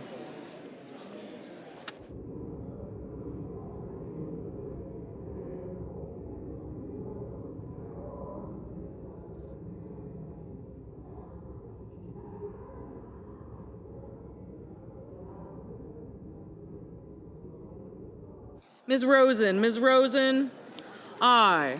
Mr. Gallego, aye. Ms. Slotkin, aye.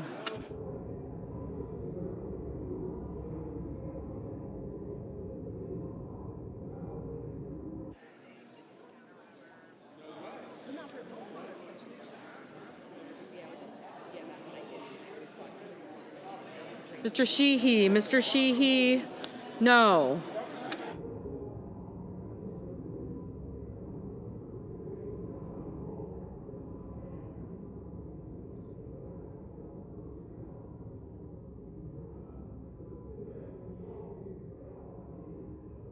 Mr. Haggerty, no. Mr.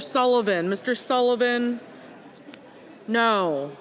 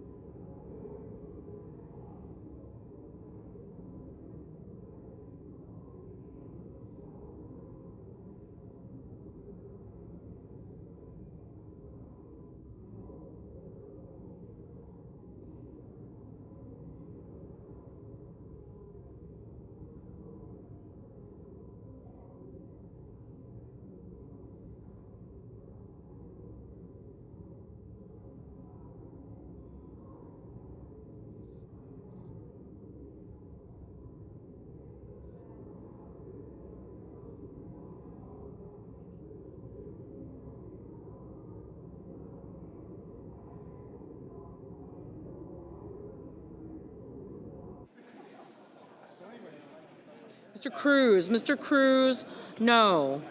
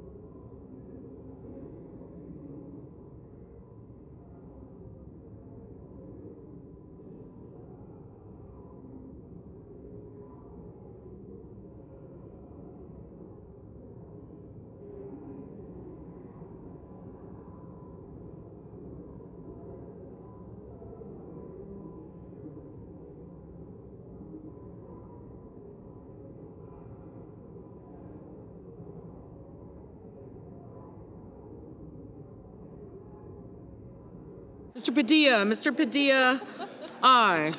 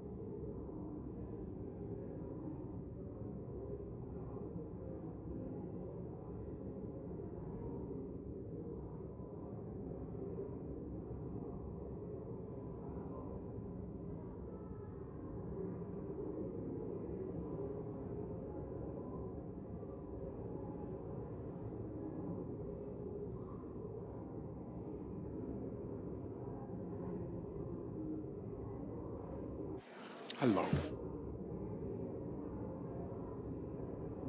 On this vote, the yeas are 47, the nays are 53. The 60-vote threshold having not been achieved, The bill upon reconsideration is not passed.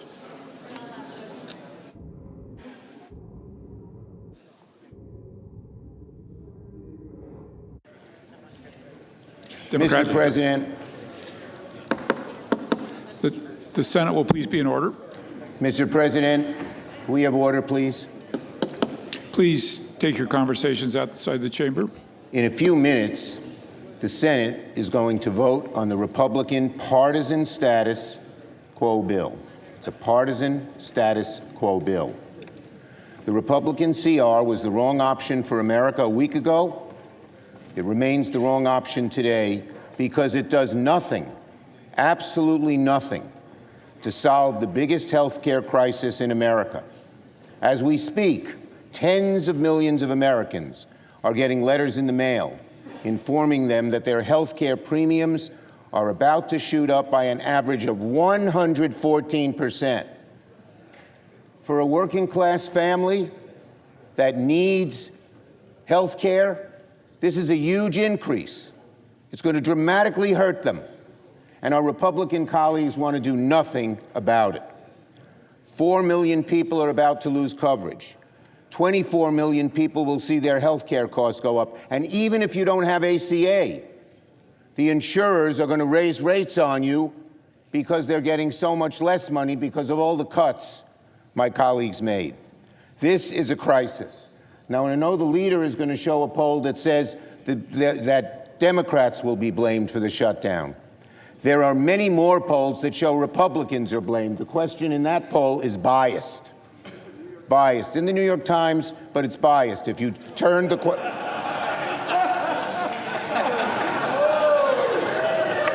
That's true. I don't always believe the New York Times. You can be sure of that. Neither do you. Okay. But in any case, here's a poll from Morning Consult today. 75% of Americans support extending the tax premium credit. 63% of Republicans support it. And 45% of voters say they'll blame Republicans in Congress for a government shutdown. Only 32% blame Democrats. It's natural that people understand that Donald Trump and the Republicans want to shut down and Democrats do not. We need to deal with this health care crisis now, not later. But the Republican bill fails to do that. I urge my Republican colleagues instead to join with us, work in good faith to keep the government open, keep costs down. This is a totally partisan bill. Not once were we approached about what our input should be. When I was majority leader, 13 different times we passed CRs. Why? Because every single one of those 13 times we negotiated with Republicans to keep the government open. We still want to have those negotiations today. Democrats remain ready to get to work to negotiate a bipartisan agreement, a truly bipartisan agreement to keep the government open. But we need to fix our health care system now. We need to stop premiums from going up dramatically. We need to be on the side of the American people because they are on our side in terms of getting this health care crisis fixed, one created by the so-called big, beautiful bill, which they now want to change the name because they know it's so unpopular. In fact, Republican leaders are saying, don't talk about health care because they know that we are on their side and the Republicans are not. The issue can't wait. It must be dealt with now, not in November, when it'll be too late. The Republican CR is silent on health care and the wrong option for the country. It's as simple as that. Yield the floor. Majority Leader. Mr. President, we're down to the wire here. In just a moment, the Senate will vote on whether or not to keep the government open. Right here, 24 pages. Not partisan, not complicated, simple, straightforward, clean, nonpartisan, short term, till November the 21st so we can finish the appropriations process. Something I might add that never happened when the Democrats were in the majority. Last year, we never considered an appropriations bill on the floor, even though 11 of them were reported out of the Appropriations Committee. Not a single one on the floor. We want to fund the government to give our appropriators, Democrat and Republican, a chance to work on bills that have been coming out of the Appropriations Committee with big bipartisan margins. Pretty novel concept, right? Well, in just a moment, we're going to vote on whether to keep the government open. And all indications are the Democrats are going to reject the clean, nonpartisan funding extension here before us and choose to shut the government down. Now, Mr. President, my friend, the Democrat leader, and a number of other Democrats have spoken at length on many occasions about the pain that government shutdowns cause Americans. And since he mentioned it, I will show this poll. My handy. This is a poll right here, the New York Times. Oh, by the way, this morning the Democrat leader used one of my other charts. Thank you for doing that. It makes my point. I'm guessing he may be, you want to use this one? Maybe not. But this one is New York Times. And basically the question on views on whether Democrats should or should not shut down the government if their demands are not met. 65% should not, 27% should. Now, granted, I don't think the issue here is who gets the blame, who gets the political blame. That's not what this should be about. This issue, honestly, folks, is about the American people. But a lot of Democrats, a lot of Republicans, a lot of independents want us to keep the government open. So why are the Democrats doing this? As was mentioned 13 times when they had the majority, we did short-term continuing resolutions. Republicans delivered, voted with Democrats to fund the government. Well, I know why we're doing this, Mr. President. The Democrats' far left base said jump, and Democrat leaders said how high. But the far left's determination to oppose anything President Trump has ever said or done is not a good reason for subjecting the American people to the pain of a government shutdown. So I would say to my Democrat colleagues who still care more about their constituents than the dictates of far-left interest groups, think about what you're doing. Democrat leaders may be determined to take government funding hostage for their own partisan purposes. You don't have to join them. We can pass a clean, nonpartisan bill and get back to the business of the American people. Mr. President, I move to proceed to the motion to reconsider the vote on passage of H.R. 5371. The question is on the motion. All in favor, say aye. Aye. All opposed, say nay. The ayes appear to have it. The ayes do have it. The motion is agreed to. Mr. President, I move to reconsider the vote on passage of H.R. 5371. The question's on the motion. All in favor, say aye. All opposed, nay. The ayes appear to have it. The ayes do have it. The motion is agreed to. The question occurs on passage of the bill upon reconsideration. Mr. President, I ask for the ayes and nays. Is there sufficient second? There appears to be. There is. The clerk will call the roll. Ms. Alsobrooks. Ms. Baldwin.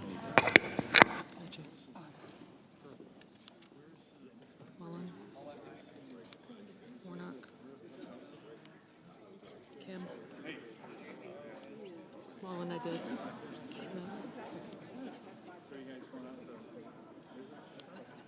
Mr. Banks.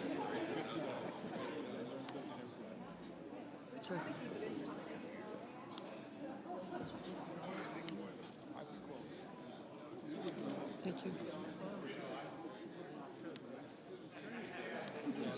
Thank you. Thank you. Warren, Markley.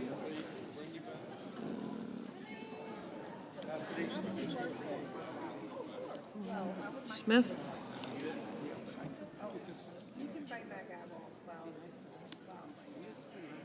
Gotcha. Thank you. I got you. Thank you. I'm deferring to my junior son.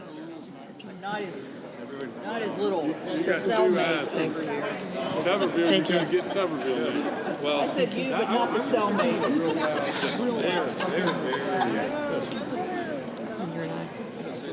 I did. Thank you.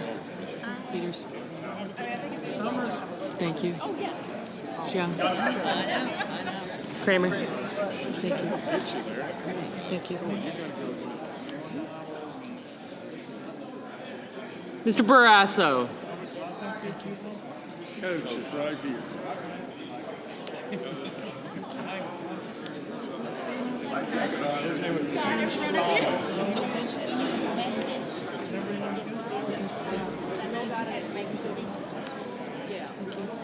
Bozeman's next. Good job.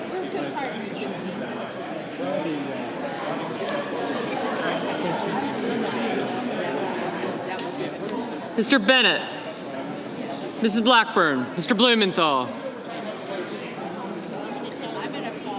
Ms. Blunt Rochester, Mr. Booker,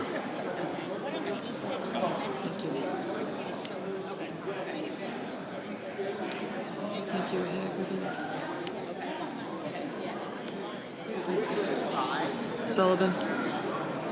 Good job. Mr. Bozeman, Mrs. Britt. Thank you. Mr. Budd, Ms. Cantwell. Mrs. Capito, Mr. Cassidy, Ms. Collins, Mr. Coons. I got you, thank you.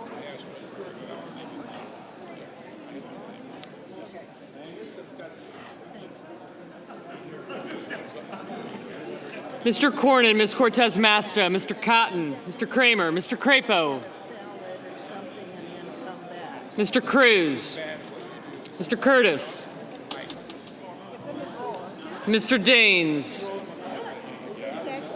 Ms. Duckworth, Mr. Durbin, Ms. Ernst,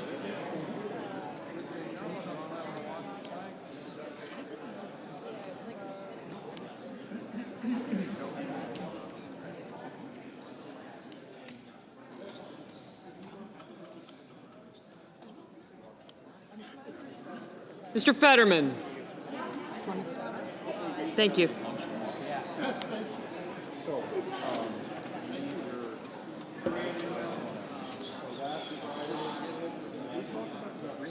Thank you. Mrs. Fisher. Mr. Gallego. Mrs. Gillibrand. Mr. Graham. Mr. Grassley. Mr. Haggerty, Ms. Hassan, Mr. Hawley, Mr. Heinrich, Mr. Hickenlooper, Ms. Hirono, Mr. Hoven, Mr. Husted, Mrs. Hyde-Smith, Mr. Johnson, Mr. Justice, Mr. Kane, Mr. Kelly, Mr. Kennedy, Mr. Kim, Mr. King, Ms. Klobuchar, Mr. Langford, Mr. Lee. Thank you. Mr. Lujan, Ms. Lummis, Mr. Markey, Mr. Marshall, Mr. McConnell, Mr. McCormick, Mr. Merkley, Mrs. Moody, Mr. Moran, Mr. Marino, Mr. Mullen, Ms. Murkowski,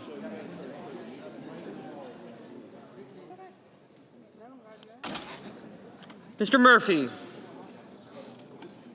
Mrs. Murray, Mr. Ossoff,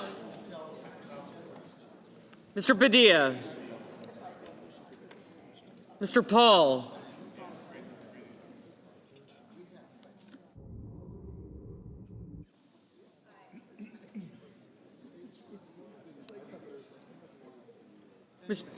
Mr. Peters, Mr. Reed, Mr. Ricketts, Mr. Risch, Ms. Rosen, Mr. Rounds, Mr. Sanders, Mr. Schatz, Mr. Schiff, Mr. Schmidt, Mr. Schumer, Mr. Scott of Florida, Mr. Scott of South Carolina, Mrs. Shaheen, Mr. Sheehy, Ms. Slotkin,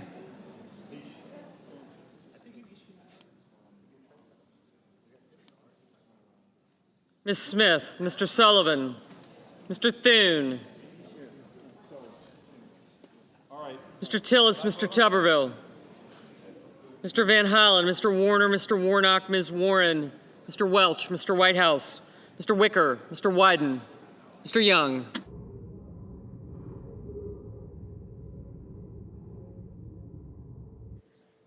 Senators voting in the affirmative: Barrasso, Blackburn, Bozeman, Britt, Budd, Capito, Cassidy, Collins, Cornyn, Cortez Masto, Cotton, Kramer, Crapo, Cruz, Curtis, Daines, Ernst, Fisher, Graham, Grassley, Haggerty, Hawley, Husted, Hyde-Smith, Johnson, Justice, Kennedy, King, Lummis, McConnell, McCormick, Moody, Moran, Marino, Mullen, Ricketts, Risch, Schmidt, Scott of Florida, Sheehy, Sullivan, Tillis, Tuberville, Wicker, and Young.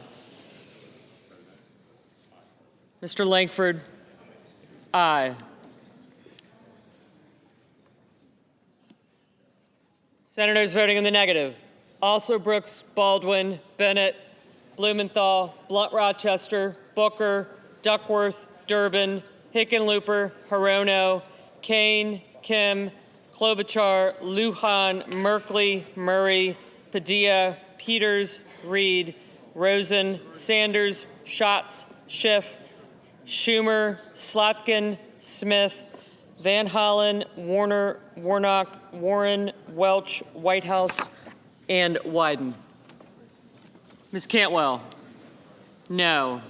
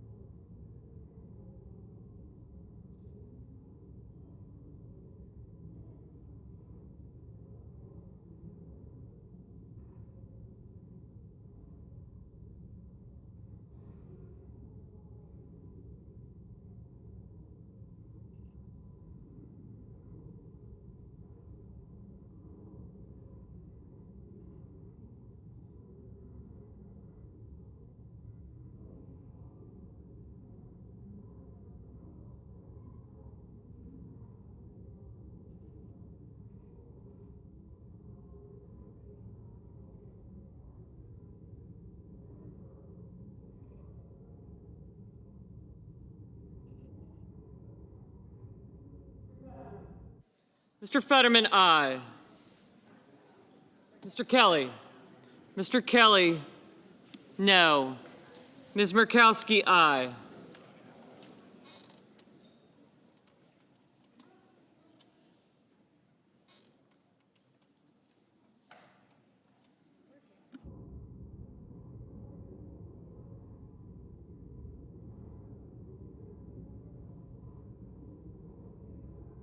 Mr. Ossoff, no.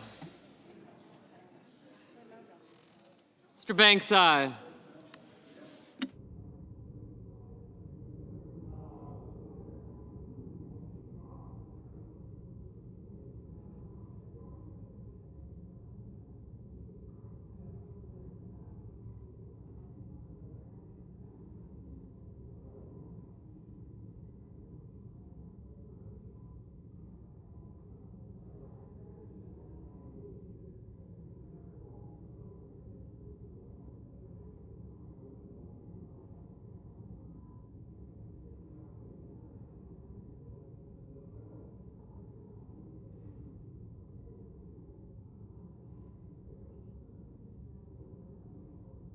Mr. Heinrich, no.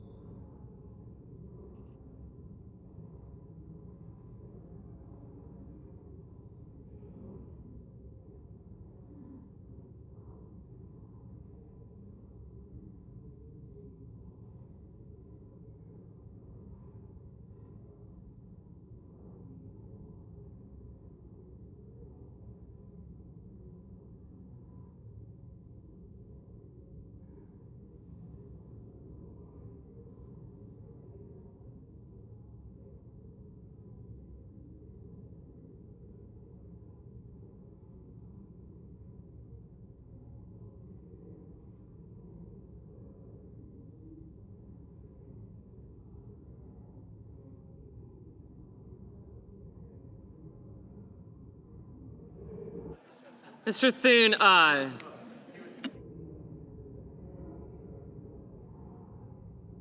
Mr. Hoven, aye.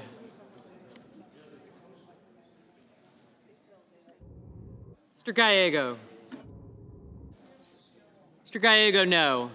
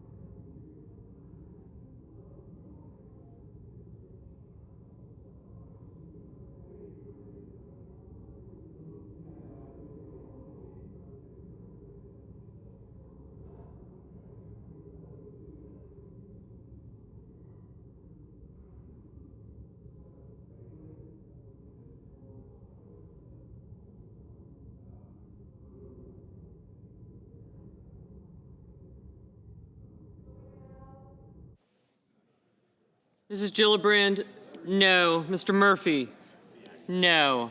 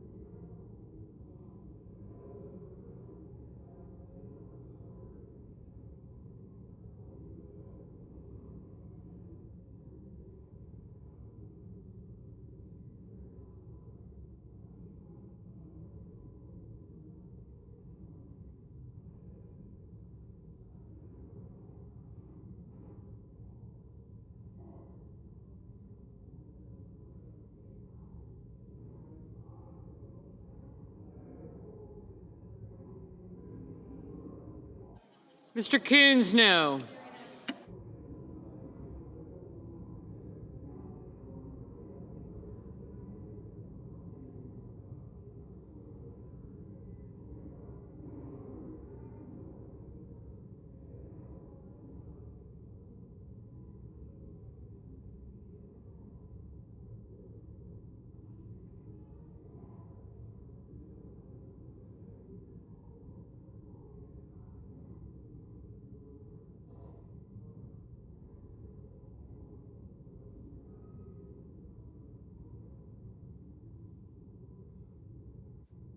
Ms. Hassan, no.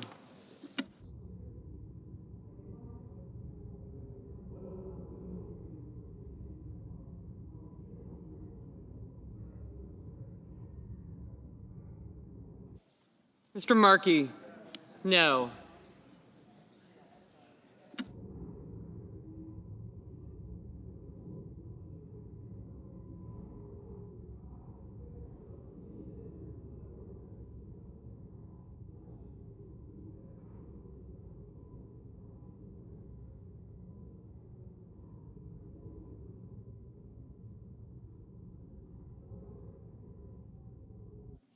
Mr. Lee, aye.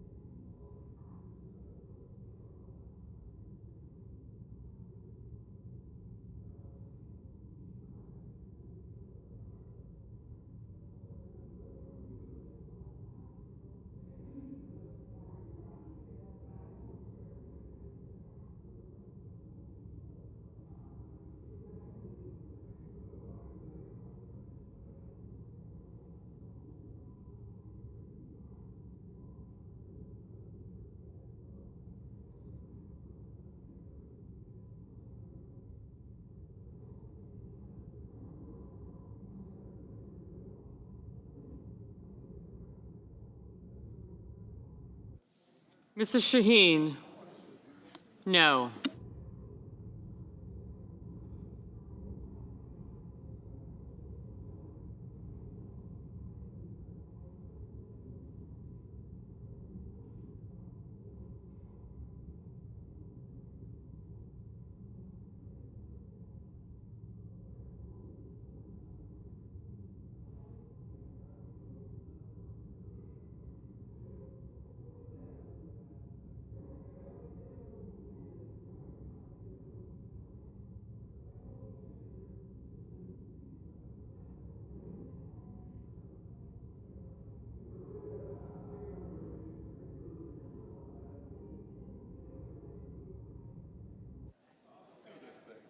Mr. Marshall, aye. Mr. Scott of South Carolina, aye.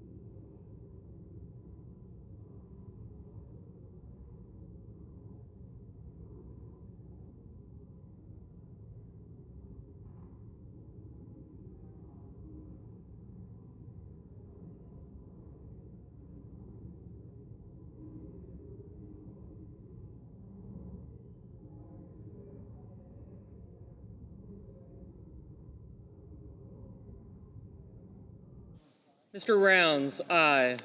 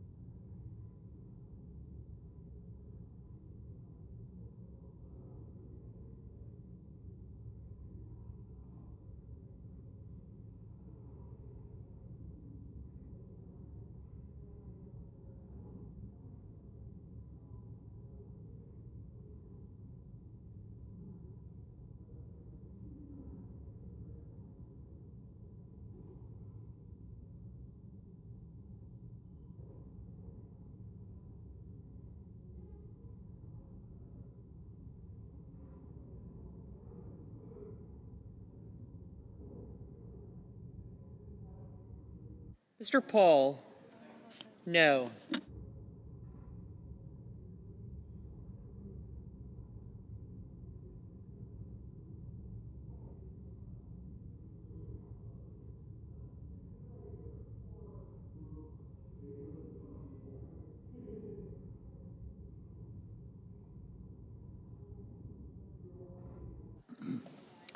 On this vote, the yeas are 55 and the nays are 45. The 60-vote threshold having not been achieved, the bill upon reconsideration is not passed.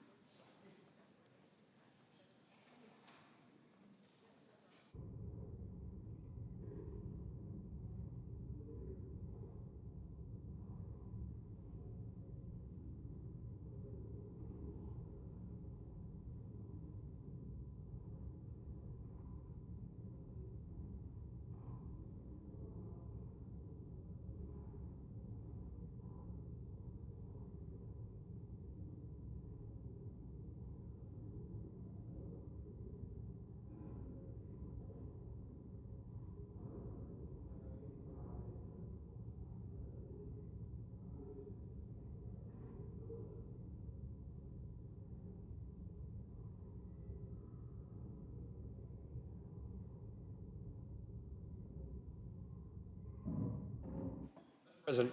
Senator from Kansas. Mr. President, thank you. We just, for a second time, failed to pass a continuing resolution to allow the federal government to continue to operate. It's because we are coming to the end of the fiscal year. The appropriation bills have not all been approved, although almost all of them have been approved and approved by the Senate Committee on Appropriations, and several of them have been passed here in the United States Senate. This makes no sense to me. This is not a shutdown that makes any sense at all, and the American people, Kansans, deserve something different from the United States Senate. Every city council or commission, every school board, every local government office in my state passes a budget and then lives within that budget every year. Every local unit of government at home can figure this out, and the United States Senate is failing one more time. A shutdown means uncertainty. Shutdown means dysfunction. And the issue to me is this continuing resolution that would fund the federal government for 21 more days. I'm going to say that differently, till November the 21st. A short period of time is designed to avoid that dysfunction, to avoid that uncertainty. All that's required is that we pass a continuing resolution, 60 votes in the United States Senate, to keep government functioning so, and this is the reason it makes no sense to me, so that we can pass the remaining appropriation bills, all but one of which has been passed by the Senate Appropriations Committee, and most in hugely bipartisan ways. And for whatever purpose and for whatever reason I don't understand, that seems beyond our capability. I understand there are those who wish to bring other issues to this bill. Could we do one thing at a time, and when that one thing is as important as the continuing resolution, to do it right now, to do it yesterday, to do it tomorrow? We can't pass a continuing resolution because there are those who want to bring other issues into the bill. Could those other issues not be considered at a later time? Seems to me that passing appropriation bills, the federal government functioning, is one of the primary necessities and responsibilities of the United States Senate, of the Congress of the United States. This is simple and straightforward. Give us a few more weeks to process the remaining appropriation bills. Government continues to function while we do so. A continuing resolution, particularly long-term, is a crazy thing because it says we're going to fund the federal government at the same level in the same way that we did last year. And if it's multiple years of continuing resolutions, the same way we funded government the year before that. Does anyone believe that the priorities of this country are identical to last year? Does anybody believe that they're identical to 2 years ago? Aren't there things that deserve more money, higher priority? Aren't there things that deserve no money? Aren't there things that deserve less money or maybe even the same? A long-term continuing resolution is a crazy idea, and the short-term resolution of a CR that we're dealing with right now is an unnecessary idea. It's unnecessary because we can pass the appropriation bills and avoid a long-term CR, and we just need the time to do it. So a short-term continuing resolution, do it, take up the appropriation bills, as this majority leader has promised to do, and this majority leader has demonstrated he's willing to do it. It's a pretty straightforward solution to me. Give us a little more time, a few more weeks, immediately begin the consideration of the appropriation bills that have been reported by the Senate Committee on Appropriations, and at the end of that period of time, we don't need a continuing resolution. We will have done our task. I yield the floor. Senator from Hawaii. Mr. President, I thank the senator from Kansas, and at the risk of getting him into political trouble, I am a huge fan of his. But I want to address the question that he asked, which I think is a legitimate one, which is, what's the hurry on the Affordable Care Act premiums? And there's a really straightforward answer, which is that people are getting letters tomorrow from their insurance carriers. Around 24 million people are going to get letters anytime from now until mid-November. And they are going to pay. Now, 24 million Americans are going to be told that because of the last tax bill that was just enacted by Trump and the Republicans, that people are going to be paying an average of 114% more per person per month. So it's not like we just went into a lab and cooked up an issue to try to hijack some unrelated moving legislative vehicle. The reason for this is that 24 million Americans are specifically on the ACA exchange, and they're absolutely going to get hosed. And because we're all in the same risk pool, it's not just people on the ACA exchange that are going to see massive increases in their health care premiums. Almost every American is about to see a spike in their health care premiums, just like they've seen electricity rates going up at double the rate of inflation, just like they've seen the price of vegetables go up by 39%, just like they've seen shortages of lumber and labor. We have an opportunity to do something because our Republican colleagues, at least some of them, understand the magnitude of this problem for their constituents. And so the normal thing to do in a functioning legislative body where the President of the United States does not believe that he is an elected monarch is to try to negotiate some accommodation. After all, these are all of our constituents. It's not like they're exclusively in urban areas or something. They're not exclusively Democrats. In fact, they're slightly more Republican than Democrat on the ACA exchange. And so if this were a normal, functioning time in American-style democracy, the President of the United States would convene what they call the four corners: majority and minority leader of the Senate, Speaker and minority leader of the House, and we'd try to figure out whether there was an accommodation to be made to save our collective constituents from all this pain. And so when Democrats had the trifecta, When Democrats had the House and the Senate and the presidency, we didn't have any shutdowns. And it wasn't because there's more goodwill on the Republican side towards continuing resolutions than there is on the Democratic side towards continuing resolutions. The reason is because Chuck Schumer and Nancy Pelosi sat down with Mitch McConnell and Kevin McCarthy or whomever it was and the president, and they figured out a deal. Even to raise the debt ceiling, Kevin McCarthy said, not for free. So this idea that the minority party, only this minority party, only in this time in United States Senate history, we are to shut up and do whatever we are told. And what's worse is they're asking the majority party to do the same thing.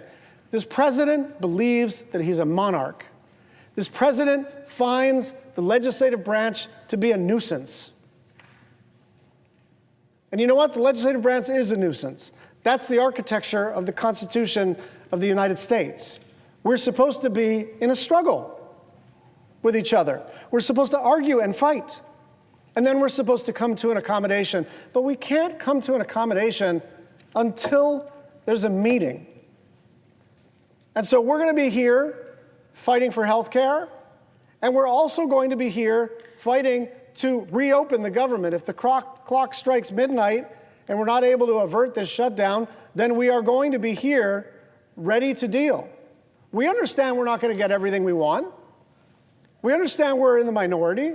We understand we're out of power. But understand this, we're not powerless.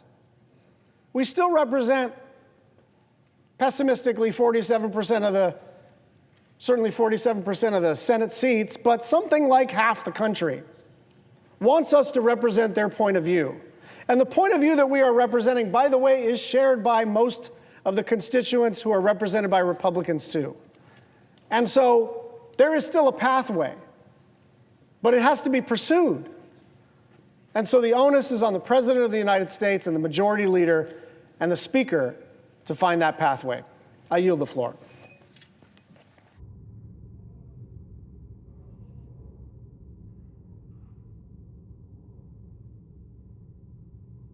President. Senator from Nevada.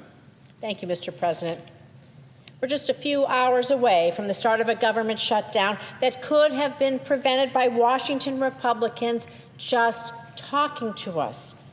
But Donald Trump and Washington Republicans chose to once again put politics ahead of the American people.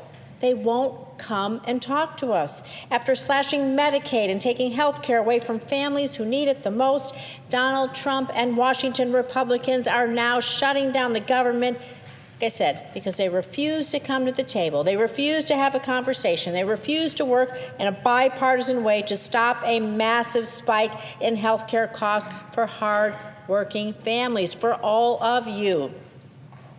And that's it. That's it. This is why Trump's about to shut down the entire federal government. You know, my dad often said, if you don't have your health, you don't have anything. And it's clear that Donald Trump and Washington Republicans want you to have nothing. Nothing. Because they're doing everything they can to take away health care from as many Americans as possible. And for every American, everyone out there, your health care premiums are about to double. About to double. Everybody across the board. So while Republicans, those folks here in Washington, fight for billionaires, Democrats are here fighting for you, for your health care, for your ability to see a doctor, get your prescriptions without breaking the bank.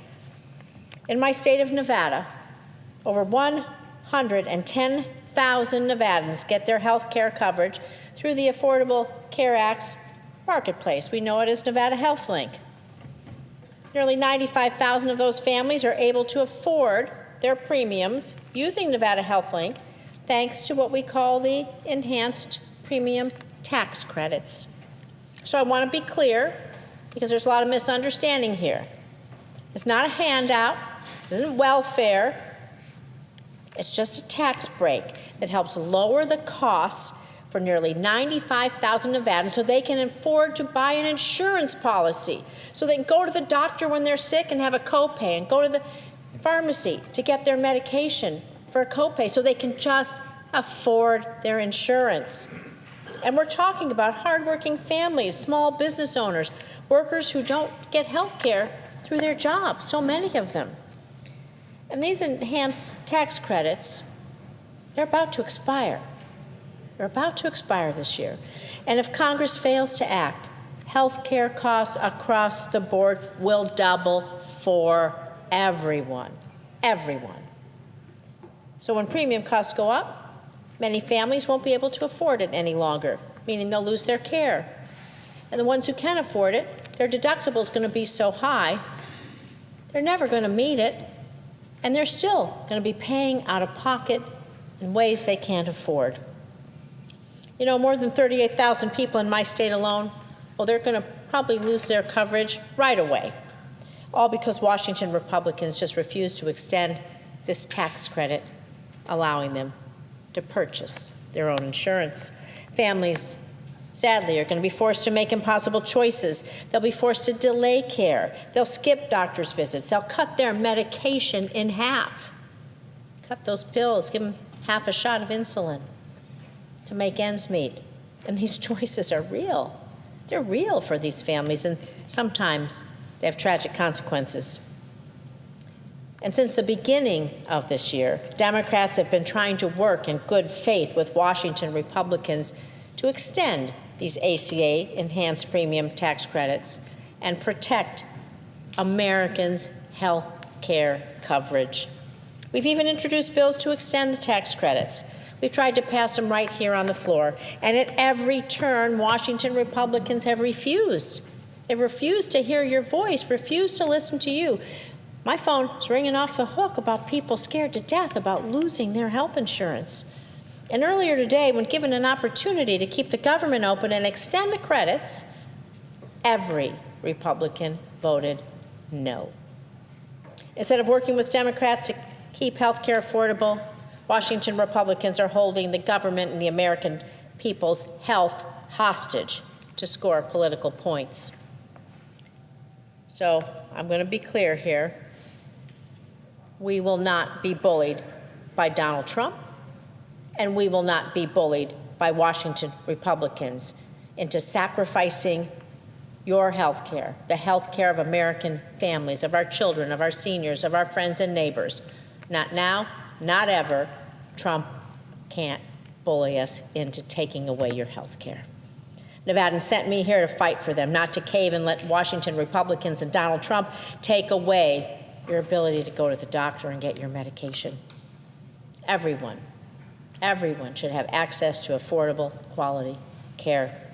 Health care is not a bargaining chip. It's not a political weapon. It's a lifeline. And Washington Republicans have the power. They have the power to prevent this shutdown today. Just come and talk with us. So I urge them to do their jobs. Come to the table, have a discussion, have a negotiation, extend the ACA premium tax credits, put people over politics. The time is now. Thank you. I yield the floor.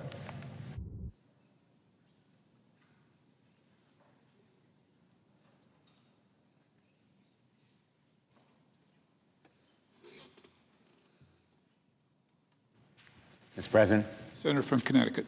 Thank you, Mr. President. My thoughts tonight are with the millions of Americans who will bear the brunt of this shutdown.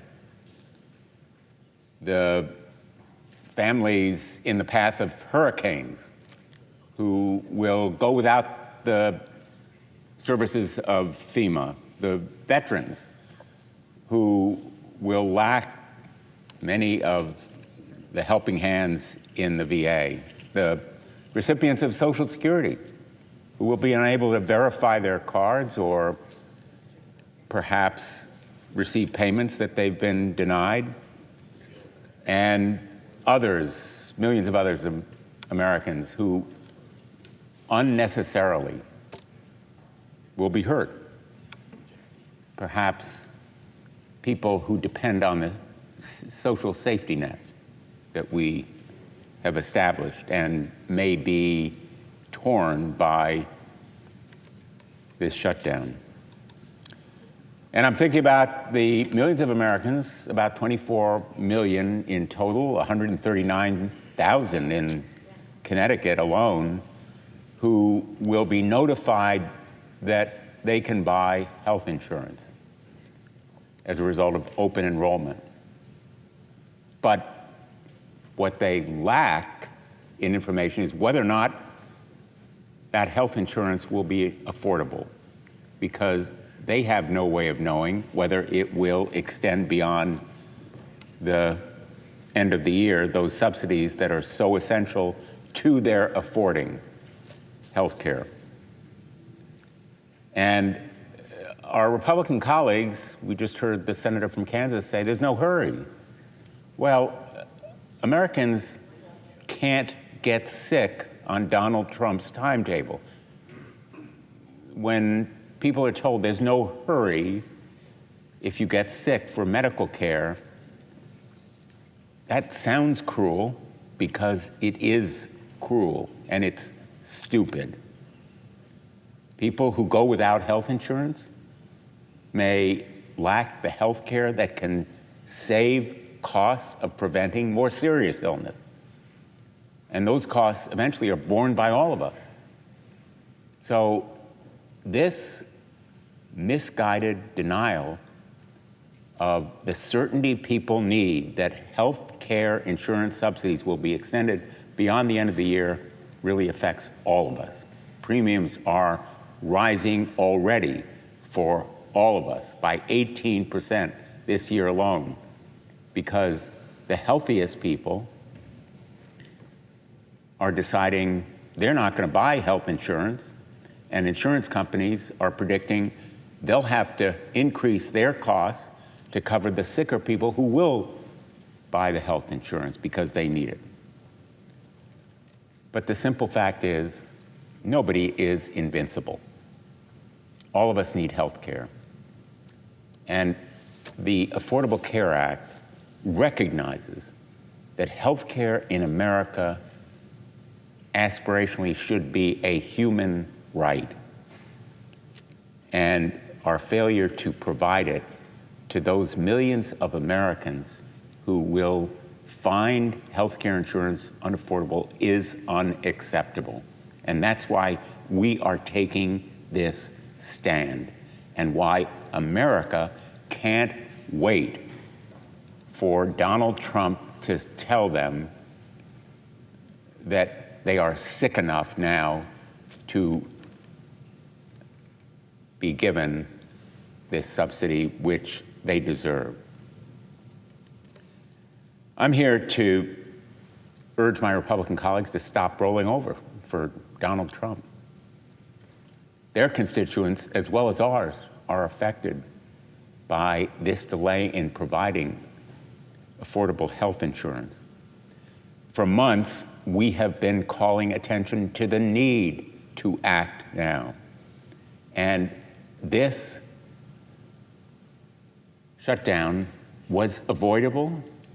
The path to stopping it was available, and shortening it, assuming it will occur, is still a possibility. If we come together, if Republicans are willing to negotiate, if they come back to town, House Republicans are out of town. They are out of touch with reality. And the way forward is simply bipartisan negotiations, coming together, reaching a solution, as is the way shutdowns have been avoided in the past. The fact is that Donald Trump's so-called big, beautiful bill, actually a big, blatant betrayal, along with inaction and avoidance by Republicans, are already wreaking havoc on Americans. In Connecticut, health insurance rates for 2026 have increased by nearly 18%, the largest increase in the last 6 years. Without the subsidies, consumers with ACA coverage will see premium increases in the range of 75%. I have visited with hospitals, community health centers, physicians, and many more who have raised their deep concerns about the impending cuts in Medicaid. The budget bill Republicans passed in July is threatening also Medicaid coverage for 158,000 Connecticut residents. And anyone lucky enough to keep their coverage will see reduced benefits as the state struggles to make up the differences in lost federal revenue. Americans and our health care system simply can't afford to be nickel and dime like Republicans are forcing them to do. The ACA premium tax credits have protected millions of Americans from higher health care costs. They've reduced the number without health care insurance.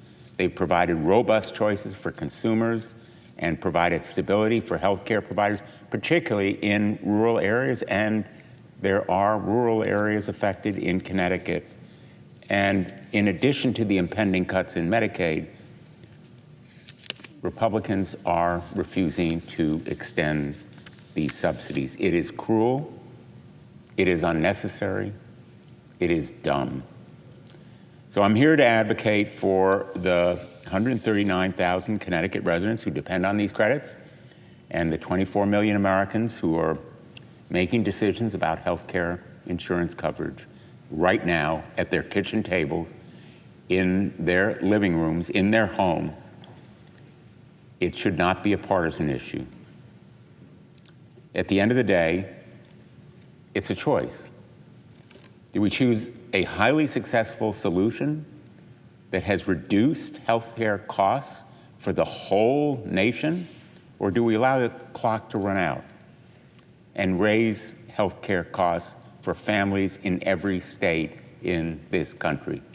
That choice can still be made in the next 24 hours, in the next 2 days, to shorten and lessen the pain that will be felt by Americans. I choose to stand with working families. I will fight, and we are unified in our fight as a matter of conscience and conviction. We will not be bullied. Donald Trump should know that we will stand strong for working families in America. They deserve health care. It is about saving health care and holding Donald Trump accountable to follow the law. When there is a budget, when it's passed by Congress and signed by the president, he cannot be allowed to simply ride roughshod over it and disregard it. It is the rule of law and health care that's at stake here, and I will fight for them. Thank you, Mr. President. I yield. The senator from Rhode Island. Well, we are headed into a miserable situation. It is a miserable situation for all of the federal employees around the globe who are going to be put into shutdown mode. It is a miserable situation for our country as the rest of the world looks at us as the gang that can't get its act together and pass simple funding bills for the government. It is an extraordinarily frustrating moment to be here now. There are very few people for whom this is not a miserable prospect, but there are a few of them, and one of them is OMB Director Russell Vought, who is a strange character who has spent his life in the care and feeding of the fossil fuel industry and big polluters, and who takes a perverse joy in destroying American government from the inside. Mr. President, I see that the Majority Leader has come to the floor, asked unanimous consent that when he is concluded and I pick my remarks back up, my remarks be linked back together as if they had been made without interruption. Without objection. With that, I yield the floor to the Leader. Thank you, Mr. President. Thank the Senator from Rhode Island for yielding. I'll be very quick here. Mr. President, I ask unanimous consent that the Senate be in a period of morning business with senators permitted to speak therein for up to 10 minutes each. Without objection. I ask unanimous consent that the Senate now proceed to the in-block consideration of the following resolutions which are at the desk. SRS 427, SRS 428, SRS 429. Is there an objection to proceeding en bloc? Without objection, the Senate will proceed en bloc. Mr. President, I ask unanimous consent that the resolutions be agreed to, the preambles be agreed to, and the motions to reconsider be considered made, laid upon the table, all in block. Without objection. Mr. President, I ask unanimous consent that the Committee on Judiciary be discharged from further consideration. The Senate now proceed to SRS 396. The clerk will report. Senate Resolution 396, condemning the tragic act of violence on September 10, 2025 in Evergreen, Colorado, and so forth. Is there objection to proceeding to the measure? Without objection, the committee is discharged and the Senate will proceed. Mr. President, I ask unanimous consent that the resolution be agreed to, the preamble be agreed to, and the motions to reconsider be considered made and laid upon the table. Without objection. I ask unanimous consent that when the Senate completes its business today, it stand adjourned until 10 a.m. on Wednesday, October the 1st, that following the prayer and pledge, the journal proceedings be approved today at the morning hour be deemed expired, and the time for the two leaders be reserved for their use later in the day. Morning business be closed, and Senate resume consideration of calendar number 115, S2296. Without objection, so ordered. Mr. President, for the information of my colleagues, senators should expect 3 votes at 11 a.m. and further votes later in the day. If there's no further business to come before the Senate, I ask that it stand adjourned under the previous order following the remarks of my colleagues. Without objection. The Senator from Rhode Island. So there will be misery ahead for most normal people, not counting the weird ones who like inflicting pain and doing damage for the benefit of a bunch of creepy right-wing billionaires who've propped them up their whole lives. And the reason we're here is really twofold. One, as they've shown during the Trump regime, Republicans really don't want to govern. They want to rule. They don't want to talk to Democrats, even where they need our votes. Here they need our votes. And yet, what have we been offered to get those votes? Nothing. Not even discussions. The president only met with the Democratic leaders just yesterday. And he didn't seem to be aware of what was at stake here for the Americans who are about to lose a huge health care benefit. They just go wildly forward. We've seen it over and over again here on the Senate floor. How many times in just the few months that we've been here in this administration have Republicans done the thing that they were furious when we even talked about doing, to overrule the parliamentarian and change the rules to make things easier for themselves rather than negotiate with us? My count is 4 already. 4! And we're only 9 months in. They don't want to govern. They don't want to talk to us. They want to rule. They want to dictate to us. And at the same time, the other reason we're here is that there's this strange Republican fixation with taking health care away from people. I do not understand it. There are lots of Republican constituents who really depend on Medicaid, who really feel great that they're on Medicare, who really have their family budgets made possible by the credits from the Affordable Care Act. It's not like Democrats get the benefit of this. Everybody gets the benefit of this. And yet, what have we been put through just in these months? $1 trillion in cuts to Medicaid. $1 trillion in cuts to Medicaid. Already, hospitals and nursing homes and doctors' practices are reeling at what those cuts mean for their financial viability. Medicare, $500 billion in cuts, hidden in the bill in a tricky way so that the cuts come through sequestration and nobody has to own them. They can do a Pontius Pilate hand wash of the cuts. Well, no, we saw what you did. You own it. It's a $500 billion cut to Medicare. And why you would want to do that, I cannot imagine, but that's what you did. And now we have these cuts to people receiving help, paying for their health care under the Affordable Care Act. It's going to be about 40,000 Rhode Islanders. These aren't people who have loads of money. Their premiums are going to, on average, double or better. I mentioned a retired mental health counselor yesterday. She's going to have $477 in added expense every single month because of this. And it all starts now. It all starts happening now. So when we're told, why are we forcing the issue now? It's because now is when the issue is upon us. When we're told, why don't we negotiate later? My question is, why aren't we negotiating now? Why would we believe when we're told that you'll negotiate later on this when you won't negotiate now on this? Now when you need our votes, you won't negotiate on something that you say you'll negotiate later? Why does that make any sense? Why is that even remotely credible?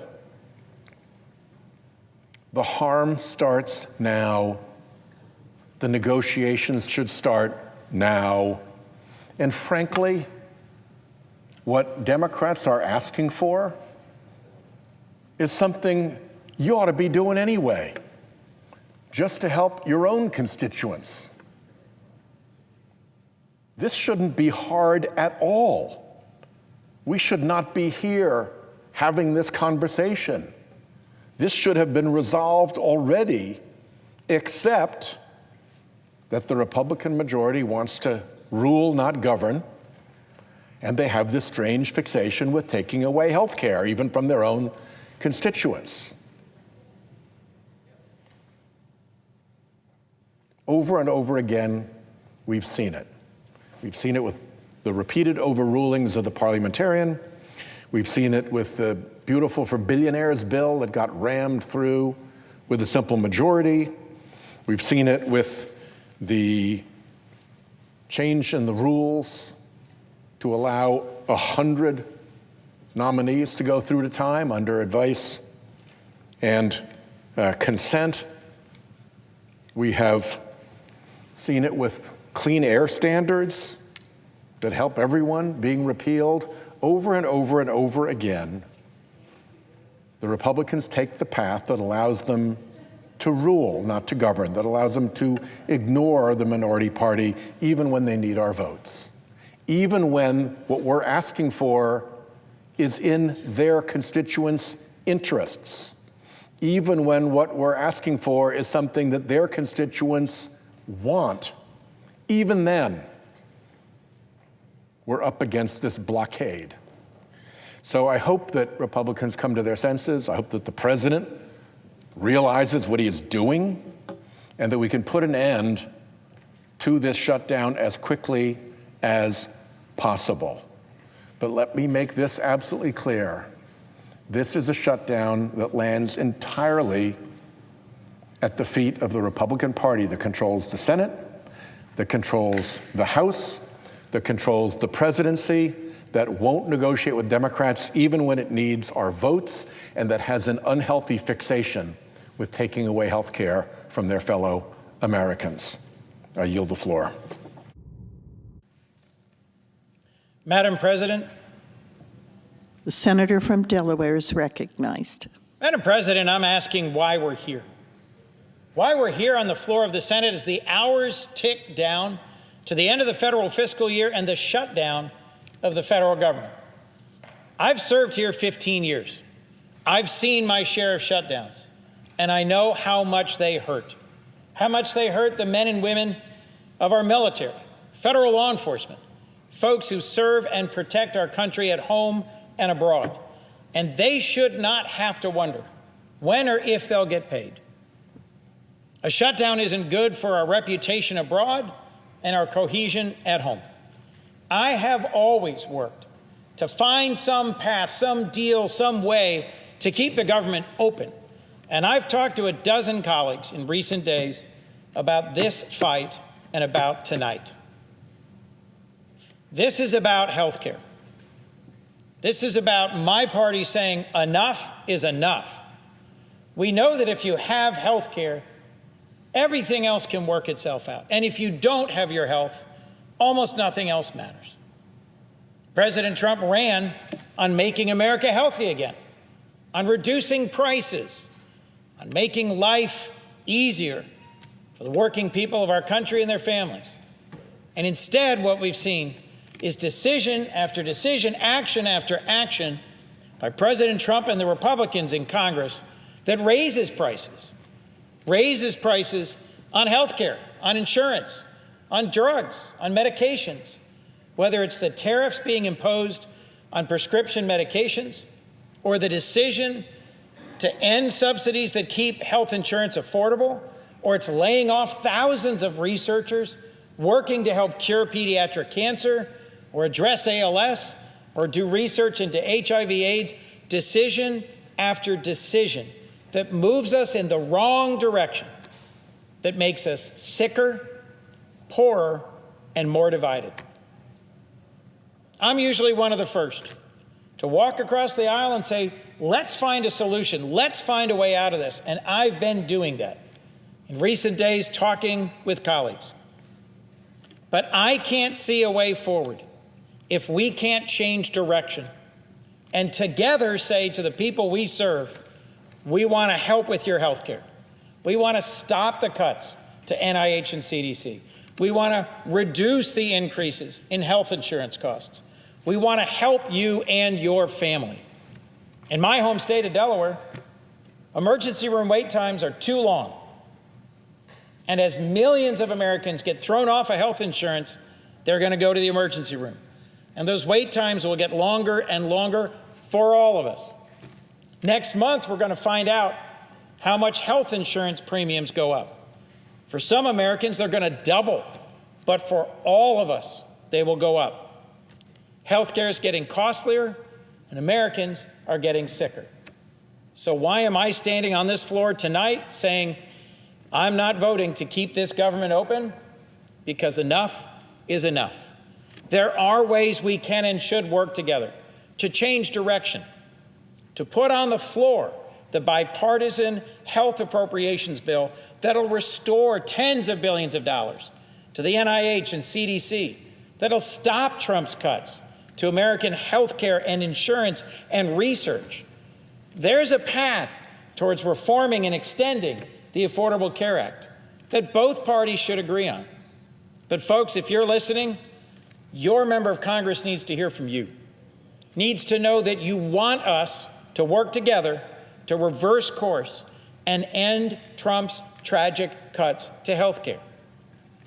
If my colleagues don't get those calls, they won't change direction. And if they don't change direction, we won't reopen this government. Make no mistake, we have Republicans in control of the House and Senate and the White House.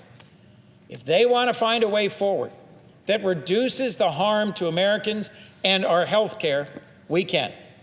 And I'll be one of the first to extend my hand to find that path. But if we don't change direction, we shouldn't reopen this government, because Americans have taken too many hits already, too much additional cost, too much cuts to health care research, too much increase to health insurance costs. This is a fight about America's health care, and we're fighting for you. Thank you. With that, I yield the floor. The chair recognizes the gentlelady from Minnesota. Madam President, I have 7 requests for committees to meet during today's session of the Senate. They have the approval of the majority and minority leaders. Duly noted. Thank you. Madam President, as my colleague from Delaware just noted, we are here today because Republicans have created a healthcare crisis for millions of Americans. And like the senator from Delaware, I am someone that works across the aisle all the time. I have one of the best records for bipartisan bills, and I think that's an important part of our governing, and that is to find common ground. You don't always pick your neighbors, but you find a way to live next to your neighbors. You find a way to work with them. And what is so unfortunate about what's going on tonight is that didn't happen here. There was no crossing over the fence with some coffee for the neighbors to try to have a meeting, to try to work this out. In fact, it was Senator Schumer and Leader Jeffries that had a request time and time again that got canceled on a meeting with the president. There is still time to continue to negotiate, but not if they're just going to say, hey, this healthcare thing, it's not a problem. Well, maybe we can deal with it in December. First of all, who would believe that when Donald Trump just decides one thing one day or posts something on Truth Social and then everyone changes what they agreed to, which has happened time and time again. So that's one reason it's not reality unless he's at the table. Number 2, it's not reality because this is not a December problem. This is not a January problem. This is a now problem. November 1st, that's when people start re-enrolling. Whole bunch of small businesses, 20 million people, more than a quarter of the farmers in this country who are already facing, as one of my farmers said to me last week, a perfect storm of ugly. That's about the tariffs, that's about their input costs with fertilizer, and that's about their personal health care costs. A perfect storm of ugly. When you're in a big storm in Minnesota, you don't just go outside and hold an umbrella and think maybe it'll go away. You do something about it then. You take cover then. You help people take cover then. That's not what they're doing with this vote tonight. We have a bill that would help millions of Americans sleep easier. We're still dealing with the tariffs. We're still going to push on that, which has led to all of these grocery cost increases.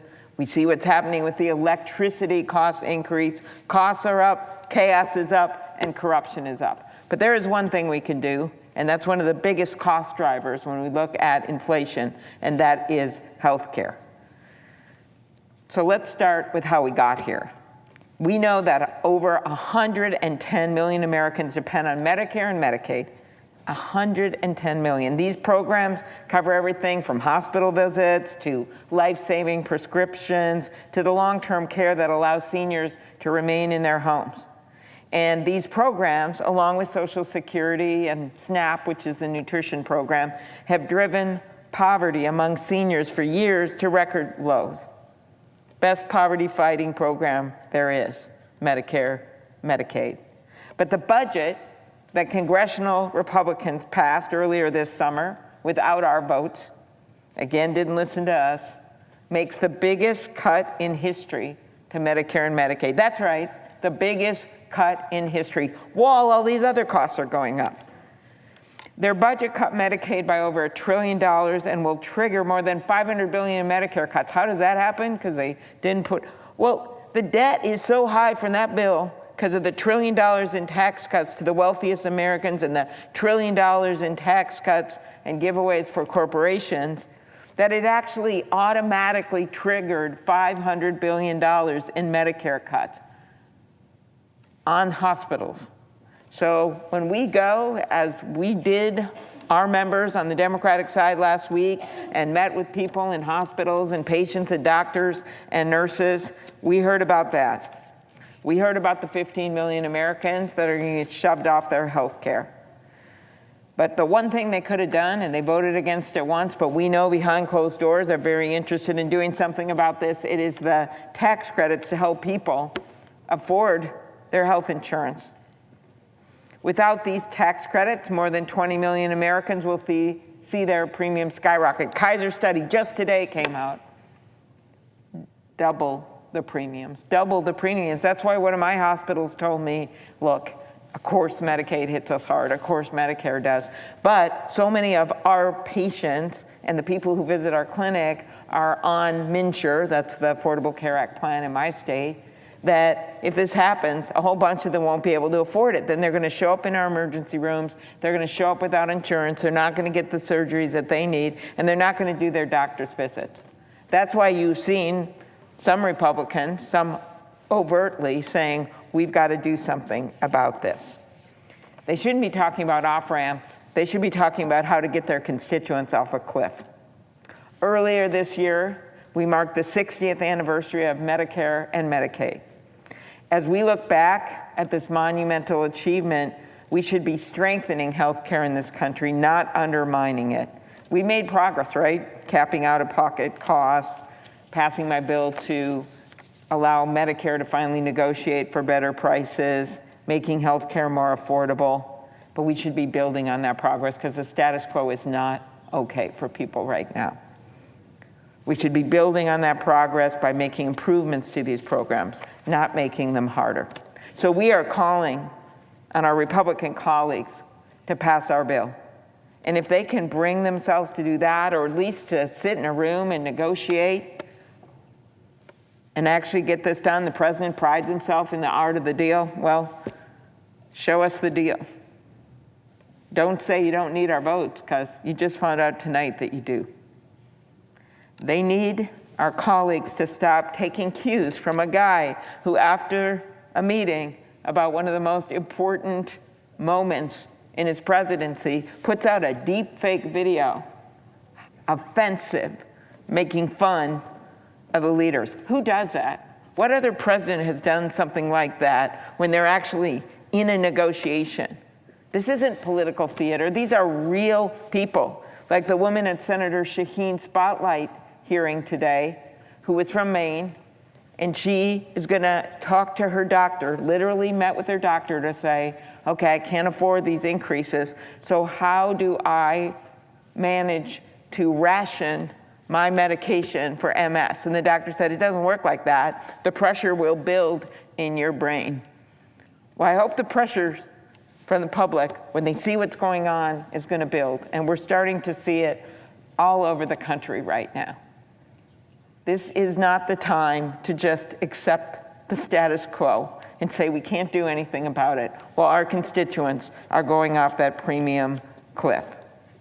So maybe the president needs to get out and talk to that farmer whose soybean market has dried up. Now he's not going to be able to afford his health insurance, and see that perfect storm of ugly. He's not going to meet those people on the golf course in Mar-a-Lago. I can tell you that right now. He needs to get out there.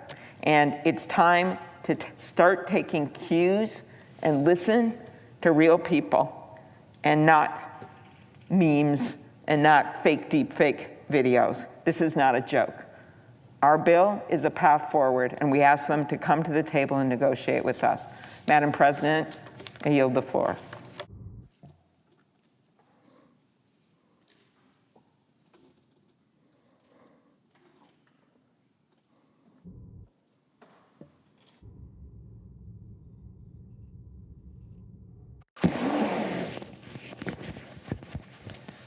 Madam President. The senator from New Jersey is recognized.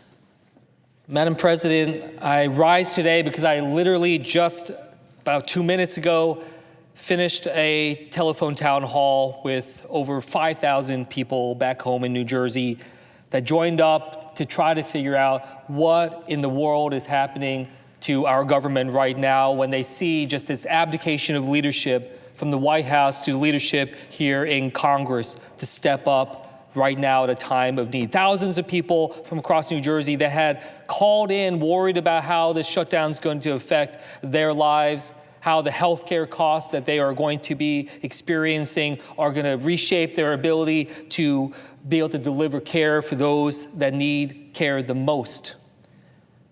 The simple story is they're scared. The people I talked to, they were nervous about what comes next. And frankly, they're pissed off about this. They know that this is not how a government should function. They know that, yes, we need to be able to step up and have negotiations, but how can you have negotiations when one chamber of this Congress isn't even showing up to work this week? That's right. When I told them about how Speaker Johnson didn't even bring the House of Representatives to work this week, even though they were supposed to, they were furious. If we're going to ask public servants to show up to work tomorrow, if we're going to ask our military to show up to work tomorrow without getting paid, the least that our Republicans in the House of Representatives can do is show up to work here. We should be furious about this. It's an abdication of leadership. It is a dereliction of duty. It is one of the most shameful things that I've seen in terms of just giving up on something that is so important, is going to have so much impact on so many people across this country. What I heard is they want us to be the adults in the room, to sit together, to be able to have the kind of dialogue. But instead, what we see is just this posturing and back and forth from Donald Trump, from leadership on the Republican side that hold the gavels here. And yes, the Republicans control the White House, they control the Senate, they control the House of Representatives, and the American people know that, and they know who is at fault for where we stand right now, that we are all about 3 hours away from a government shutdown. And this is something that I take personally. As someone who worked as a career civil servant before, I told my constituents today how I worked as a civil servant. I worked through multiple shutdowns before. Of course, I don't want to see us get to this place, and this should be an absolute last resort. But again, when they're not even bothering to show up to work, we know where their priorities land, that they have been moving towards this and barreling our country towards this for a long time now. So my constituents have every bit a right to be feeling pissed off about this. Because after we were already going through this in March, they see the government once again not working for them. And they're right. Where have the attempts been over the past few months to work together to avoid this scenario? And again, it's not just about process. I don't want people to think that this is just some tug of war, that this is just some battle for political power, that this is just some challenge between political parties for who has the momentum on their side. There's real struggle. And I heard that on this town hall.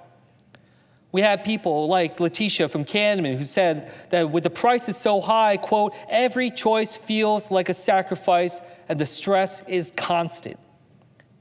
It's affecting how they're able to hold up and how they feel when they wake up every morning, what keeps them up at night. Still, she remains determined to advocate for families like hers who deserve stability, dignity, and hope. Or an urgent call from Barbara, who begged us not to back down from this fight. Laura from Brick, who called and urged Democrats not to back down from this fight, and just being able to say how concerned she was for just regular citizens to be able to make things easier for everyone impacted. She was asking, how can she help?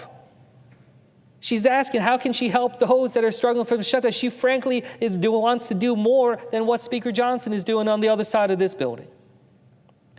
Or people like Mick from Toms River, who although was trying to be an informed citizen and learn what was going on, was having trouble figuring out fact from fiction regarding this budget because it's just the sheer amount of disinformation and lies that we see out there in political rhetoric. Lies that are blatantly trying to smear and make it difficult for the American people to understand what's at stake. So yes, when we hear the Speaker of the House talking about how this funding, that this is Democrats that are trying to cut resources from FEMA or make it harder for people to get care through the WIC program for women, infants, and children. Well, look, it's just deception. Because what we already know is that that reconciliation bill that was passed, this is something that is estimated to potentially affect 3 million people, preventing them from getting care through the WIC program already. 3 million out of 8 million that get care now. So who is it that's actually hurting people's ability to get those services? And FEMA? Are you kidding me? I literally heard it out of the mouth of the president and the Homeland Security Secretary that they want to abolish FEMA. And here we are hearing it from the speaker, making it seem like the blame is over here. These are things these are issues that people understand, like Jody from Manchester, who is concerned that with all the rising prices, that she will have to choose between being able to afford food or medicine, because costs are simply too high for her to be able to afford both. No one in this country, in the richest, most powerful country in the world, should ever have to make that kind of trade-off. Yet we see right now, we're on the cusp of it, not just 3 hours away from a shutdown, but over the course of tomorrow and the coming days, Americans all over this country will be getting their new bills when it comes to health care. And we see that tens of millions of them will have to pay more, possibly double what they're already paying. Over 4.5 million Americans to lose their care, including many in New Jersey. That is a catastrophe that we see coming. We knew it was coming, and we were trying to take action to be able to address that. And what happened? Kicking the can down the road. When does open enrollment start when it comes to healthcare? Starts in November. So what good is it if we punt towards Thanksgiving, which is what this body tried to do? They need solutions now. They need answers now. And they're not getting it, and they're certainly not seeing anything that resembles leadership in this country right now. So yes, when I'm hearing from Lorena from Forked River, who says that, literally could lose her current health insurance if the ACA premiums go away, that's what we're fighting for. That's what I hope people see over the coming period as this continues on. Because I know it's so easy to make it feel like, again, it's just completely detached. And often it really seems that way. It feels like people here in the Senate, here in Congress, at the White House, that we're playing with other people's chips, that we don't feel it ourselves. I have to say, I found it disgusting when I learned in 2019 and I came into Congress that the president and members of Congress get paid during a shutdown, that they continue to get their salary while service members in our military and other public servants do not, even though they are showing up to do their work. We should not be held to a different standard. We should not be in a place where it seems like we're above the rest. Because that's exactly what the rest of the American people believe. They believe that we think that we're above the law, that we don't have to obey it, that we don't have to follow the rules that other people do, and that's why they are losing trust in this government.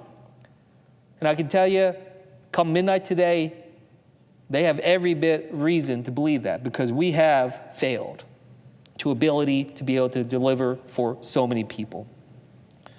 We had Lucinda from Whiting write in telling us, begging us to hold the line when it comes to fighting for health care, because in her words, quote, I definitely cannot afford my ACA insurance without the advanced premium tax credits. If costs go up and health care gets more expensive, I will have to go without insurance and not go to the doctor.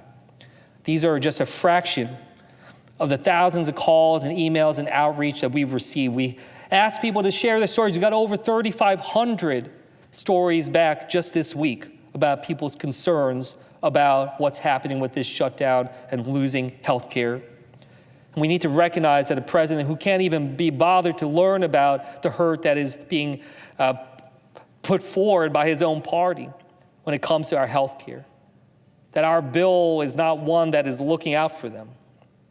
We need leaders who understand what is going on. We need leaders who care about the people they are supposed to be leading. We need leaders who will actually be the adults in the room. And yes, so I rise today to make that promise to New Jersey and to the American people that I will keep fighting for you and fight with you as we go through this. And we're going through uncertain times. We're entering unprecedented times. And I know that it's a lot for everyone. But again, we remember why we fight here.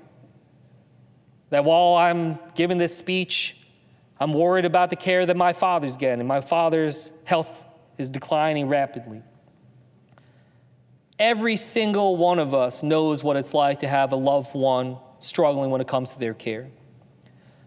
And I know everyone knows that experience of saying that we would try to move heaven and earth to be able to make sure that they get the care that they need in their time of greatest need? And how can I, when I stand by thinking about 4.5 million Americans, including many in my state, losing health care, making it harder for them to be able to deliver for their family, how can I say that this is a time to roll over, that this is a time to stand down? No.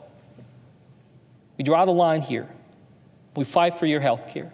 We fight for your lives, your ability to deliver for your loved ones, and to be able to stand up together and say, this is not how our government should work. This is not how our democracy should function. We deserve better. The American people deserve better. And that's what we're going to fight for. We're going to fight for better. With that, I yield back the floor.